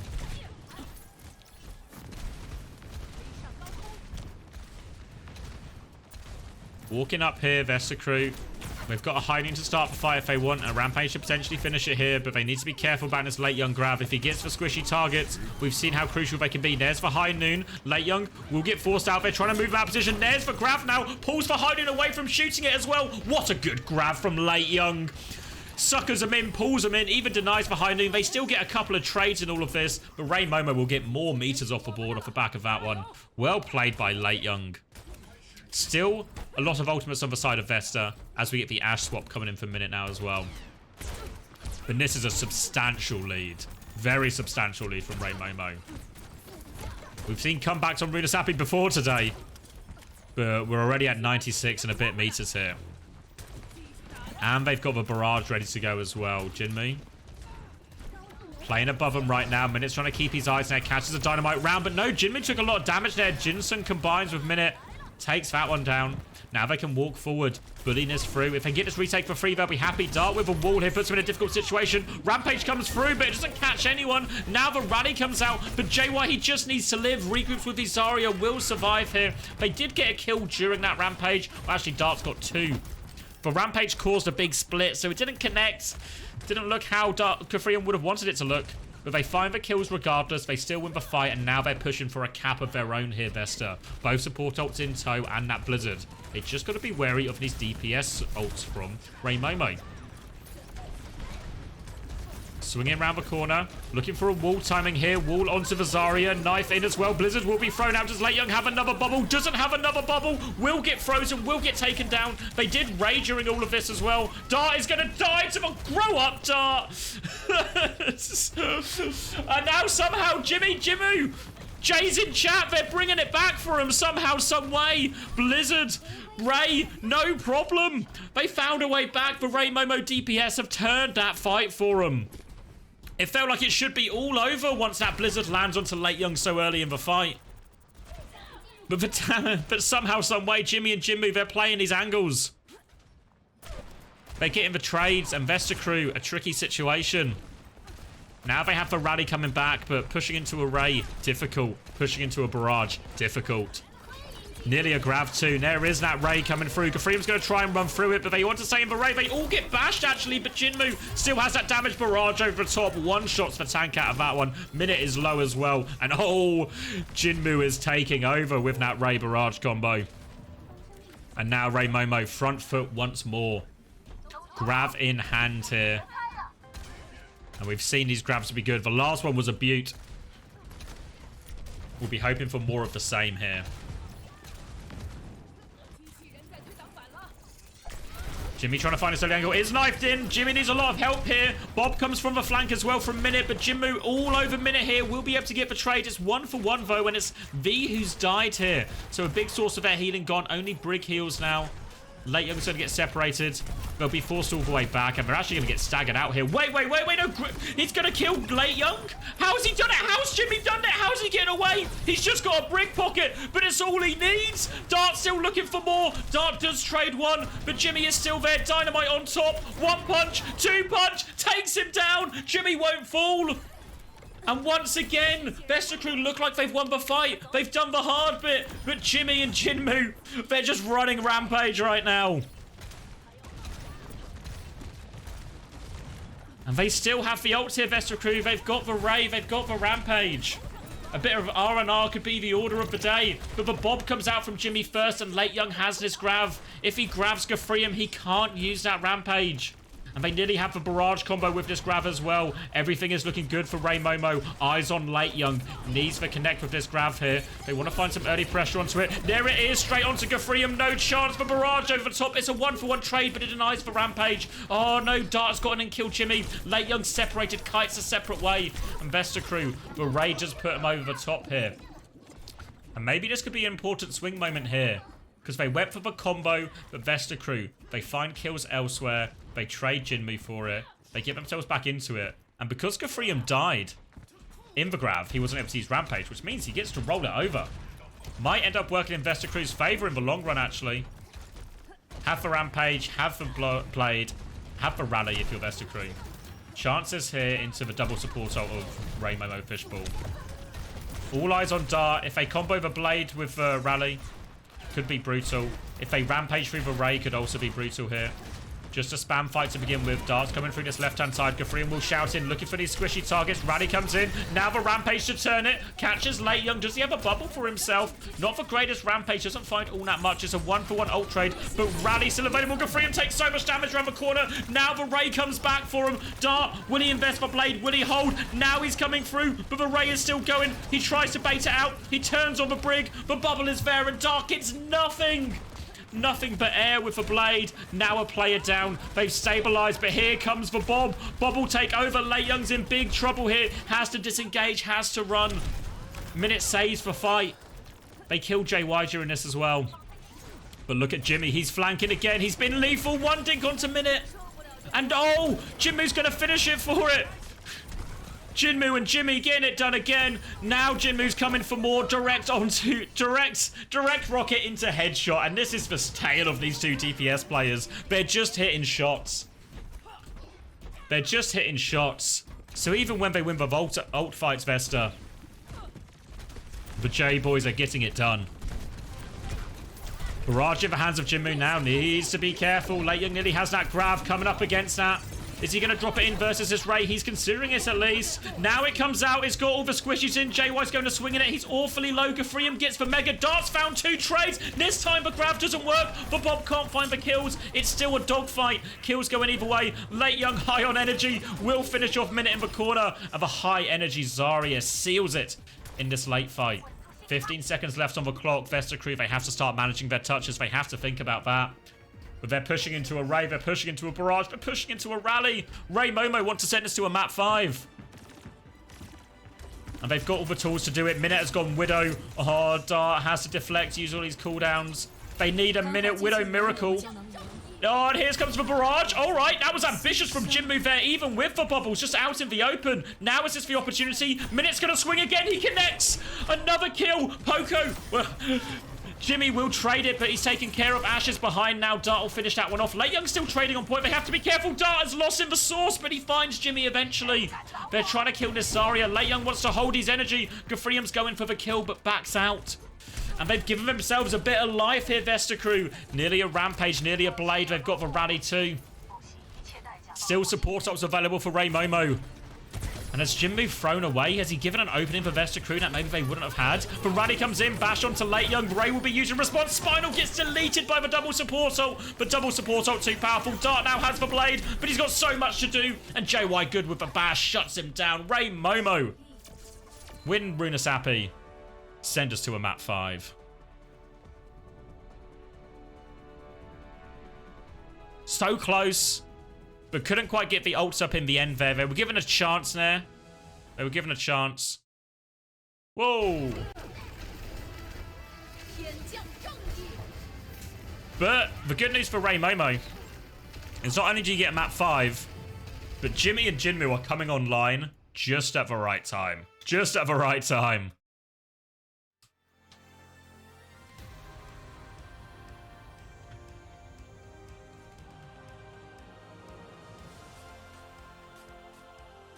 Whew. Might go get... Yeah, let me go get water out after that one. We'll see what map 5 is going to be. Predictions are open if you want them. We'll be back very short.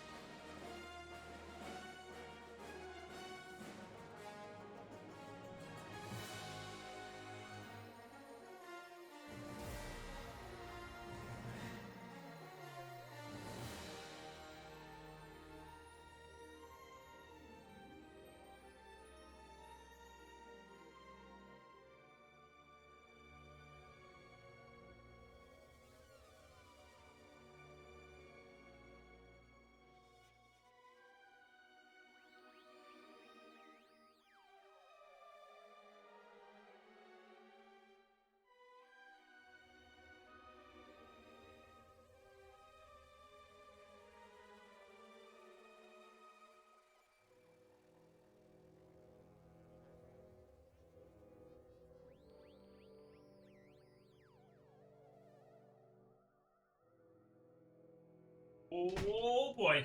Oh boy, oh boy, oh boy.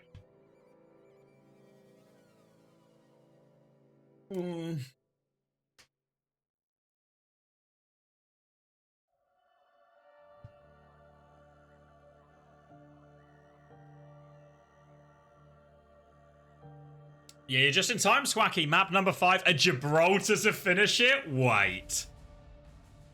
Vesticrew want Gafrium on Winston.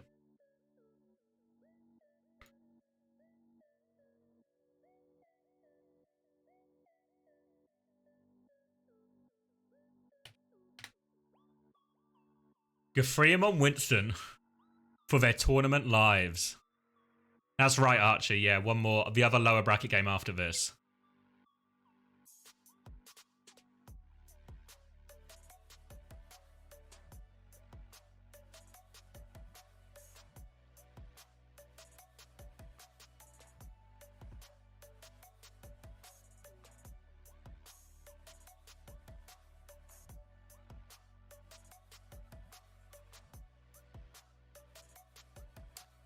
So, interesting choice here, right? Let's break it down. So, Vesticrew, they want to go to Gibraltar because they can put Gafrium on Winston. And they feel they've got the advantage there. Because Late Young really wants to play Zarya, can play Diva, but really wants to play Zarya. And obviously, Zarya, verticality, ground tank, hard. But does it also provide an opportunity for Jimmy to play Widow? The answer is yes. Is that their unraveling?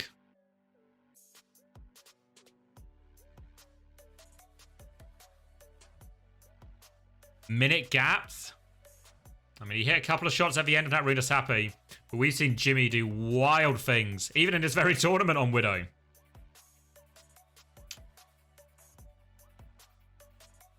Will the fact that Jimmy's going to be having to deal with this Winston and presumably dart on the Genji of a Tracer as well, will that just ruin him? Oh, Farmer in as well to play Winston. Oh my god, Farmer for the tournament lives.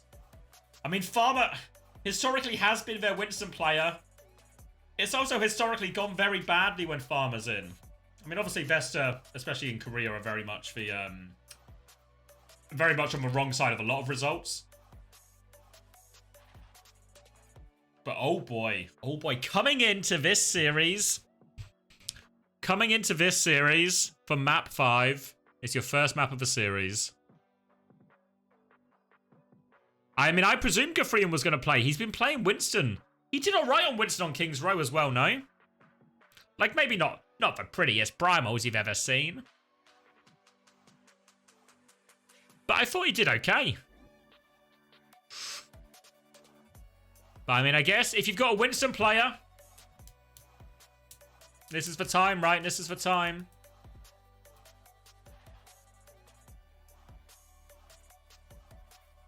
Honestly, surprised Farmer's playing with all the farmer strikes going on right now. All the farmer protests.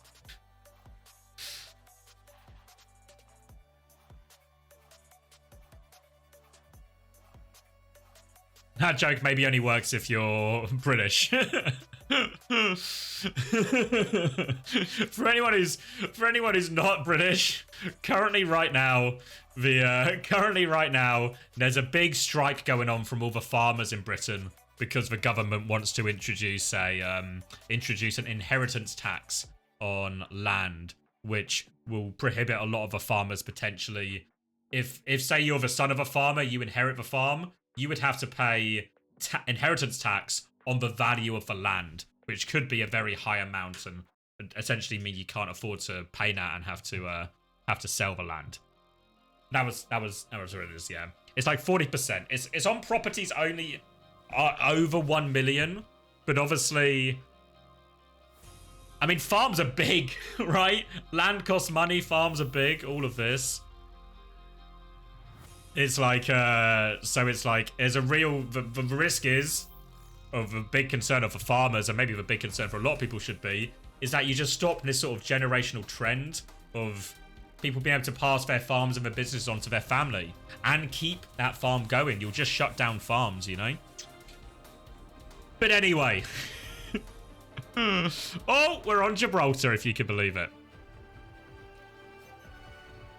So now we're on to The final map. Farmer in. Off the bench. First map of the series for Farmer. Final map of the series for everyone else. Well, and Farmer as well.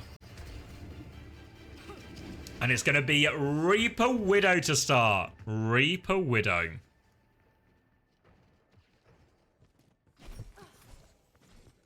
Okay. We've seen a lot of Reaper on this map before. MN3's been playing a decent amount of it. But we saw it teamed up with a Tracer more often, historically. I say historically, within this tournament. Farmer's going to go for the opening hook gambit. Surely no one falls for it, though. Surely no one falls for it. There we go. Bubble in tow. And it will be a Widow mirror during all of this. Anna, Brig, Winston, Tracer, Widow. A classic Gibraltar comp coming out from Vesta Crew. And it will just be a TP out here for Jinmu. Payload is moving, just a bubble to cycle it. And this is really, if I'm Vesta Crew right now, I'm saying whatever the Korean word for point is a lot. We can win through point. Force the objective. Pull Jinmu out of position. Pull Late Young out of position. Minute goes for a grapple wellness point. Force is going on. Jimmy waiting for the peek back. There is a Reaper TP on. Jinmu's going to get slept though. Can they trade it? Whip off the side. He's falling. He's falling. He's got no TP. 1-for-1 trade here. Good sleep coming out from Jinsung here. And that payload has been moving this entire time. They've already got it most of the way underneath. Dart is still dancing around. No recall, so he has to be careful. But they're moving this. V's going to go get the touch. Not recommended for the Judo, but they can bubble him out of that here. And this is some of the elaborate things Ray Momo might have to do to keep themselves in control of that point. The problem maybe for Vesta Crew here is look at Jinsung's ult charge. He's only on 40% to this nano, so this is one that's very slow cooking. And Jimmy will now be... Oh! Have his head taken off by Minute here. Now, Jinmu trying to hold down point, but he's focused down, bubbled out. This is falling apart. Seems the decision might have been good here. Lei Young's going to try and double down onto the back line. JY's going to join, try and look for the kill, but Farmer is there. Cleans them all up, and that is a very quick, very efficient first point. Going to get a replay of this whip, maybe. There's the sleep. Spinal lining it up. Sends him off. Just about enough. Just about enough. And now as we move on to second point, we do see Jinmu go into Tracer to try and solve some of those problems. Late Young just going on to Diva. So it's kind of just a dive mirror here, but Anna Briggs should be able to do a lot. As long as they can keep their Anna alive. Defensive bubble from Farmer keeps them all up. Primal and Nano are now nearly available here. Jinmu is still behind. Eyes on this Widow. Wants to go for it. Minute is completely separated from his peel here. Can't finish the kill though. And look at Dart. He's just moving the payload. Now Jinmu will drop and try and deal with it here. Sleep is going to get eaten here, but they do have the Ray push coming as well. Nade comes out. It's eaten by Late Young. Good eat here for Bash. Not quite in time. And now Spinal will get focused down. Ray push is good, but all about that nade eat from Late Young, because otherwise that one was going to get messy. Minute is still in looking for a trade. Farmer does get one, to be fair, but they can't do much more, can they? Farmer wants to primal this. Judo is low. Can he finish Judo? No, he's lost Judo. No, Farmer, he's got no hands. Oh, he's got no hands. He's waiting for primal. Oh, no. He saw the chance for the trade. Judo was won, but he just can't catch her. And now a Sombra swap coming out here from Jimmy too. Pulse Bomb's going to land, and it all starts to go from bad to worse here for Vesta Crew. A clean and efficient first point, and then a train wreck of a second point so far. They've still got 3 minutes in the bank. Got a lot of work to do, and Minute's life is going to get really hard now versus a Sombra. I think if you just want to play Sombra into Widow, it's a little bit harder with some of the Sombra changes now, but can still be effective. Minute has a bit of space top right. But here comes Jimmy. Oh, straight into the Venom Mine there, but Jimmy's going to finish the kill regardless. Gets the health pack. Farmer now behind as his rally push is coming in, though. Nowhere for Jinsung to go. He gets the Nano off onto Spinal. Spinal trades one. They're still swinging for it, but for Spinal, he's just outnumbered here. And they have got a vice-like grip on this second point right now. Minute is going to go over onto the Cassie. Can rotate with the team, but Late Young under more pressure. But wasted Primal, wasted Nano. The ults from Vesta Crew not finding value here. Meanwhile, on the Ray Momo side, the Ray push was good, the rally push was good. And they're nearly up to another Ray. They can do the same again if Vesta Crew doing the same rotation. Vesta Crew get given that top left position, but then get pushed by the Ray. should be able to beat Spinal's rally in that situation. Instead, they're going to try and start this one through Cart a little bit more. Dart and Farmer going up now, trying to find someone in this space, but look at Late Young. Turns his attention to the Winston actually here. Forces a defensive bubble. Now the raid push comes out. They have the rally to try and live here. Dart's going to force point during all of this. Minute has been run over and has Jinsung. Primal is available here on the Juno one more time. Primal's coming out this time. Wants to try and help back on point. Spinal has made his way there. They've killed the Tracer on point. Now onto the Sombra. Sombra's been cleared. Actually, Dart's killed too. The Diva's still going around here. Can Dart live? Oh, Jimmy's won. Jimmy's won, but he lives. And they can't finish the kills. The trade's too much. Farmer can't get over that final hurdle. And they will get repelled. 1 minute, 20 seconds on the clock. Forced all the way back now. Dart has a pulse bomb. Minute has a high noon. We're pushing into our EMP. Tricky. There is the EMP. It's early. Late Young's not quite there, though, but Jimmy's going to get it done himself. Gets one and gets out. Late Young has committed. Has for self-destruct if he gets in trouble. Meanwhile, the point's being forced by Dart. Keep your eyes on that payload, because Dart is fighting this Tracer for it as well. Late Young's going to have to back up now. They're still trying to force it forward. Farman out on top of the roof. Point being forced. You can see Dart getting chased by Jinmu all the way into the back here. Dart's going to throw the pulse bomb out. Doesn't actually catches JY with it. Will get traded for it now. But now, no Brig available. No rally. Pulse bomb in response is good from Jinmu, though. A 2-for-2 trade. It's a dogfight. 40 seconds left on the clock. Here's the Nano. Self-destruct. Can Late Young get it? He gets the mini. Can he get back into mech? He can get back into mech. Pocketed through it. Farmer can't find the kill. He nearly has Primal. He's trying to chase this Juno. And oh, Minute's going to get caught. Jimmy's just running havoc in the backline while this is all going on. One more jump in right now. Primal is available for Farmer here. Can he connect it? Rally comes out. Farmer's just going to buy a little bit of time here. Bastion from Jinmu. Who is this? What is this, my ranked games? They're going to wait out the rally. Now the Primal will be forced. Looking for the Bastion. Can't find the Bastion. Now looking for the backline. Bastion's going to regroup with the backline. Wants to try and separate the Brig. Can he get the Brig out of it? Bastion swinging on point. They've killed the Sombra behind. Player advantage as his Ray comes out. No ults left, but Minute's killed 2 on Sombra. Is the Ray enough? Late Young trades 2 right back. The rally from Spinal. He's getting focused down. He needs pocket. He will get taken down. Jinsung trades it though. Spinal.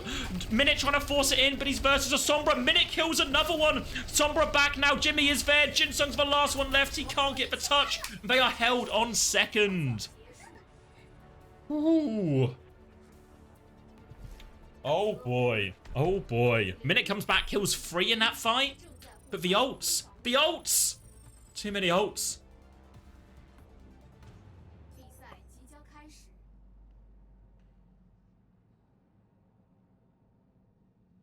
And now all of a sudden, after that great start from Vesta Crew, where it looked like their map pick after that first point, looked really good. It's a pretty beatable distance, isn't it? You have to say.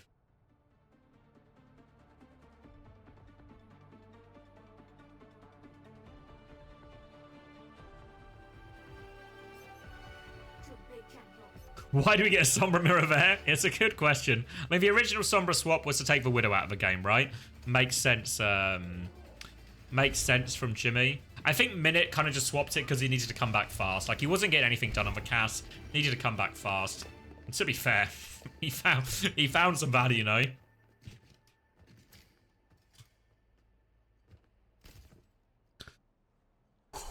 All right. So now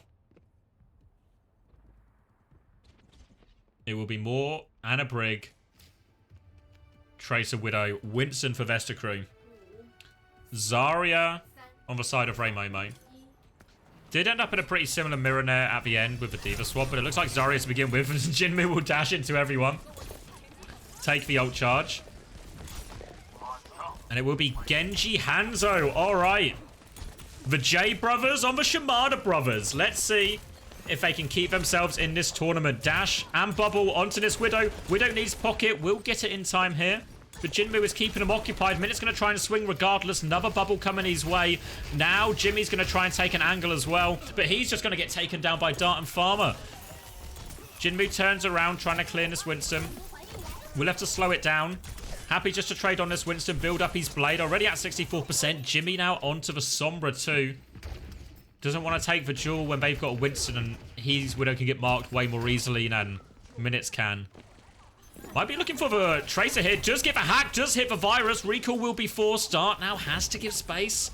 And now onto the high ground, looking for his next target here is Jimmy moving into position. Another hack onto the Widow. Virus doesn't connect this time, but will just kill him with the left click there. Taken down, and Jimmy making it work on this Sombra. Farmer's trying to hold some space on the high ground here, but Late Young's right there. Bubble into their face, forcing them down. Farmer will jump out. Nano Boost is available onto Farmer right now. He has the Primal to keep going. Can he kill the Juno? Can he kill the Juno? He's got the Primal, but he floats away to safety, and he's lost his backline during all of this. Hack on, no Primal payload moving forward. And they're trying to hunt down this Tracer behind. Dart is low. Recall has been forced. The DPS know where he is. And Jin and Jim get it done. And now 4 minutes 45 seconds. A quick first point for him as well. This is where Vestriku got unstuck on their attack, right? We'll see if Ray Momo can make a better job of it. Hack onto the Winston again. Farmer going to be forced to the back, but Blade already going from Jinmu. No time to waste. The backline has been deleted. Now they can turn on this Winston here. Farmer's going to just try and play his life all the way behind. Dart needs to be careful not to stagger here. Farmer's going to go get his resources traded. Jinmu's going to make his life hard. Look how far back he's been forced. Jinmu and Jimmy just on the same target every single time. Farmer's coming back with Primal, but Ray, Rally, Grav, EMP to finish it on point. Ray Momo. They've got all the tools to do it, but they've lost JY before the fight. Jinmu's gone super deep now as well. Has Jinmu gone too far? Has Dart found the opening pick to buy them time? Jinmu has to go back now. They're just trying to stabilize in this room. Dart harassing from one side. Still have to be very wary about going into this room if you are Vestriku. Lots of good ults to fight in here for Ray Momo. Jinmu still trying to play a bit more of his own game with Jimmy on this high ground. Try and find a target. EMP available on the backline. It goes through both. Backline hit. The backline are deleted right there. Jinsung is low now as well. Nade comes out. The Ray is coming though. Now the Primal is going from Farmer, but he needs to play his life. He needs to stay alive. Jimmy's going to go up there, try and clear him down. Forces him down to point. Dart is 1 HP behind, nearly with a pulse bomb, but Jimmy's going to hunt him down. Can Dart survive? They're forcing the point. Farmer's going to dive. A Rally comes through. The Grav on point now. They're all in the Grav. There's nowhere to go. It's clinical. It's brutal. Ray Momo keep themselves alive in this tournament. Don't pick Gibraltar against them, because they'll come out swinging. Great play from the Sombra on Jimmy. Brutal dives. Who needs a Winston and his bubble? You just bubble your Genji in every time. And that'll be Ray Momo winning the series.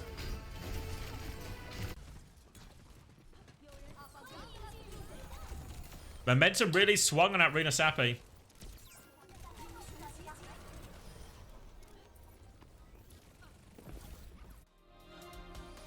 And there are the fishballs.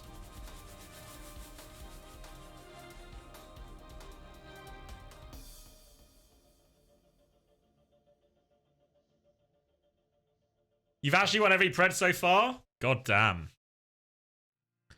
Time to buy a lottery ticket then. Ooh, right, where are we? Alright, let me update the stream title and stuff, and then I need to put my washing out. I should have time to put my washing out. So we're now going to watch Capir Cat versus Team CC.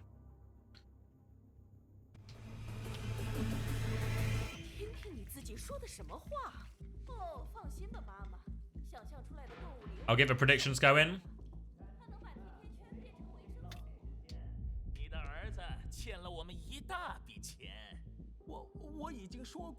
Alright, I'll give you a few minutes. It'll take me a bit to put washing out, but I'll leave you with the Chinese slop, okay?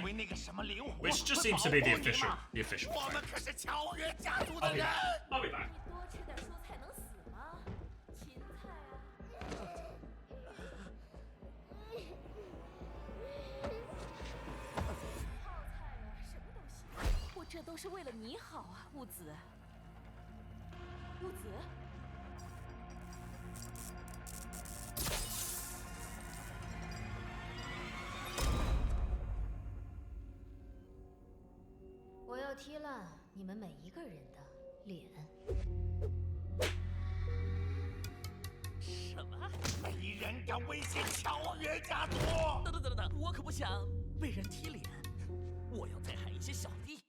什么？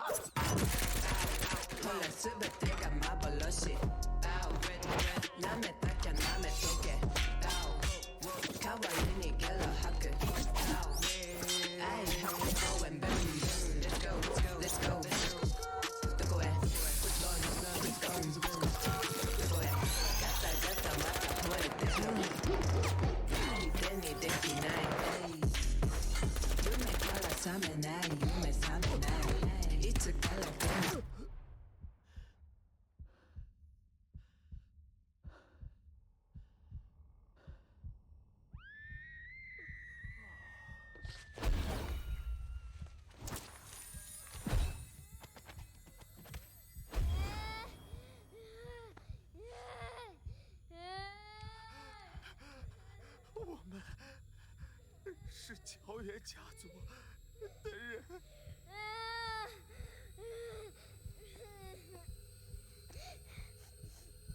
你们乔元家族已经糟蹋这座城市，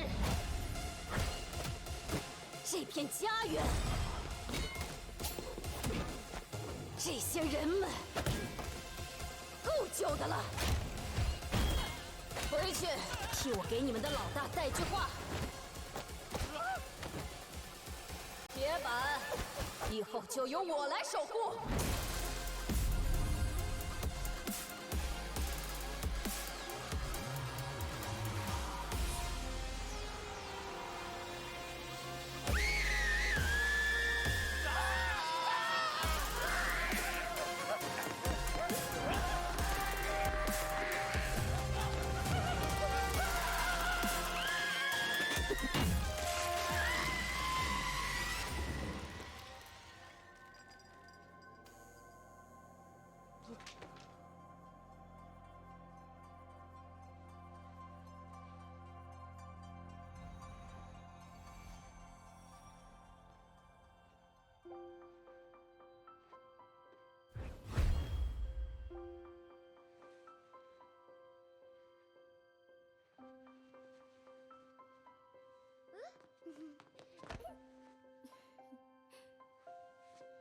你还好吗？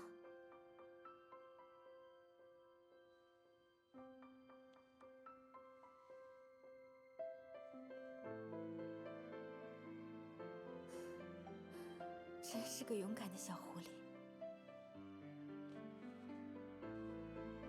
看好这个小姑娘，她一转眼就要长大了。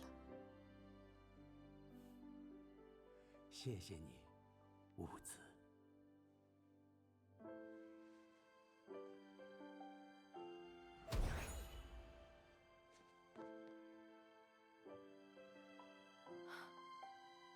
兀子，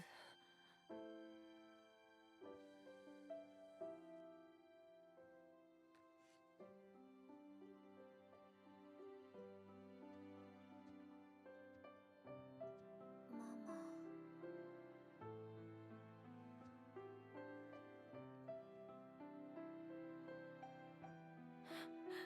你受伤了。我没事的。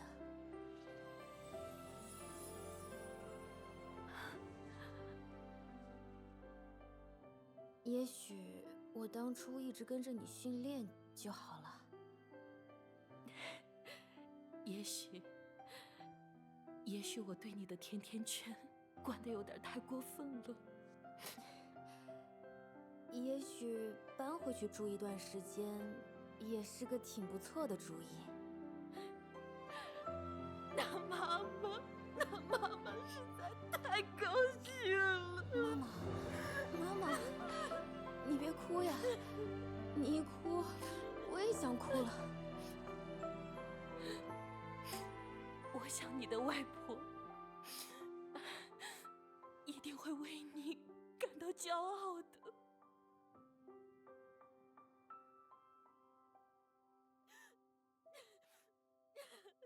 我家宝贝是超级英雄。One, two, three, four。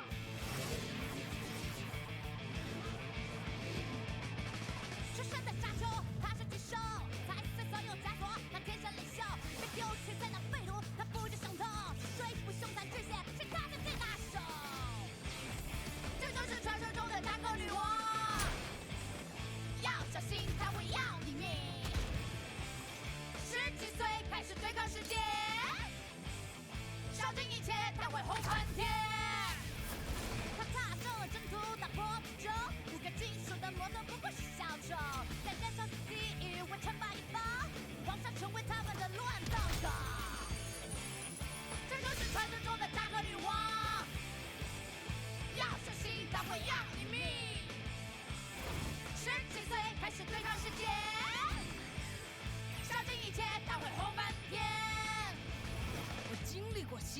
受过苦难，这些怪胎土匪一堆烂菜。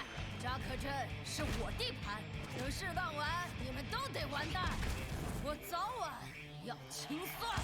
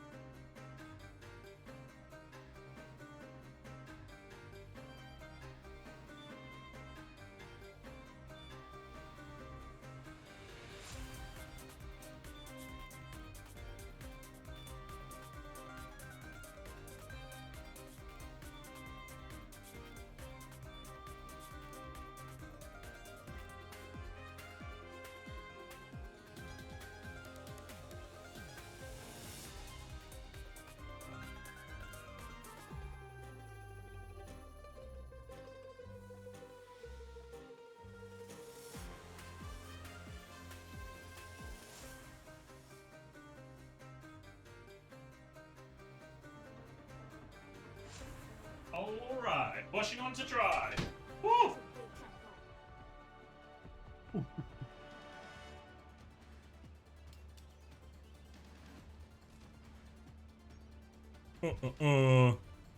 Whew. Washing is out. Washing is drying. Stream tile's up to date. Predictions are still good. Predictions ready to close. Cappy Cat Team CC elimination game. Whew. Had to rush that.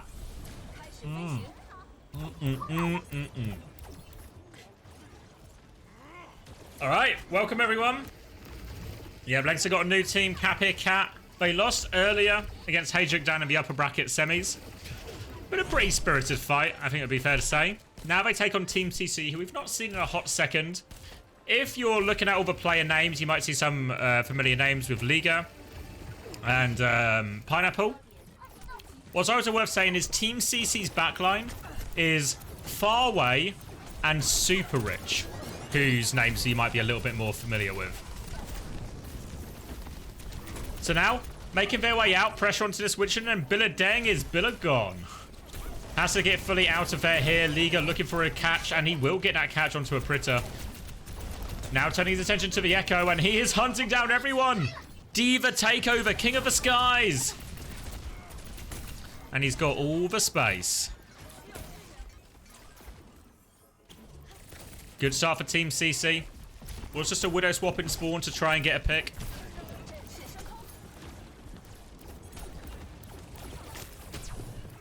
And they will be forced all the way back. Now they're trying to clear this Diva before they move. Whoa, they actually just got the mech. All of a sudden, Liga carrying the first fight, feeding the second fight. Both tanks have fallen, a 4v4. No tanks in play here. Copy from Pineapple into the back. The nade is big. Finishes the blow. Now looks for the brig, but Aprita is right there to trade it. Pulse bomb out from Kaneki on the other side. Trades are plenty right now, but Team CC, they remain in control of point. Now, trying to regroup. Billadeng is back. They have Nano. They have Primal soon afterwards to go, but Liga will also be back, and that will allow Team CC to stabilize, maintain control of a point here. Kaneki fighting for space on this right-hand side, but it's going to be all about these Nano turns where they come in. Could be on the tanks, could be on the Echoes. Worth noting, Becky also has this copy, but Pineapple going to get nanoed into him, forces the copy out of Becky. Now, Lexa has to rally as well. 2 ults forced for 1, thanks to Pineapple's nano, but he needs to get himself out of here. Rally comes back from Super Rich, forcing them all the way, but Liga, he's hunting it down. The rally does not save Farway. And now, with that helo advantage, they're going to try and plow forward here, Cappy Cat. They need the retake to find its way through. They're trying to deal with Pineapple. They'll deal with Pineapple. They'll clean up the Diva on the point. And that will fall. They win that big ult exchange. They find kills through the rally. And they have to just win all the fights from here on to turn this one around, Cappy Cat. But they've at least given themselves a chance, and they've even got a primal in this next fight. We'll get a replay here. Let's see this one. What am I looking at? Oh, you have a pulse one to Becky. Tries to fly away, but Kaneki's connection is good. And now Capir Cat looking to hold for the rest of the round. Kaneki has a pulse bomb. Any pick with that will be massive. But with the primal they have to deal with first here. So eyes on Farway. Trying to help with this Echo Duel. Catches Becky once. Becky will be low. But can get topped back up. Now a bit of space on point. Echo Duel going for it again. D.Va trying to help, but D.Va is much better at helping with this Echo Duel than a Winston is. So it's a substantial advantage for Team CC in supporting that duel. So Pineapple will be keen to take it, but he loses this one. And now this will force Team CC back. Player down early. No chance to get in, and despite having the comp advantage in terms of taking the Echo Duel, it doesn't convert into reality. Primal now coming out from Billeding. Can he catch anything? Liga should just be able to pocket his team out. Asleep as well. They want to try and whip him back in, trying to force him in a little bit more as Super Rich, but not enough to kill him. But they do survive that Primal. Kiviz and Lengsa, they have Rally, and they have Nano to go back in with this almost immediately. Billeding at the corner. Looking for more. Nano has been used. Goes for it. Will get slept though. Out of bubble as well. No problem for Farway. Meanwhile, Asleep on the other side to deal with this copy. Rally over the top as well. No escape from Lengsa's Rally for Pineapple. And they are in control of point. Capir Cat. They are not giving it up. They're forcing him all the way back. Super Rich has Rally if his team gets in trouble here. They can't really afford to die here, and Super Rich will pop that one, but Super Rich dies for it. 1-for-1 trade, but they lose their Rally in Brig. Now Becky has copy. Capir Cat, is that the finishing blow? Liga's trying to keep himself alive, has the self-destruct if he really needs. Doesn't want to use it and doesn't have to. But they've got another pick when this is going on. And now Liga's in even more trouble. He gets the touch. He drops the self-destruct on point. Is it a Poco bomb? It's a nothing bomb. Now a copy D.Va out of a choke from Becky. Trying to focus down the tank. They've lost Lengsa, but it's a support for support trade. Becky can't get on the backline, so they're just trying to clean everyone else. Pineapple making his way in, but Capir Cat, they're holding strong on point. Becky's just keeping this backline contained. Kaneki into the well. The little boop sends him overwards. Meanwhile, Becky's going to get the D.Va gap with that self-destruct. And Capir Cat, they had to concede 96%, but once they got control, they got control.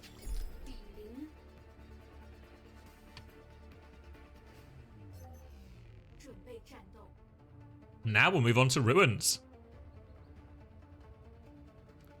Expectation is here. Now, what we've seen so far in this tournament is we move away from the Winston comps for Ruins, a more ground-favored tank map. And we'll go back to it for Lighthouse if Lighthouse is needed. Billeding is starting on the Zarya here. Liga idling the Mauga for now.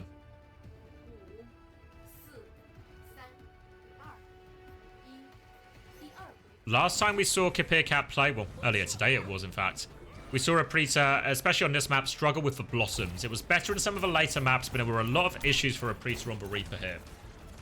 And it is going to be a type of Brawl Mirror here, but Kiri Lucio coming out from the side of Team CC. This is the version that, once again, I've played, and they have had success, but I think most people would be in agreement that Juno Brig is a better backline right now. We'll see how it works for Team CC. For now, Pineapple's actually pretty low. Becky's trying to connect with that one here, but oh, Liga's just died during all of this as well, and Billeding holding strong. They're full pocketing him through all of it, and Lexus just swinging on everything that comes into him. They try and double down on that Zarya, but they hold. And Pineapple will die a little bit late here as well. Happy with that one. Chance to walk forward. And we do see the Brig swap comes out. Potentially a Juno swap coming as well now from Farway. Yeah, so backlines will be mirrored in the end. And Becky is taking an ambitious 5 there. Not sure what he's blinking into. Bernie's recall. Does have the blinks to get out of this one, though. And just early damage onto Liga, trying to make his life hard. But the Mega's available for him. He can keep coming forward, but keep your eyes on this Blossom from Aprita, because it's coming up fast here, and Liga is awfully low. They've got Bubbles to support it, but Bubbles used to live right now. Aprita can turn with this Blossom if he finds the timing. He just kills Kaneki, though. Maybe they don't even need it. They've lost their tank, though. Now they maybe need it, but it doesn't catch with all that much of anything. Liga's able to get out. It's a 3v3 right now, but tank advantage for Team CC. But scared of this Reaper, TP in from Aprita, has to be careful not to lose his cooldowns too quickly. Will Wraith on point and get pocketed out of that one. Now back. Ray is going to be committed here from Kivi's. That'll force him away, but Team CC, they're happy to take the macro victory. Force that Ray out of him, and Aprita's actually gone too deep trying to get value out of it. Bad to worse. Not only do they waste the Ray, they lose their player. Pulse Bomb's going to come out now, trying to bubble his backline against this Echo, and Pineapple will facing those bubbles, but they're going to get run over anyway. Cage was invested by Liga in all of this just to make sure, maybe even potentially overkill after that pick. But they do give a retake here, Team CC, and their ult economy looks pretty good afterwards as well. Late kill onto a Pritter. And now both support ults, both DPS ults, as they're going to transition into a high ground hold. Getting everyone on it here. Cheeky little rollout. And now this is obnoxious to deal with. They're going to bubble. They're going to TP for Reaper. Actually, that scares Liga away. One bubbled Reaper and he concedes all the space. Now they're walking forward. Grav nearly in hand from Billeding here. Grav can be effective against a lot of this. And whoa, Becky's just in the backline. He's killed for Juno. What an opening pick from Becky. Now the copy Zarya coming out here. Rally in response. And now the grab from Billeding. He's awfully low, but he's grabbed them all. Can they find the kills? But Blossom from Kaneki buys a lot. But Lex is still in there swinging. Becky's still dancing around trying to get on this Echo. All the pocket going Pineapple's way. He's so low, though. Kiffy's just going to get out with a kill. He's 1 HP. Will be finished. Getting very close to this Pulse Bomb is Becky here. Keeping this backline occupied as Farway does rejoin the fight here. Pulse Bomb is available. Does not connect though. Liga will be able to stop back to the team, regroup on the point, and both teams probably could do with a bit of a reset here. Interested to see if Becky swaps this one. Now we're in more of just an amalgam mirror here, but we'll keep Tracer. Ray available for Farway on the side of Team CC. Into this Blossom. If they can buy time for Kiviz to get this Ray, they should be able to win that trade. But Farway wasting no time, drops it right now. Aprita with the Blossom in the back, gets whipped away though. Will be forced to run for that Mega. They've lost the backline in the meantime as well, so this will be another reset. It needs to be a quick reset as well. Aprita's going to die late. That's going to be a pain. They're going to have to rush this one. They're going to have to go with Ray early, and they're going to have to take it 4v5. They also are in big risk of getting caged off point. The fact that they have a Tracer now will really work in Kapir Cat's favor as Becky can be responsible for that touch. They're looking at Becky really hard right now, though. Can we just get the touch from the front? Yeah, Malga gets the touch. Now Ray will be coming through, but nowhere close to saving Billeding with that one. But Ray's going to move into the cage, so they can't even really stay in their own Ray. They've killed the cage. Aprita's moving forward right now. Their length is awfully low. They'll kill Lengtser in the back. The rally over the top from Super Rich, just keeping this backline alive. Kivis is able to trade one, but massive player disadvantage right now. Becky nearly has a Pulse Bomb, but it needs to be an almighty Pulse Bomb to get him out of this situation. Aprita's actually got the Mega. He's killed one. Kaneki will drop the Blossom here. He finds one. He trades for Reaper, but all of a sudden, Billeding, he's back in it. He's focusing down this Reaper. But Reaper's so hard to kill, though. He does get taken down. Kivis helps him out. They're still battling for this. Oh my god, they've got the retake in them. Team ZC, they have to concede for space. They have to go back. And all of a sudden, Kapir Cat, they regain control of point. They have the Pulse Bomb, they have the Cage, they have the Rally, they have the Blossom already soon. The ult advantage is in favour of Kapir Cat. They can take the first map if they win this next fight. They just need to get to these 3 ultimates. Pineapple has the copy, but it can get overwhelmed. Becky's looking for this early Pulse Bomb as well. This would be the cherry on the top, an early Pulse Bomb pick like this. Eyes on the Juno, eyes on the Brig. Pulse Bomb is wide, has to recall. Now they're moving on to point. The Cage catches the Malga, Rally over the top. Copy Malga in play from Pineapple, but the Death Blossom will just do it. They use all the ults in the Cage. There's nothing Team CC can do about it. They have to touch the point. And Kapir Cat, they win the first map.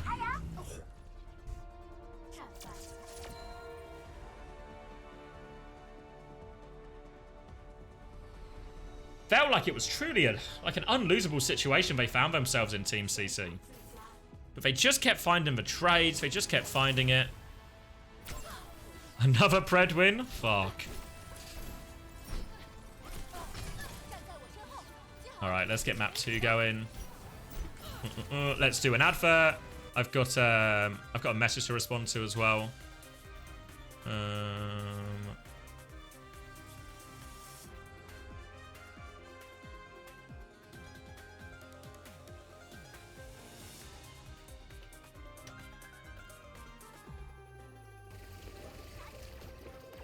Alright, just moving the times of one of the interviews, but it's all working out, you know, it's all fitting, it's all connecting.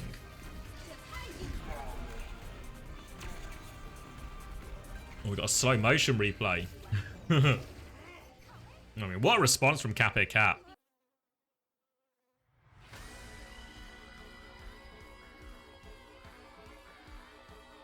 They're watching OWCS streams, very little bits.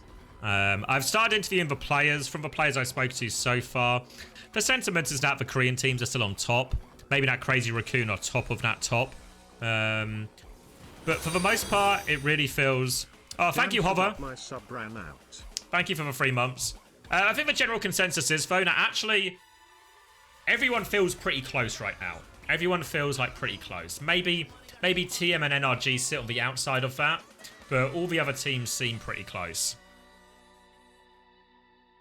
That's what the word on the street is, elitist. Obviously, it's only scrims and we're still a few days out, but at least that's the feeling right now, you know? That's the feeling right now.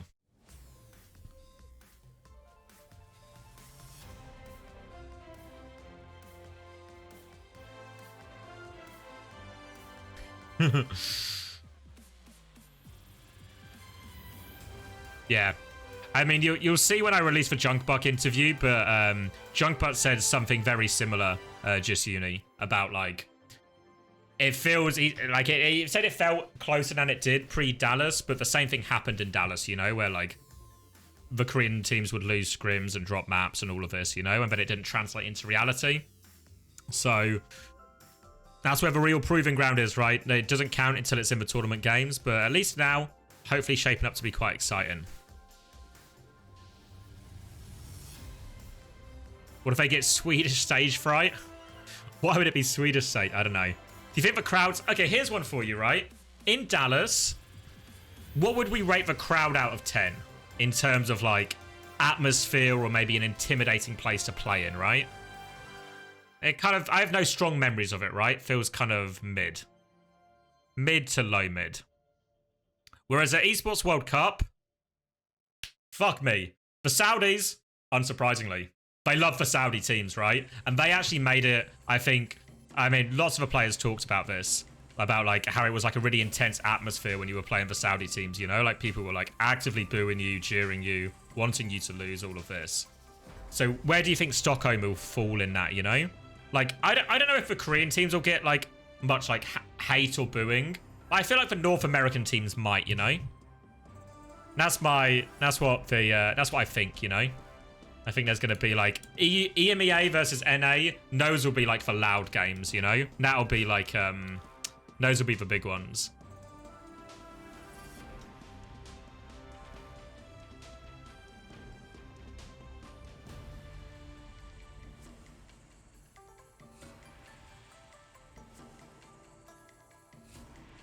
You'll be booing the Korean teams through the screen. I mean, I'll be in the crowd on Friday. Maybe I'll get some heckles going. You think there's going to be a billion PGE fans? You think NRG might even be the crowd favorite, even in Europe?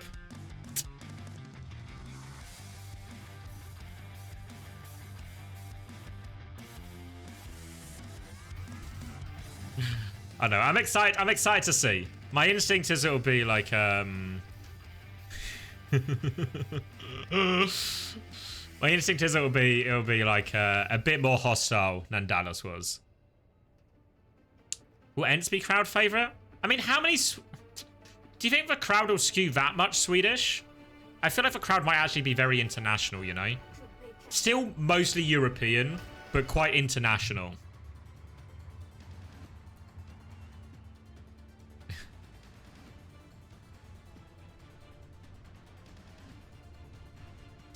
All right. Prediction time. Cape Cat with maybe a bit of a surprising. I know they came from the upper bracket, but... Team CC with the more recognizable names.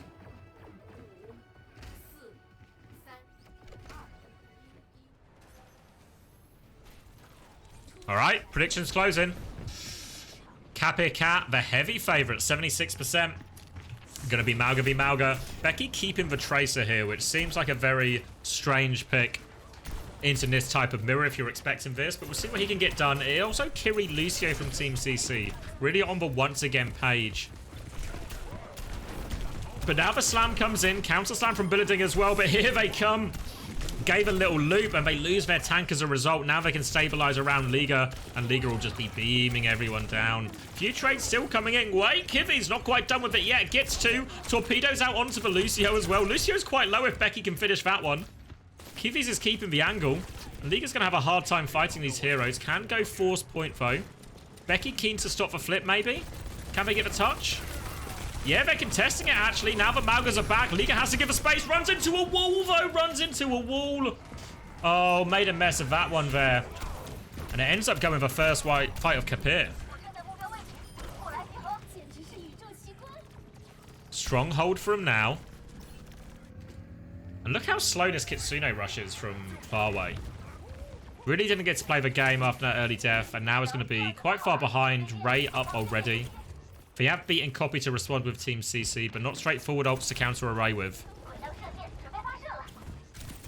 Pulse Bomb available now for Becky if he can find the timing. Went for the Lucio one, was the high value one if he could deny that beat, but can't connect. Now they're going to walk in around that timing. Ray comes out. It's a Copy disengaged for Pineapple, just trying to live. Forced out at the choke here. Pineapple will stabilize. HP will shoot right back up. Needs to be careful pushing into that Ray though, and well, loses for Copy. No chance for that late cage. Cage, the real cage is available for building as they come around the corner, but they're all going to get caged in this beat over the top. But the Blossom is coming through. Counter Blossom right back though. Stop lands. Liga nearly has the cage. They don't even need it. And the beat and the Blossom get it done. Give them a foothold back on this point.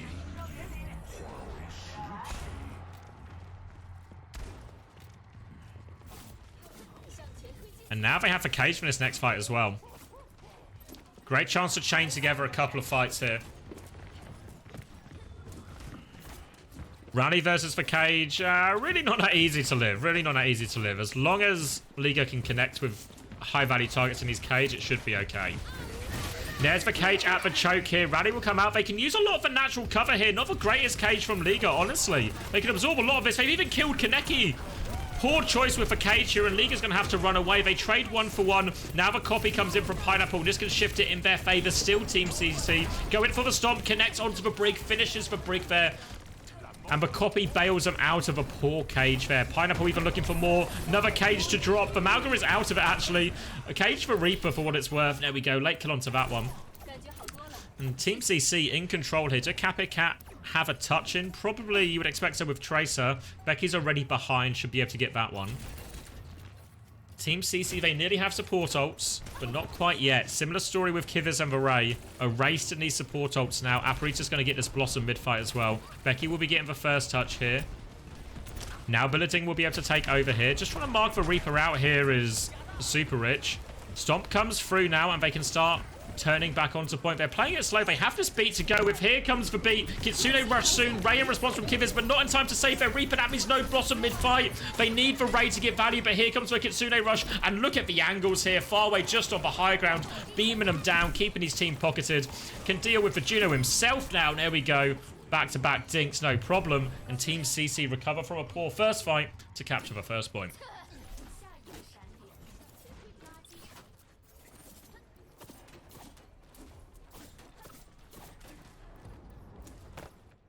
Cage coming up fast for both Malgas here.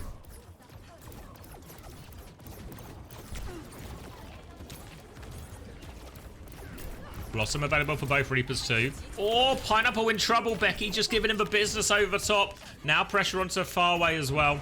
Wants to try and force these cooldowns out early. The Six will do that. Here they come. And Becky's just won the fight before it's really started. The Death Blossom puts a lot of damage onto Billeting. But here comes the support. And Britta's going to Blossom. Grow up, Britta. You'd won the fight. Wasted Blossom. And in these type of mirrors, honestly, in these type of mirrors, the ult economy is so important. Throwing stuff away like that. Maybe this next ult situation doesn't look too bad. But they'd much rather have had it, honestly. And as we get into more of these big ult fights, this is where we should start to see the gap between the Juno Brig backline and the Kiri Lucio one. The Juno Brig ult should be better. Now the cage around the corner here. Billeting's going to be able to respond. Rally over the top into double Malga, though. Billeting needs the shield. Where's the shield, Lexer? Needed to pocket his Malga a little bit more with that shield. Can't find it. And now they're not just one tank down, but 2 tanks down. Copy cage comes through from Pineapple. And now overwhelm them there. And they take the cage fight. The rally, not really good from Lengtser. Normally when you're in that situation, what you want, especially when it's a copy Malga, get that Brig shield, get it in front of your Malga, get it in front of their Malgas, deny that vampire healing from the Malgas. Give them a chance, give a chance for Building to hold, to charge his health back up.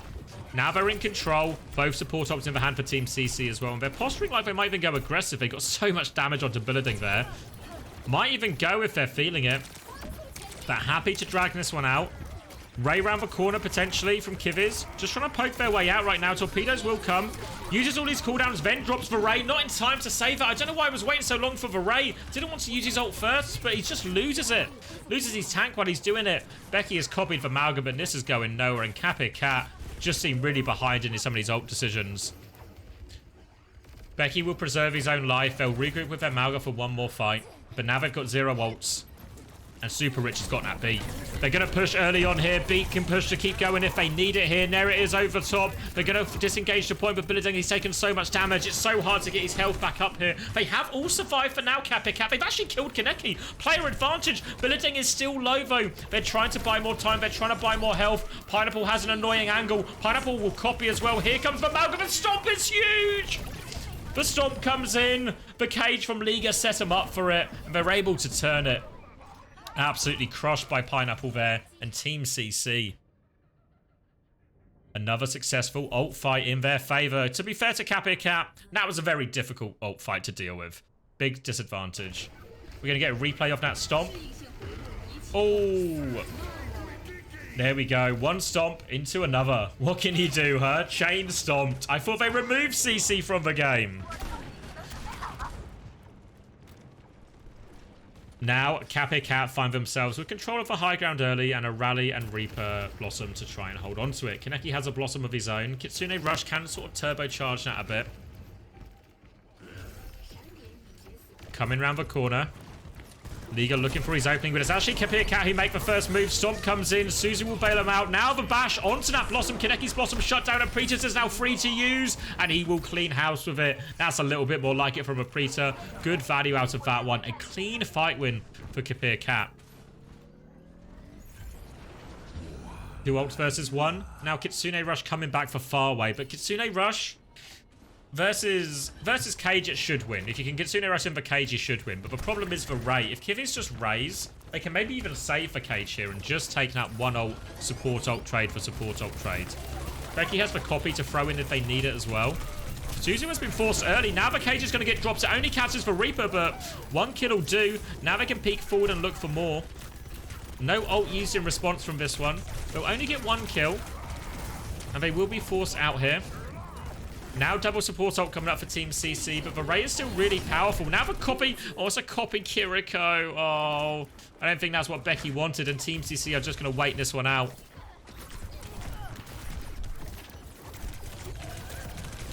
Trying to farm up the Kitsune Rush. Can he get it? Oh, it doesn't quite get it off. Will be a regroup back on the high ground. The Preacher's really low. Now the copy comes in from Pineapple. Stop here. Kitsune Rush over top and Billiting. He's just going to get melted. The Ray again feels a little bit slow from Kivis on this one. And that will be a retake for Cappy Cat. Copy Cage just for show. But Team CC for Kitsune Rush copy. I think really happy with that trade ultimately. Cappy Cat are coming back close to a Rally and close to a Blossom, but pushing into a beaten Cage. Very tricky ultimates. Wasted ultimates, late raise, could be the death of Cappy Cat. They have to win all the points from here. They're going to come in. Cage comes out now onto a Preta. No response for that one. They're just going to die quickly here. Not the worst choice from Cappy Cat. Walk up, get the Cage out, come back with a Rally Blossom. And that seems a little bit more reasonable. A bit more of an even ult situation now, you know. Both teams will have Blossom. Both teams will have a support ult. And Becky's actually closer to the copy as well.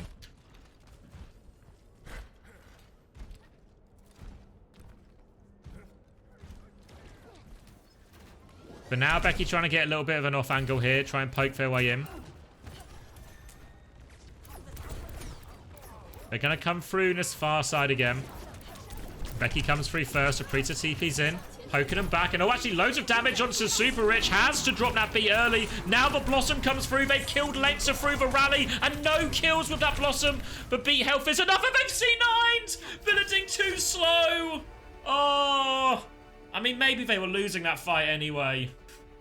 But you would have at least liked to get a touch in.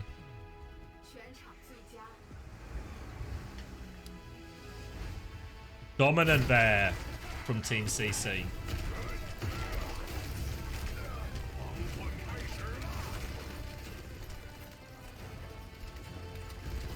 You finally lost a pred. There we go. That was the breaker there. Team CC, tying us up 1-1. Let's get the preds on for the next map. This will be map number 3, and this will of course be Kapir Cat back in control of the map choice.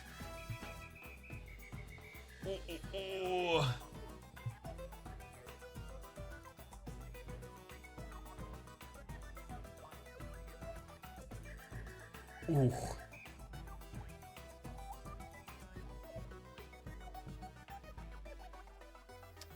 were stuck in a meeting? It was a dogfight.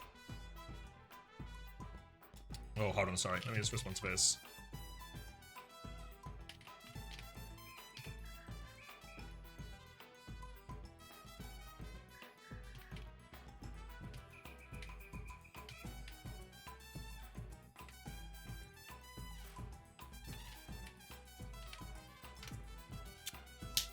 How did it end? In a dogfight. In a dogfight. It was, unfortunately, a very ugly Gibraltar to finish it out. Well, to finish it out for Vesta. They started well on first point, but then it all fell apart in second. And then Jin and Jim, the J brothers, they put them in a bag. Put them in a bag for the rest of that one. When will the interviews be out? They'll start coming out later today. We're going to start with Hadi and Infected today. And then I think we'll have Junk Buck tomorrow morning. And then we'll sort of follow that up as well. I don't know exactly what the release order will be after that. I kind of see how they go. Generally what I try and do is I'll release the Korean ones earlier in the day. Because, again, it sort of suits the time zone more. Then the European ones after that. And then the NA ones at the end of the day.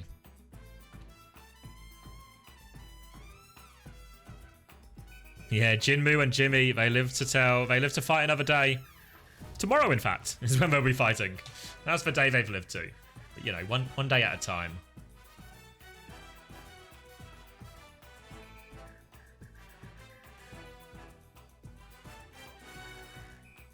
Yeah, Farmer, I mean, it wasn't pretty from Farmer at all.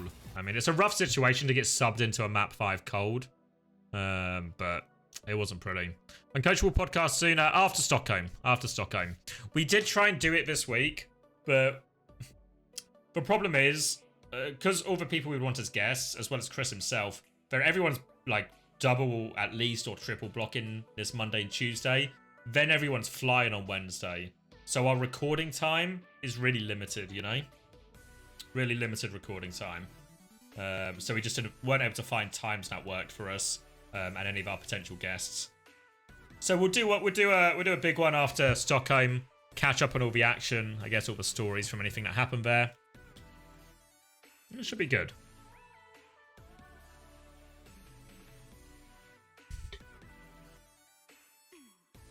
No problem, Shiv. My pleasure. IRL podcast mid-tourney. I think we'll never get an IRL version. You know what was funny? So I go... You know what I realised? Like... We actually need so much encouragement to do a podcast. Because I go up on Friday, right, to see Max and Chris. Do you know the first time? So I'm there Friday, all of Saturday, and I leave Sunday afternoon. Do you know what the first time we had a conversation about doing an episode of a podcast was? Like late Sunday morning. Like, just doesn't come up. Just busy yapping about other stuff. You'd think it would come up, but it didn't come up. Honestly, for 3 guys who run a podcast, we're not very good at making a podcast.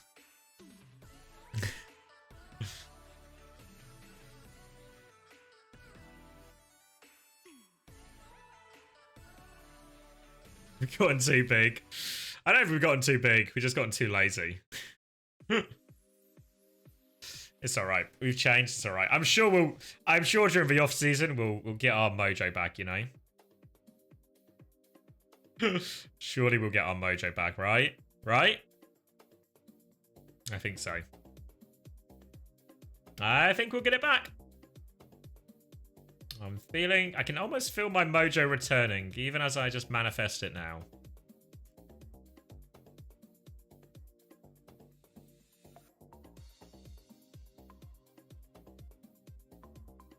Well, I think during the off season, obviously, so the plan for Uncoachable the off season is we do like the, you know, the sum up Stockholm one.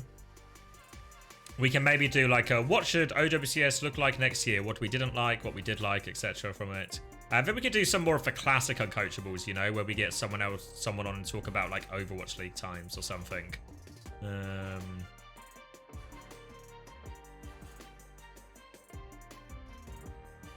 It might be Silver Bullet. It might be.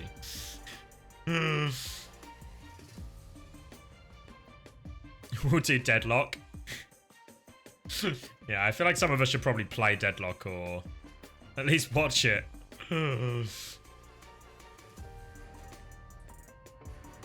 Get Gumba back? I don't think Gumba will have anything to talk about, you know?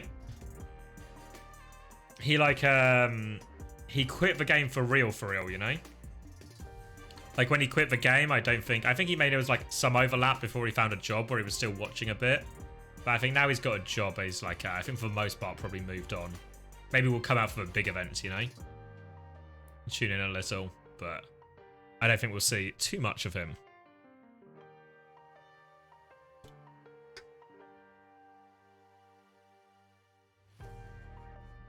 Do a cybersecurity podcast? Yeah.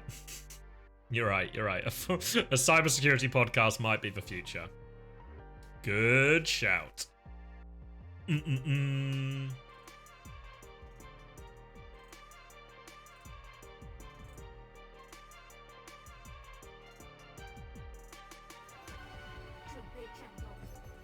Oh, where are we going? Oh.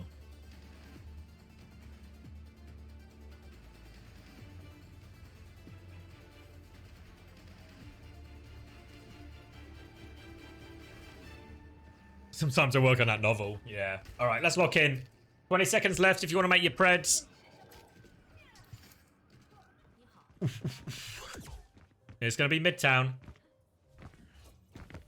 Kapir Cat's choice. And it looks like we're probably going to be seeing more of the same.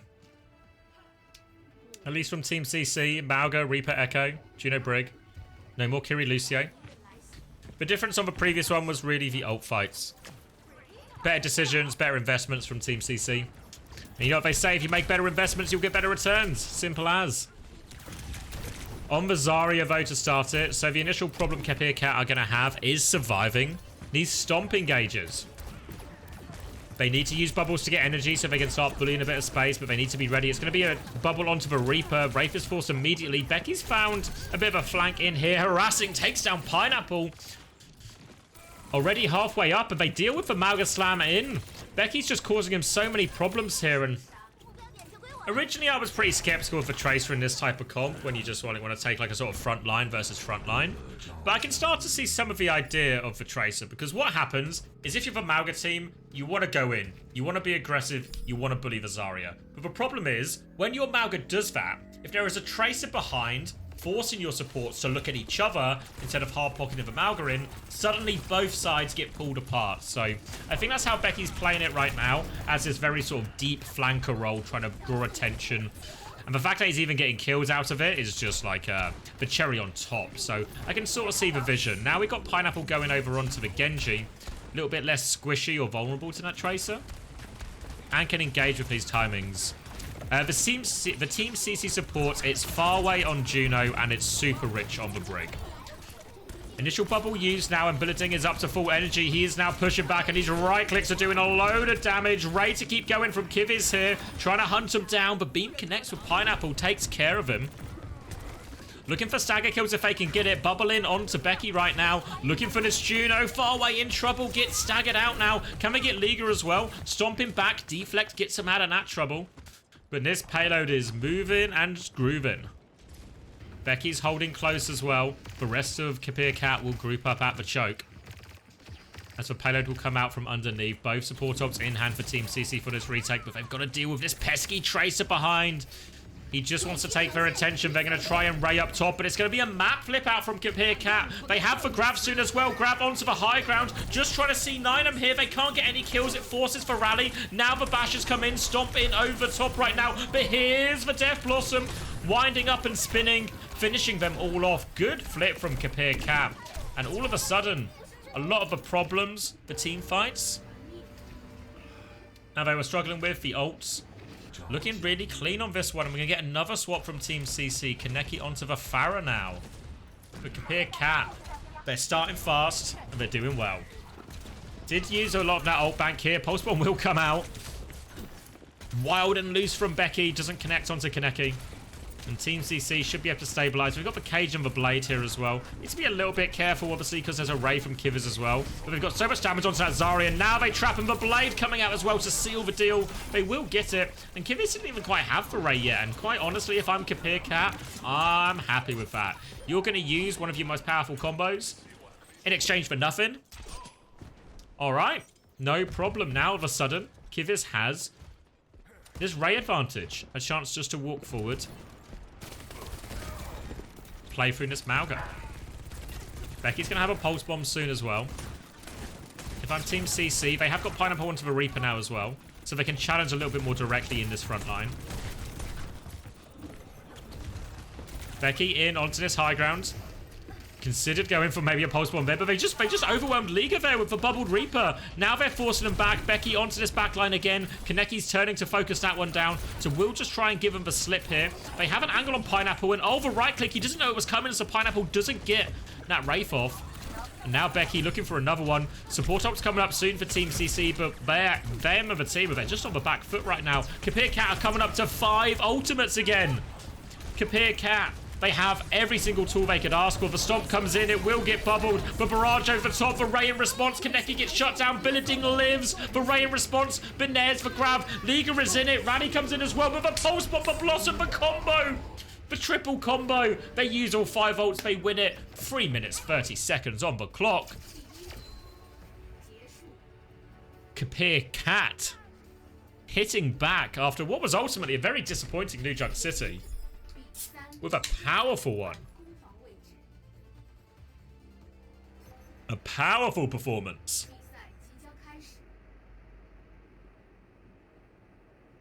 And that's quite the task they've given Team CC to respond to there. Quite the task indeed.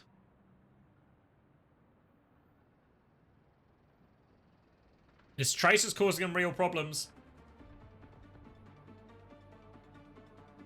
You would hope that the Juno Brig can, for the most part, deal with that Tracer themselves. You know, a bit of marking maybe from your Genji or your Reaper if they're around. And Becky is actually going to start on the Echo here, to be fair. Are they going to start? Grow up. Are they starting on Sig? What are they cooking here, Kapir Cat? This obviously reminds you, this is like a version of, does everyone remember Dallas Major? Where the Korean teams were running Mauga, but a lot of the EMEA teams were still running Sigma.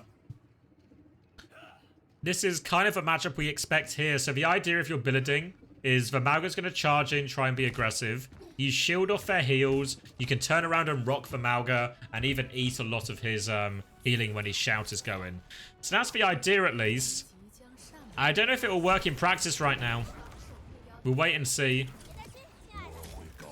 Going to be Tracer Reaper as well, so this backline might just be under a lot of pressure here as they go past for Sigma. We'll see what Billeding can make work with this one. They're going to see the comp and go back to spawn and swap, actually.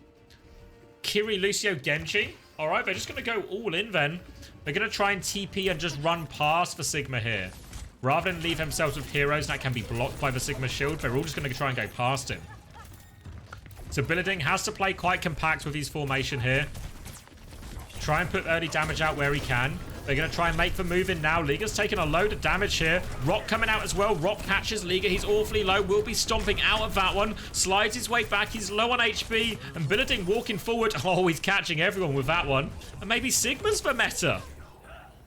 Certainly is for Kapir Cat right now. Got nowhere close with that one, Team CC. And it's interesting because Kapir Cat, it works so well with Zarya on the attack. But now, all of a sudden, they've nearly got a Flux. They've nearly got a copy. It's looking good.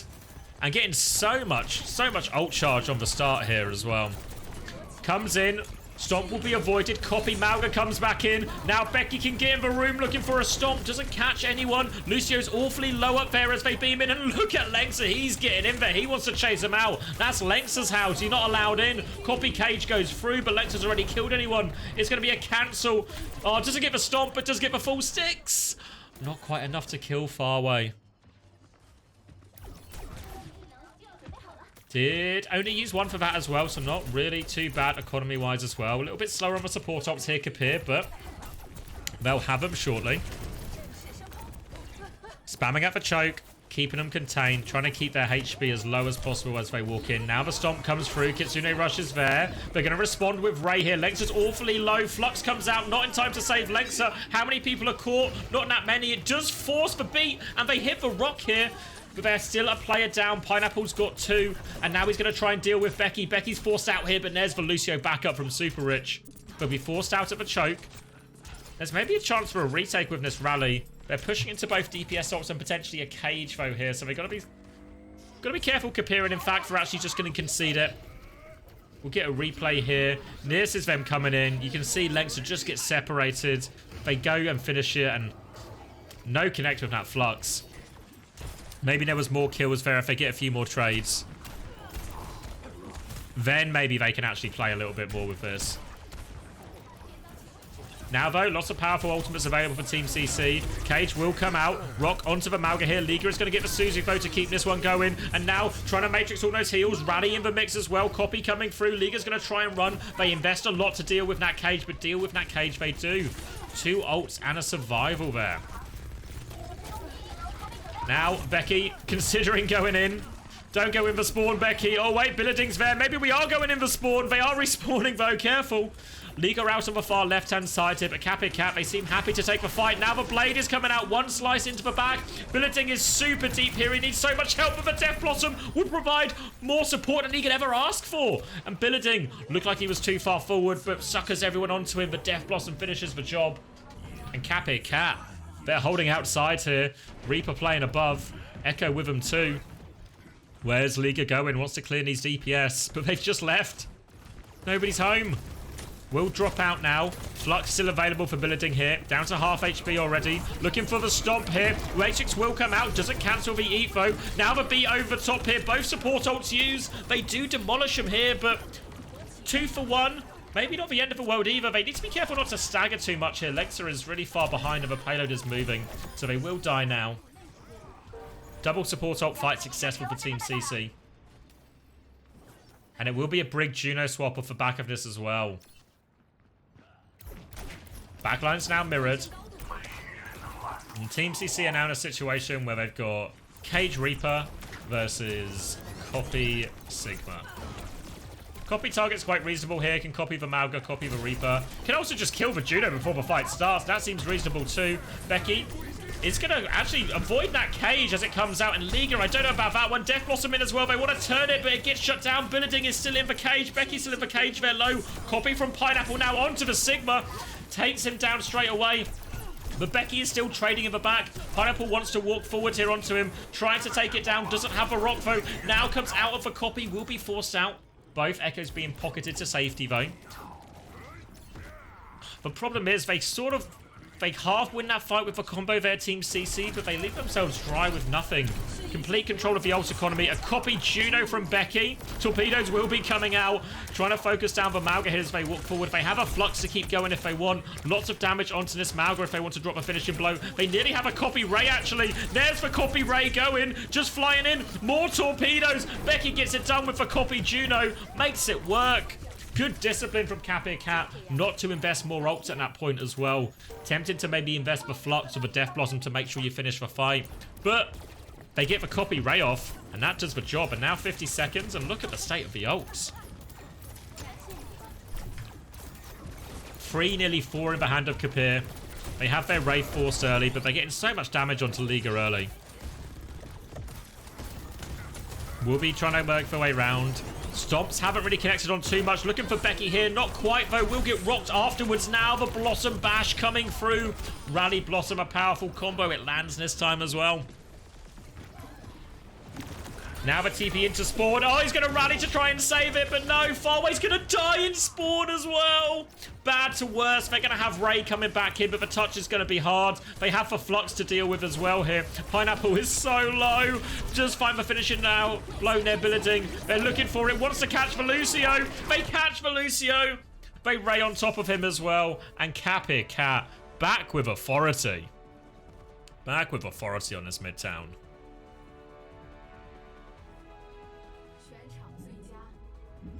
Kivi's with the play of the game here. We'll get the predictions up for the next one.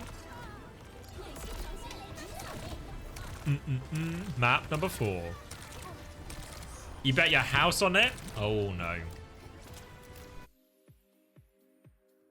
Yeah, the Sig Vision's interesting. I mean, it's obviously, it is very much like the Dallas meta, right? It's like the same concept. It felt like they were trying to apply. It felt like all those rocks were being saved for Liga. But I think it only works on Midtown. I mean, it is probably one of the better maps of a pool for it. It's a fair point. It's a fair point. But it also didn't feel that close either, you know? And the real worry for Team CC is as much as they lost to the Sigma there, they also lost to the Zarya pretty hard on the attack, or well, on Team CC's defense, but Kapir Cat's attack.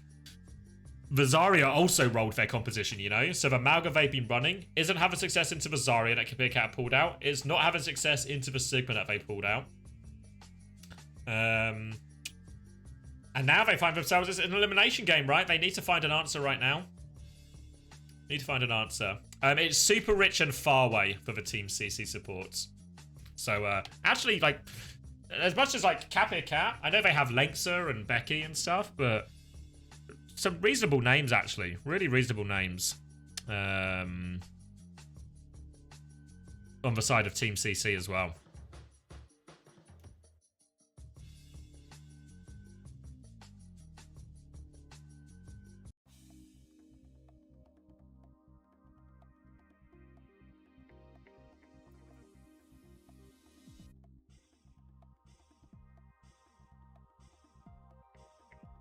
Liga was clueless. Yeah, I mean, well, they just suckered it. They were just suckered into the exact trade that Kappa Cat wanted every time, right?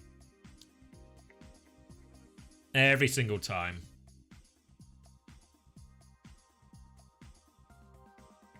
I think as well what happens is, like, when was the last time we saw a Sig versus a Malga? People kind of forget, like, how to play the matchup, you know? And what used to work and what made it so hard, you know? And it was really going past for Sigma in a much more meaningful way. Yeah, I think you're right, Wilder. I have the same memory, so I don't think we've seen a lot of this from Team CC before. So it feels like, I mean, you know what's true? You know what is actually, you know what 100%, what 100% has happened? If you look at Team CC's comps, whose comps do they look like? Who played mostly the same comps, including the Kiri Lucio? Once again. Team CC probably scrimmed once again, lost to them pretty hard, and went, well, that's the meta. Didn't factor in the fact that once again probably just beat most teams on most comps. And now are just running the same. Because again, look at that Midtown, right? Felt like, actually, big gap in terms of neutral theory. Big gap in terms of some of the ultimate usage as well. And now we're going to Rena Sappi, which is obviously the choice of Team CC. But I don't know if this actually forces any different matchups, you know? This allows Kapir Cat to keep playing the Zarya if they want. Sigma on this map? I don't hate it. Like, on paper, I would say the Sigma's going to feel too hard on someone like Malga, but certainly feels like that wasn't true at all on Midtown, right? Really dominant Sigma performance. My mic audio isn't being recorded as Twitch WOD? Fuck. Yeah. I changed the audio channels. No, you're right, Ymir. I changed the audio channels for my for when I was doing the interviews, so I could have like my voice and the other voice separated. I'll get them uploaded to my VOD's YouTube. Because the main recording will still have everything, like my local recording. Let me... I'll have to... Obviously, we'll have to wait till the stream ends to do that, but I can get them up. I can get them up. I'll try and remember that for tomorrow so we don't end up in the same situation. Yeah.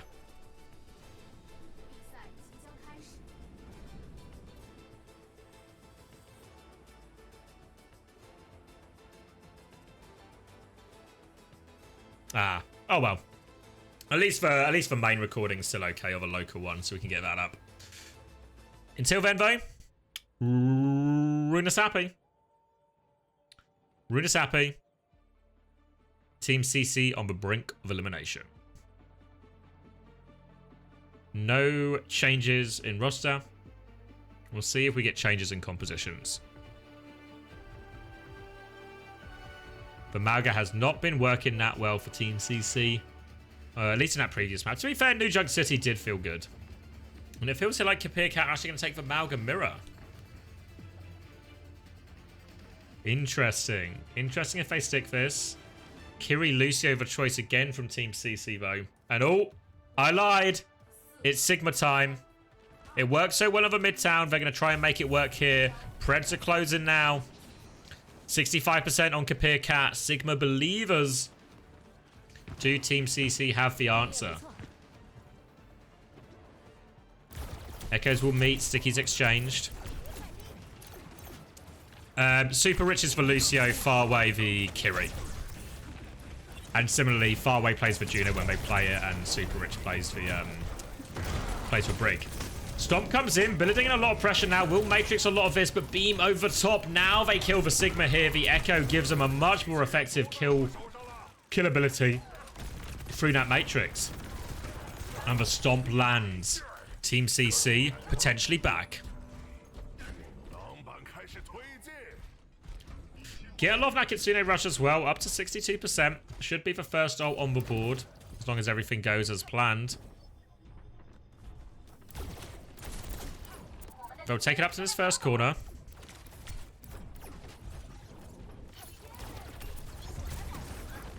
Trading at the choke here. Trying to take this opposite angle so he can keep spamming, hitting those ricocheted Sigma balls. Keep him on the back foot here. But these support ults are getting awfully close for Team CC, and there's going to be a window of opportunity where they have a support ults and Kapir Cat don't.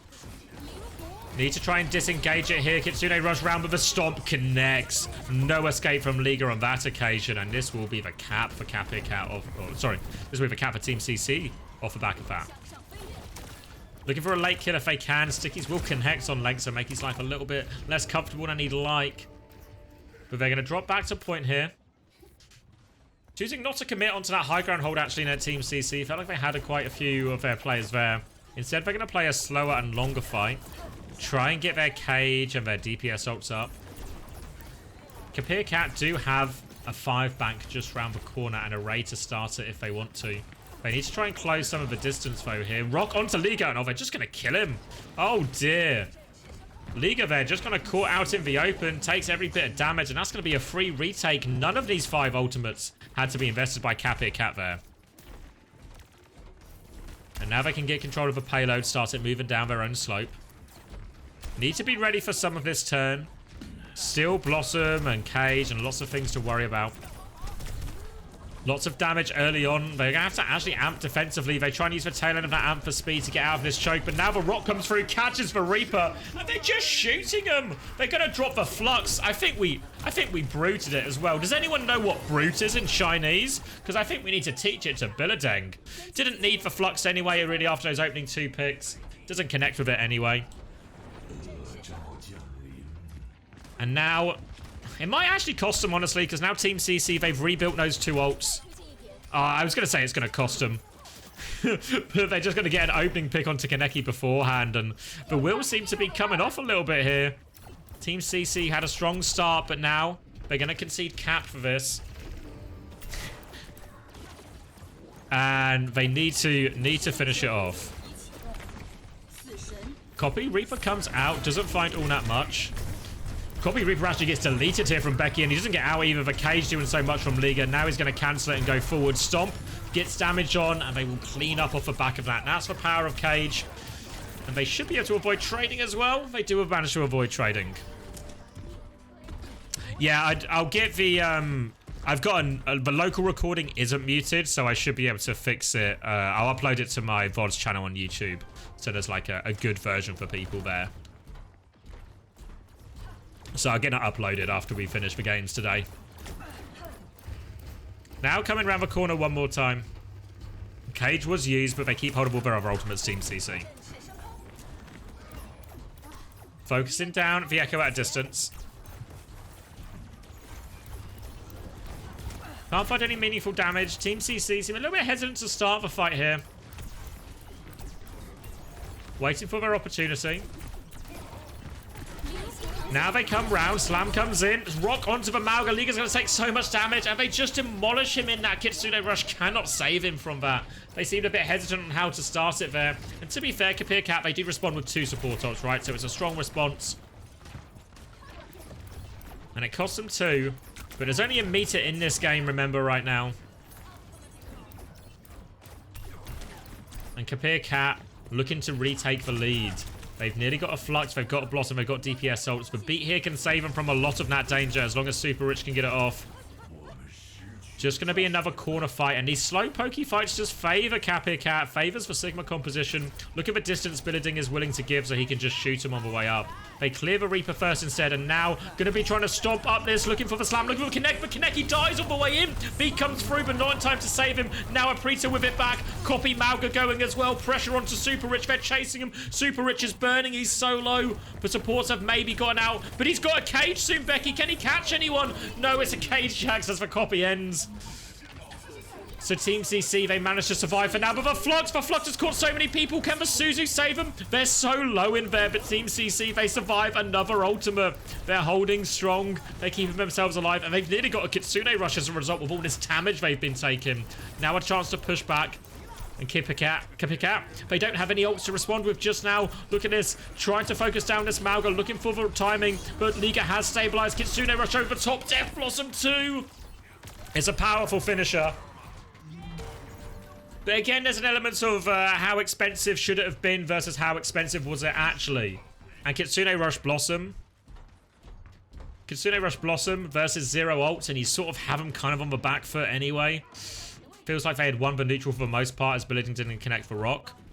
Felt a little bit rough. They do have the Cage though, and the Cage is one of the more brutal ones to deal with. But if Kivitz can get this Ray, actually, Kapir Cat can feel really willing to fight in this Cage. He's only got 4% to go as well, and these fights have been pretty slow to start for the most part here. So I imagine Team CC might also actually just slow it down even more, try and get their own beat here, so they've got 2 ults for 1. Won't give them a clear opening, though, because everything else is still charging during all of this as well, so... They also don't need to rush it here at Kapir Cat. They have the lead. Now the stomp comes in, avoided. Cage will be dropped. Ray in his replacement, and the beat doesn't even hit Liga in time. The Cage will just get deleted there. They were so ready for that one, and Liga is just getting absolutely deleted by these rocks. It's all too easy for Billeding.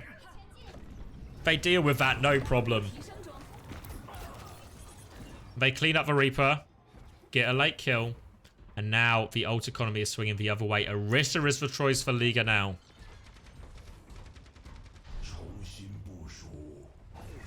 Desperate times call for desperate measures. Team CC, they haven't got the lead. This is an elimination game. They need to win this map. They've only got Copy with this to go within this next fight. And oh, Becky's just walked in and killed Farway. Should be illegal. Now he's copied for Reaper. He's chasing out the Brig and the Echo as well. They've killed the Orisa while Becky is harassing them all at the back. Wants to try and kill the Echo as well. Looking for it. Surely not. Has the Wraithson as well. Nearly has the Blossom. Needs to be careful not to get caught too far forward here. Shield from Billeding will help him out. And they have the Flux rally Blossom to finish it here if they want. Looking for the Rock. Doesn't find it. Now slowing down the fight at the choke. Trying to force a cooldown here to set up his Flux timing.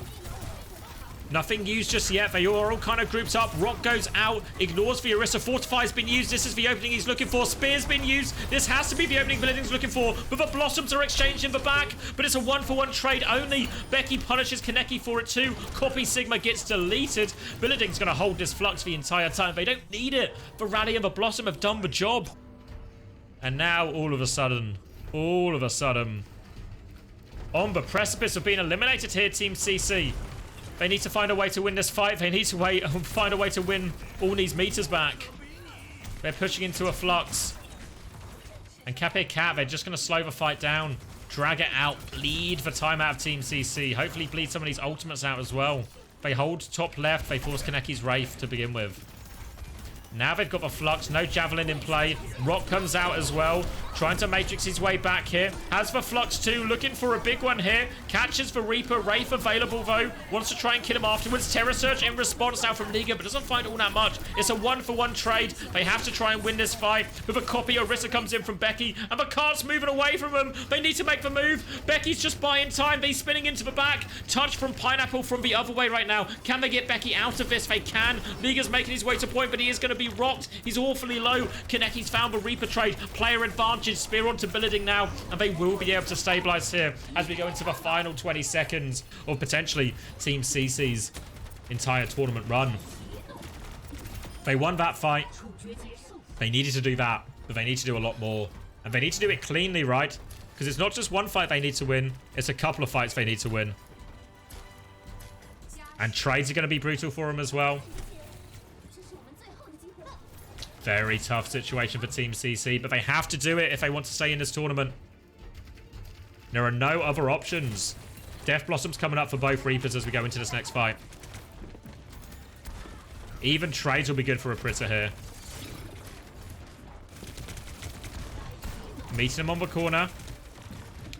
Needs to try and force out these Orisa cooldowns mainly to find the opening for these Blossoms. We'll just be trading it. Remember, they need to keep point contested. Liga down to half HP. Blossom from Kaneki first. And Breacher's going for one deep in the back. Eyes on this Juno. Juno eliminated. Kaneki's dealt with the Reaper. Sigma's so much better.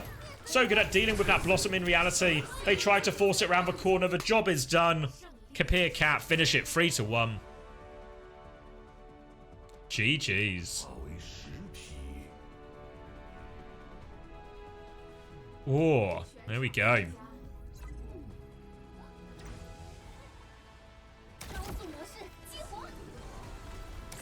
Hey, Yasuke. Yeah, I heard. It was, I was changing some of the audio channels and how it records for when I was recording some interviews that I'm going to release later. And I just forgot to change it back. So I've still got a local recording. That works fine. That'll get uploaded to my VOD's YouTube. So it'll take a bit to upload because it'll be quite a big VOD, obviously. But hopefully that should provide a way for people to watch the game if they missed the coverage this morning. And then I'll make sure it's fixed for tomorrow as well. It will be fixed for the tail end, maybe like this last series. So you have to wait a bit, but we'll get there. We'll get there. Right. So I've actually got quite a bit to do because I've got to get ready for these interviews and all of this. But a pretty good day of entertainment, right? A pretty good day of matches. Had a 5-mapper in there as well. Had a couple of elimination games. We're, of course, going to lose a couple of teams because of this. We're going to lose Vesta, first Korean team out, and we're going to lose Team CC, which means we get set up for 3 games tomorrow. Once again versus Hajuk Dan, which should be a great fucking game. We're going to get Ray Momo. This will be Kapir Cat. Now will be actually a really interesting match, right? Would expect Ray Momo to win, but could go either way. And then the loser of this game versus the winner of this game, right? So those are the 3 games we'll get tomorrow. So it should be pretty good day of entertainment again. Enjoyed the games today. So I'm going to love you and leave you. I'm going to get the Hadi interview published probably very shortly after this. Then I'm going to make sure I'm ready for the rest of the interviews. And then we'll get that ball rolling. And if keep your eye out for the interviews. And if not, I'll see you tomorrow. I'll sort out the VOD for this one as well. So eyes on my Discord if you're looking for the VOD of that. It'll get posted in the... What am I watching? It'll get posted in the YouTube channel. All right. Let me find someone to raid then as well, shall we? Anyone good? Anyone good streaming? Is Hattie still streaming? Oh yeah, Hattie's streaming. I'll send you to Hattie, because Hattie will be my first interviewee that I'm going to release, right? So it seems fitting. Seems fitting. So I can close that now, I think. I can stop the recording.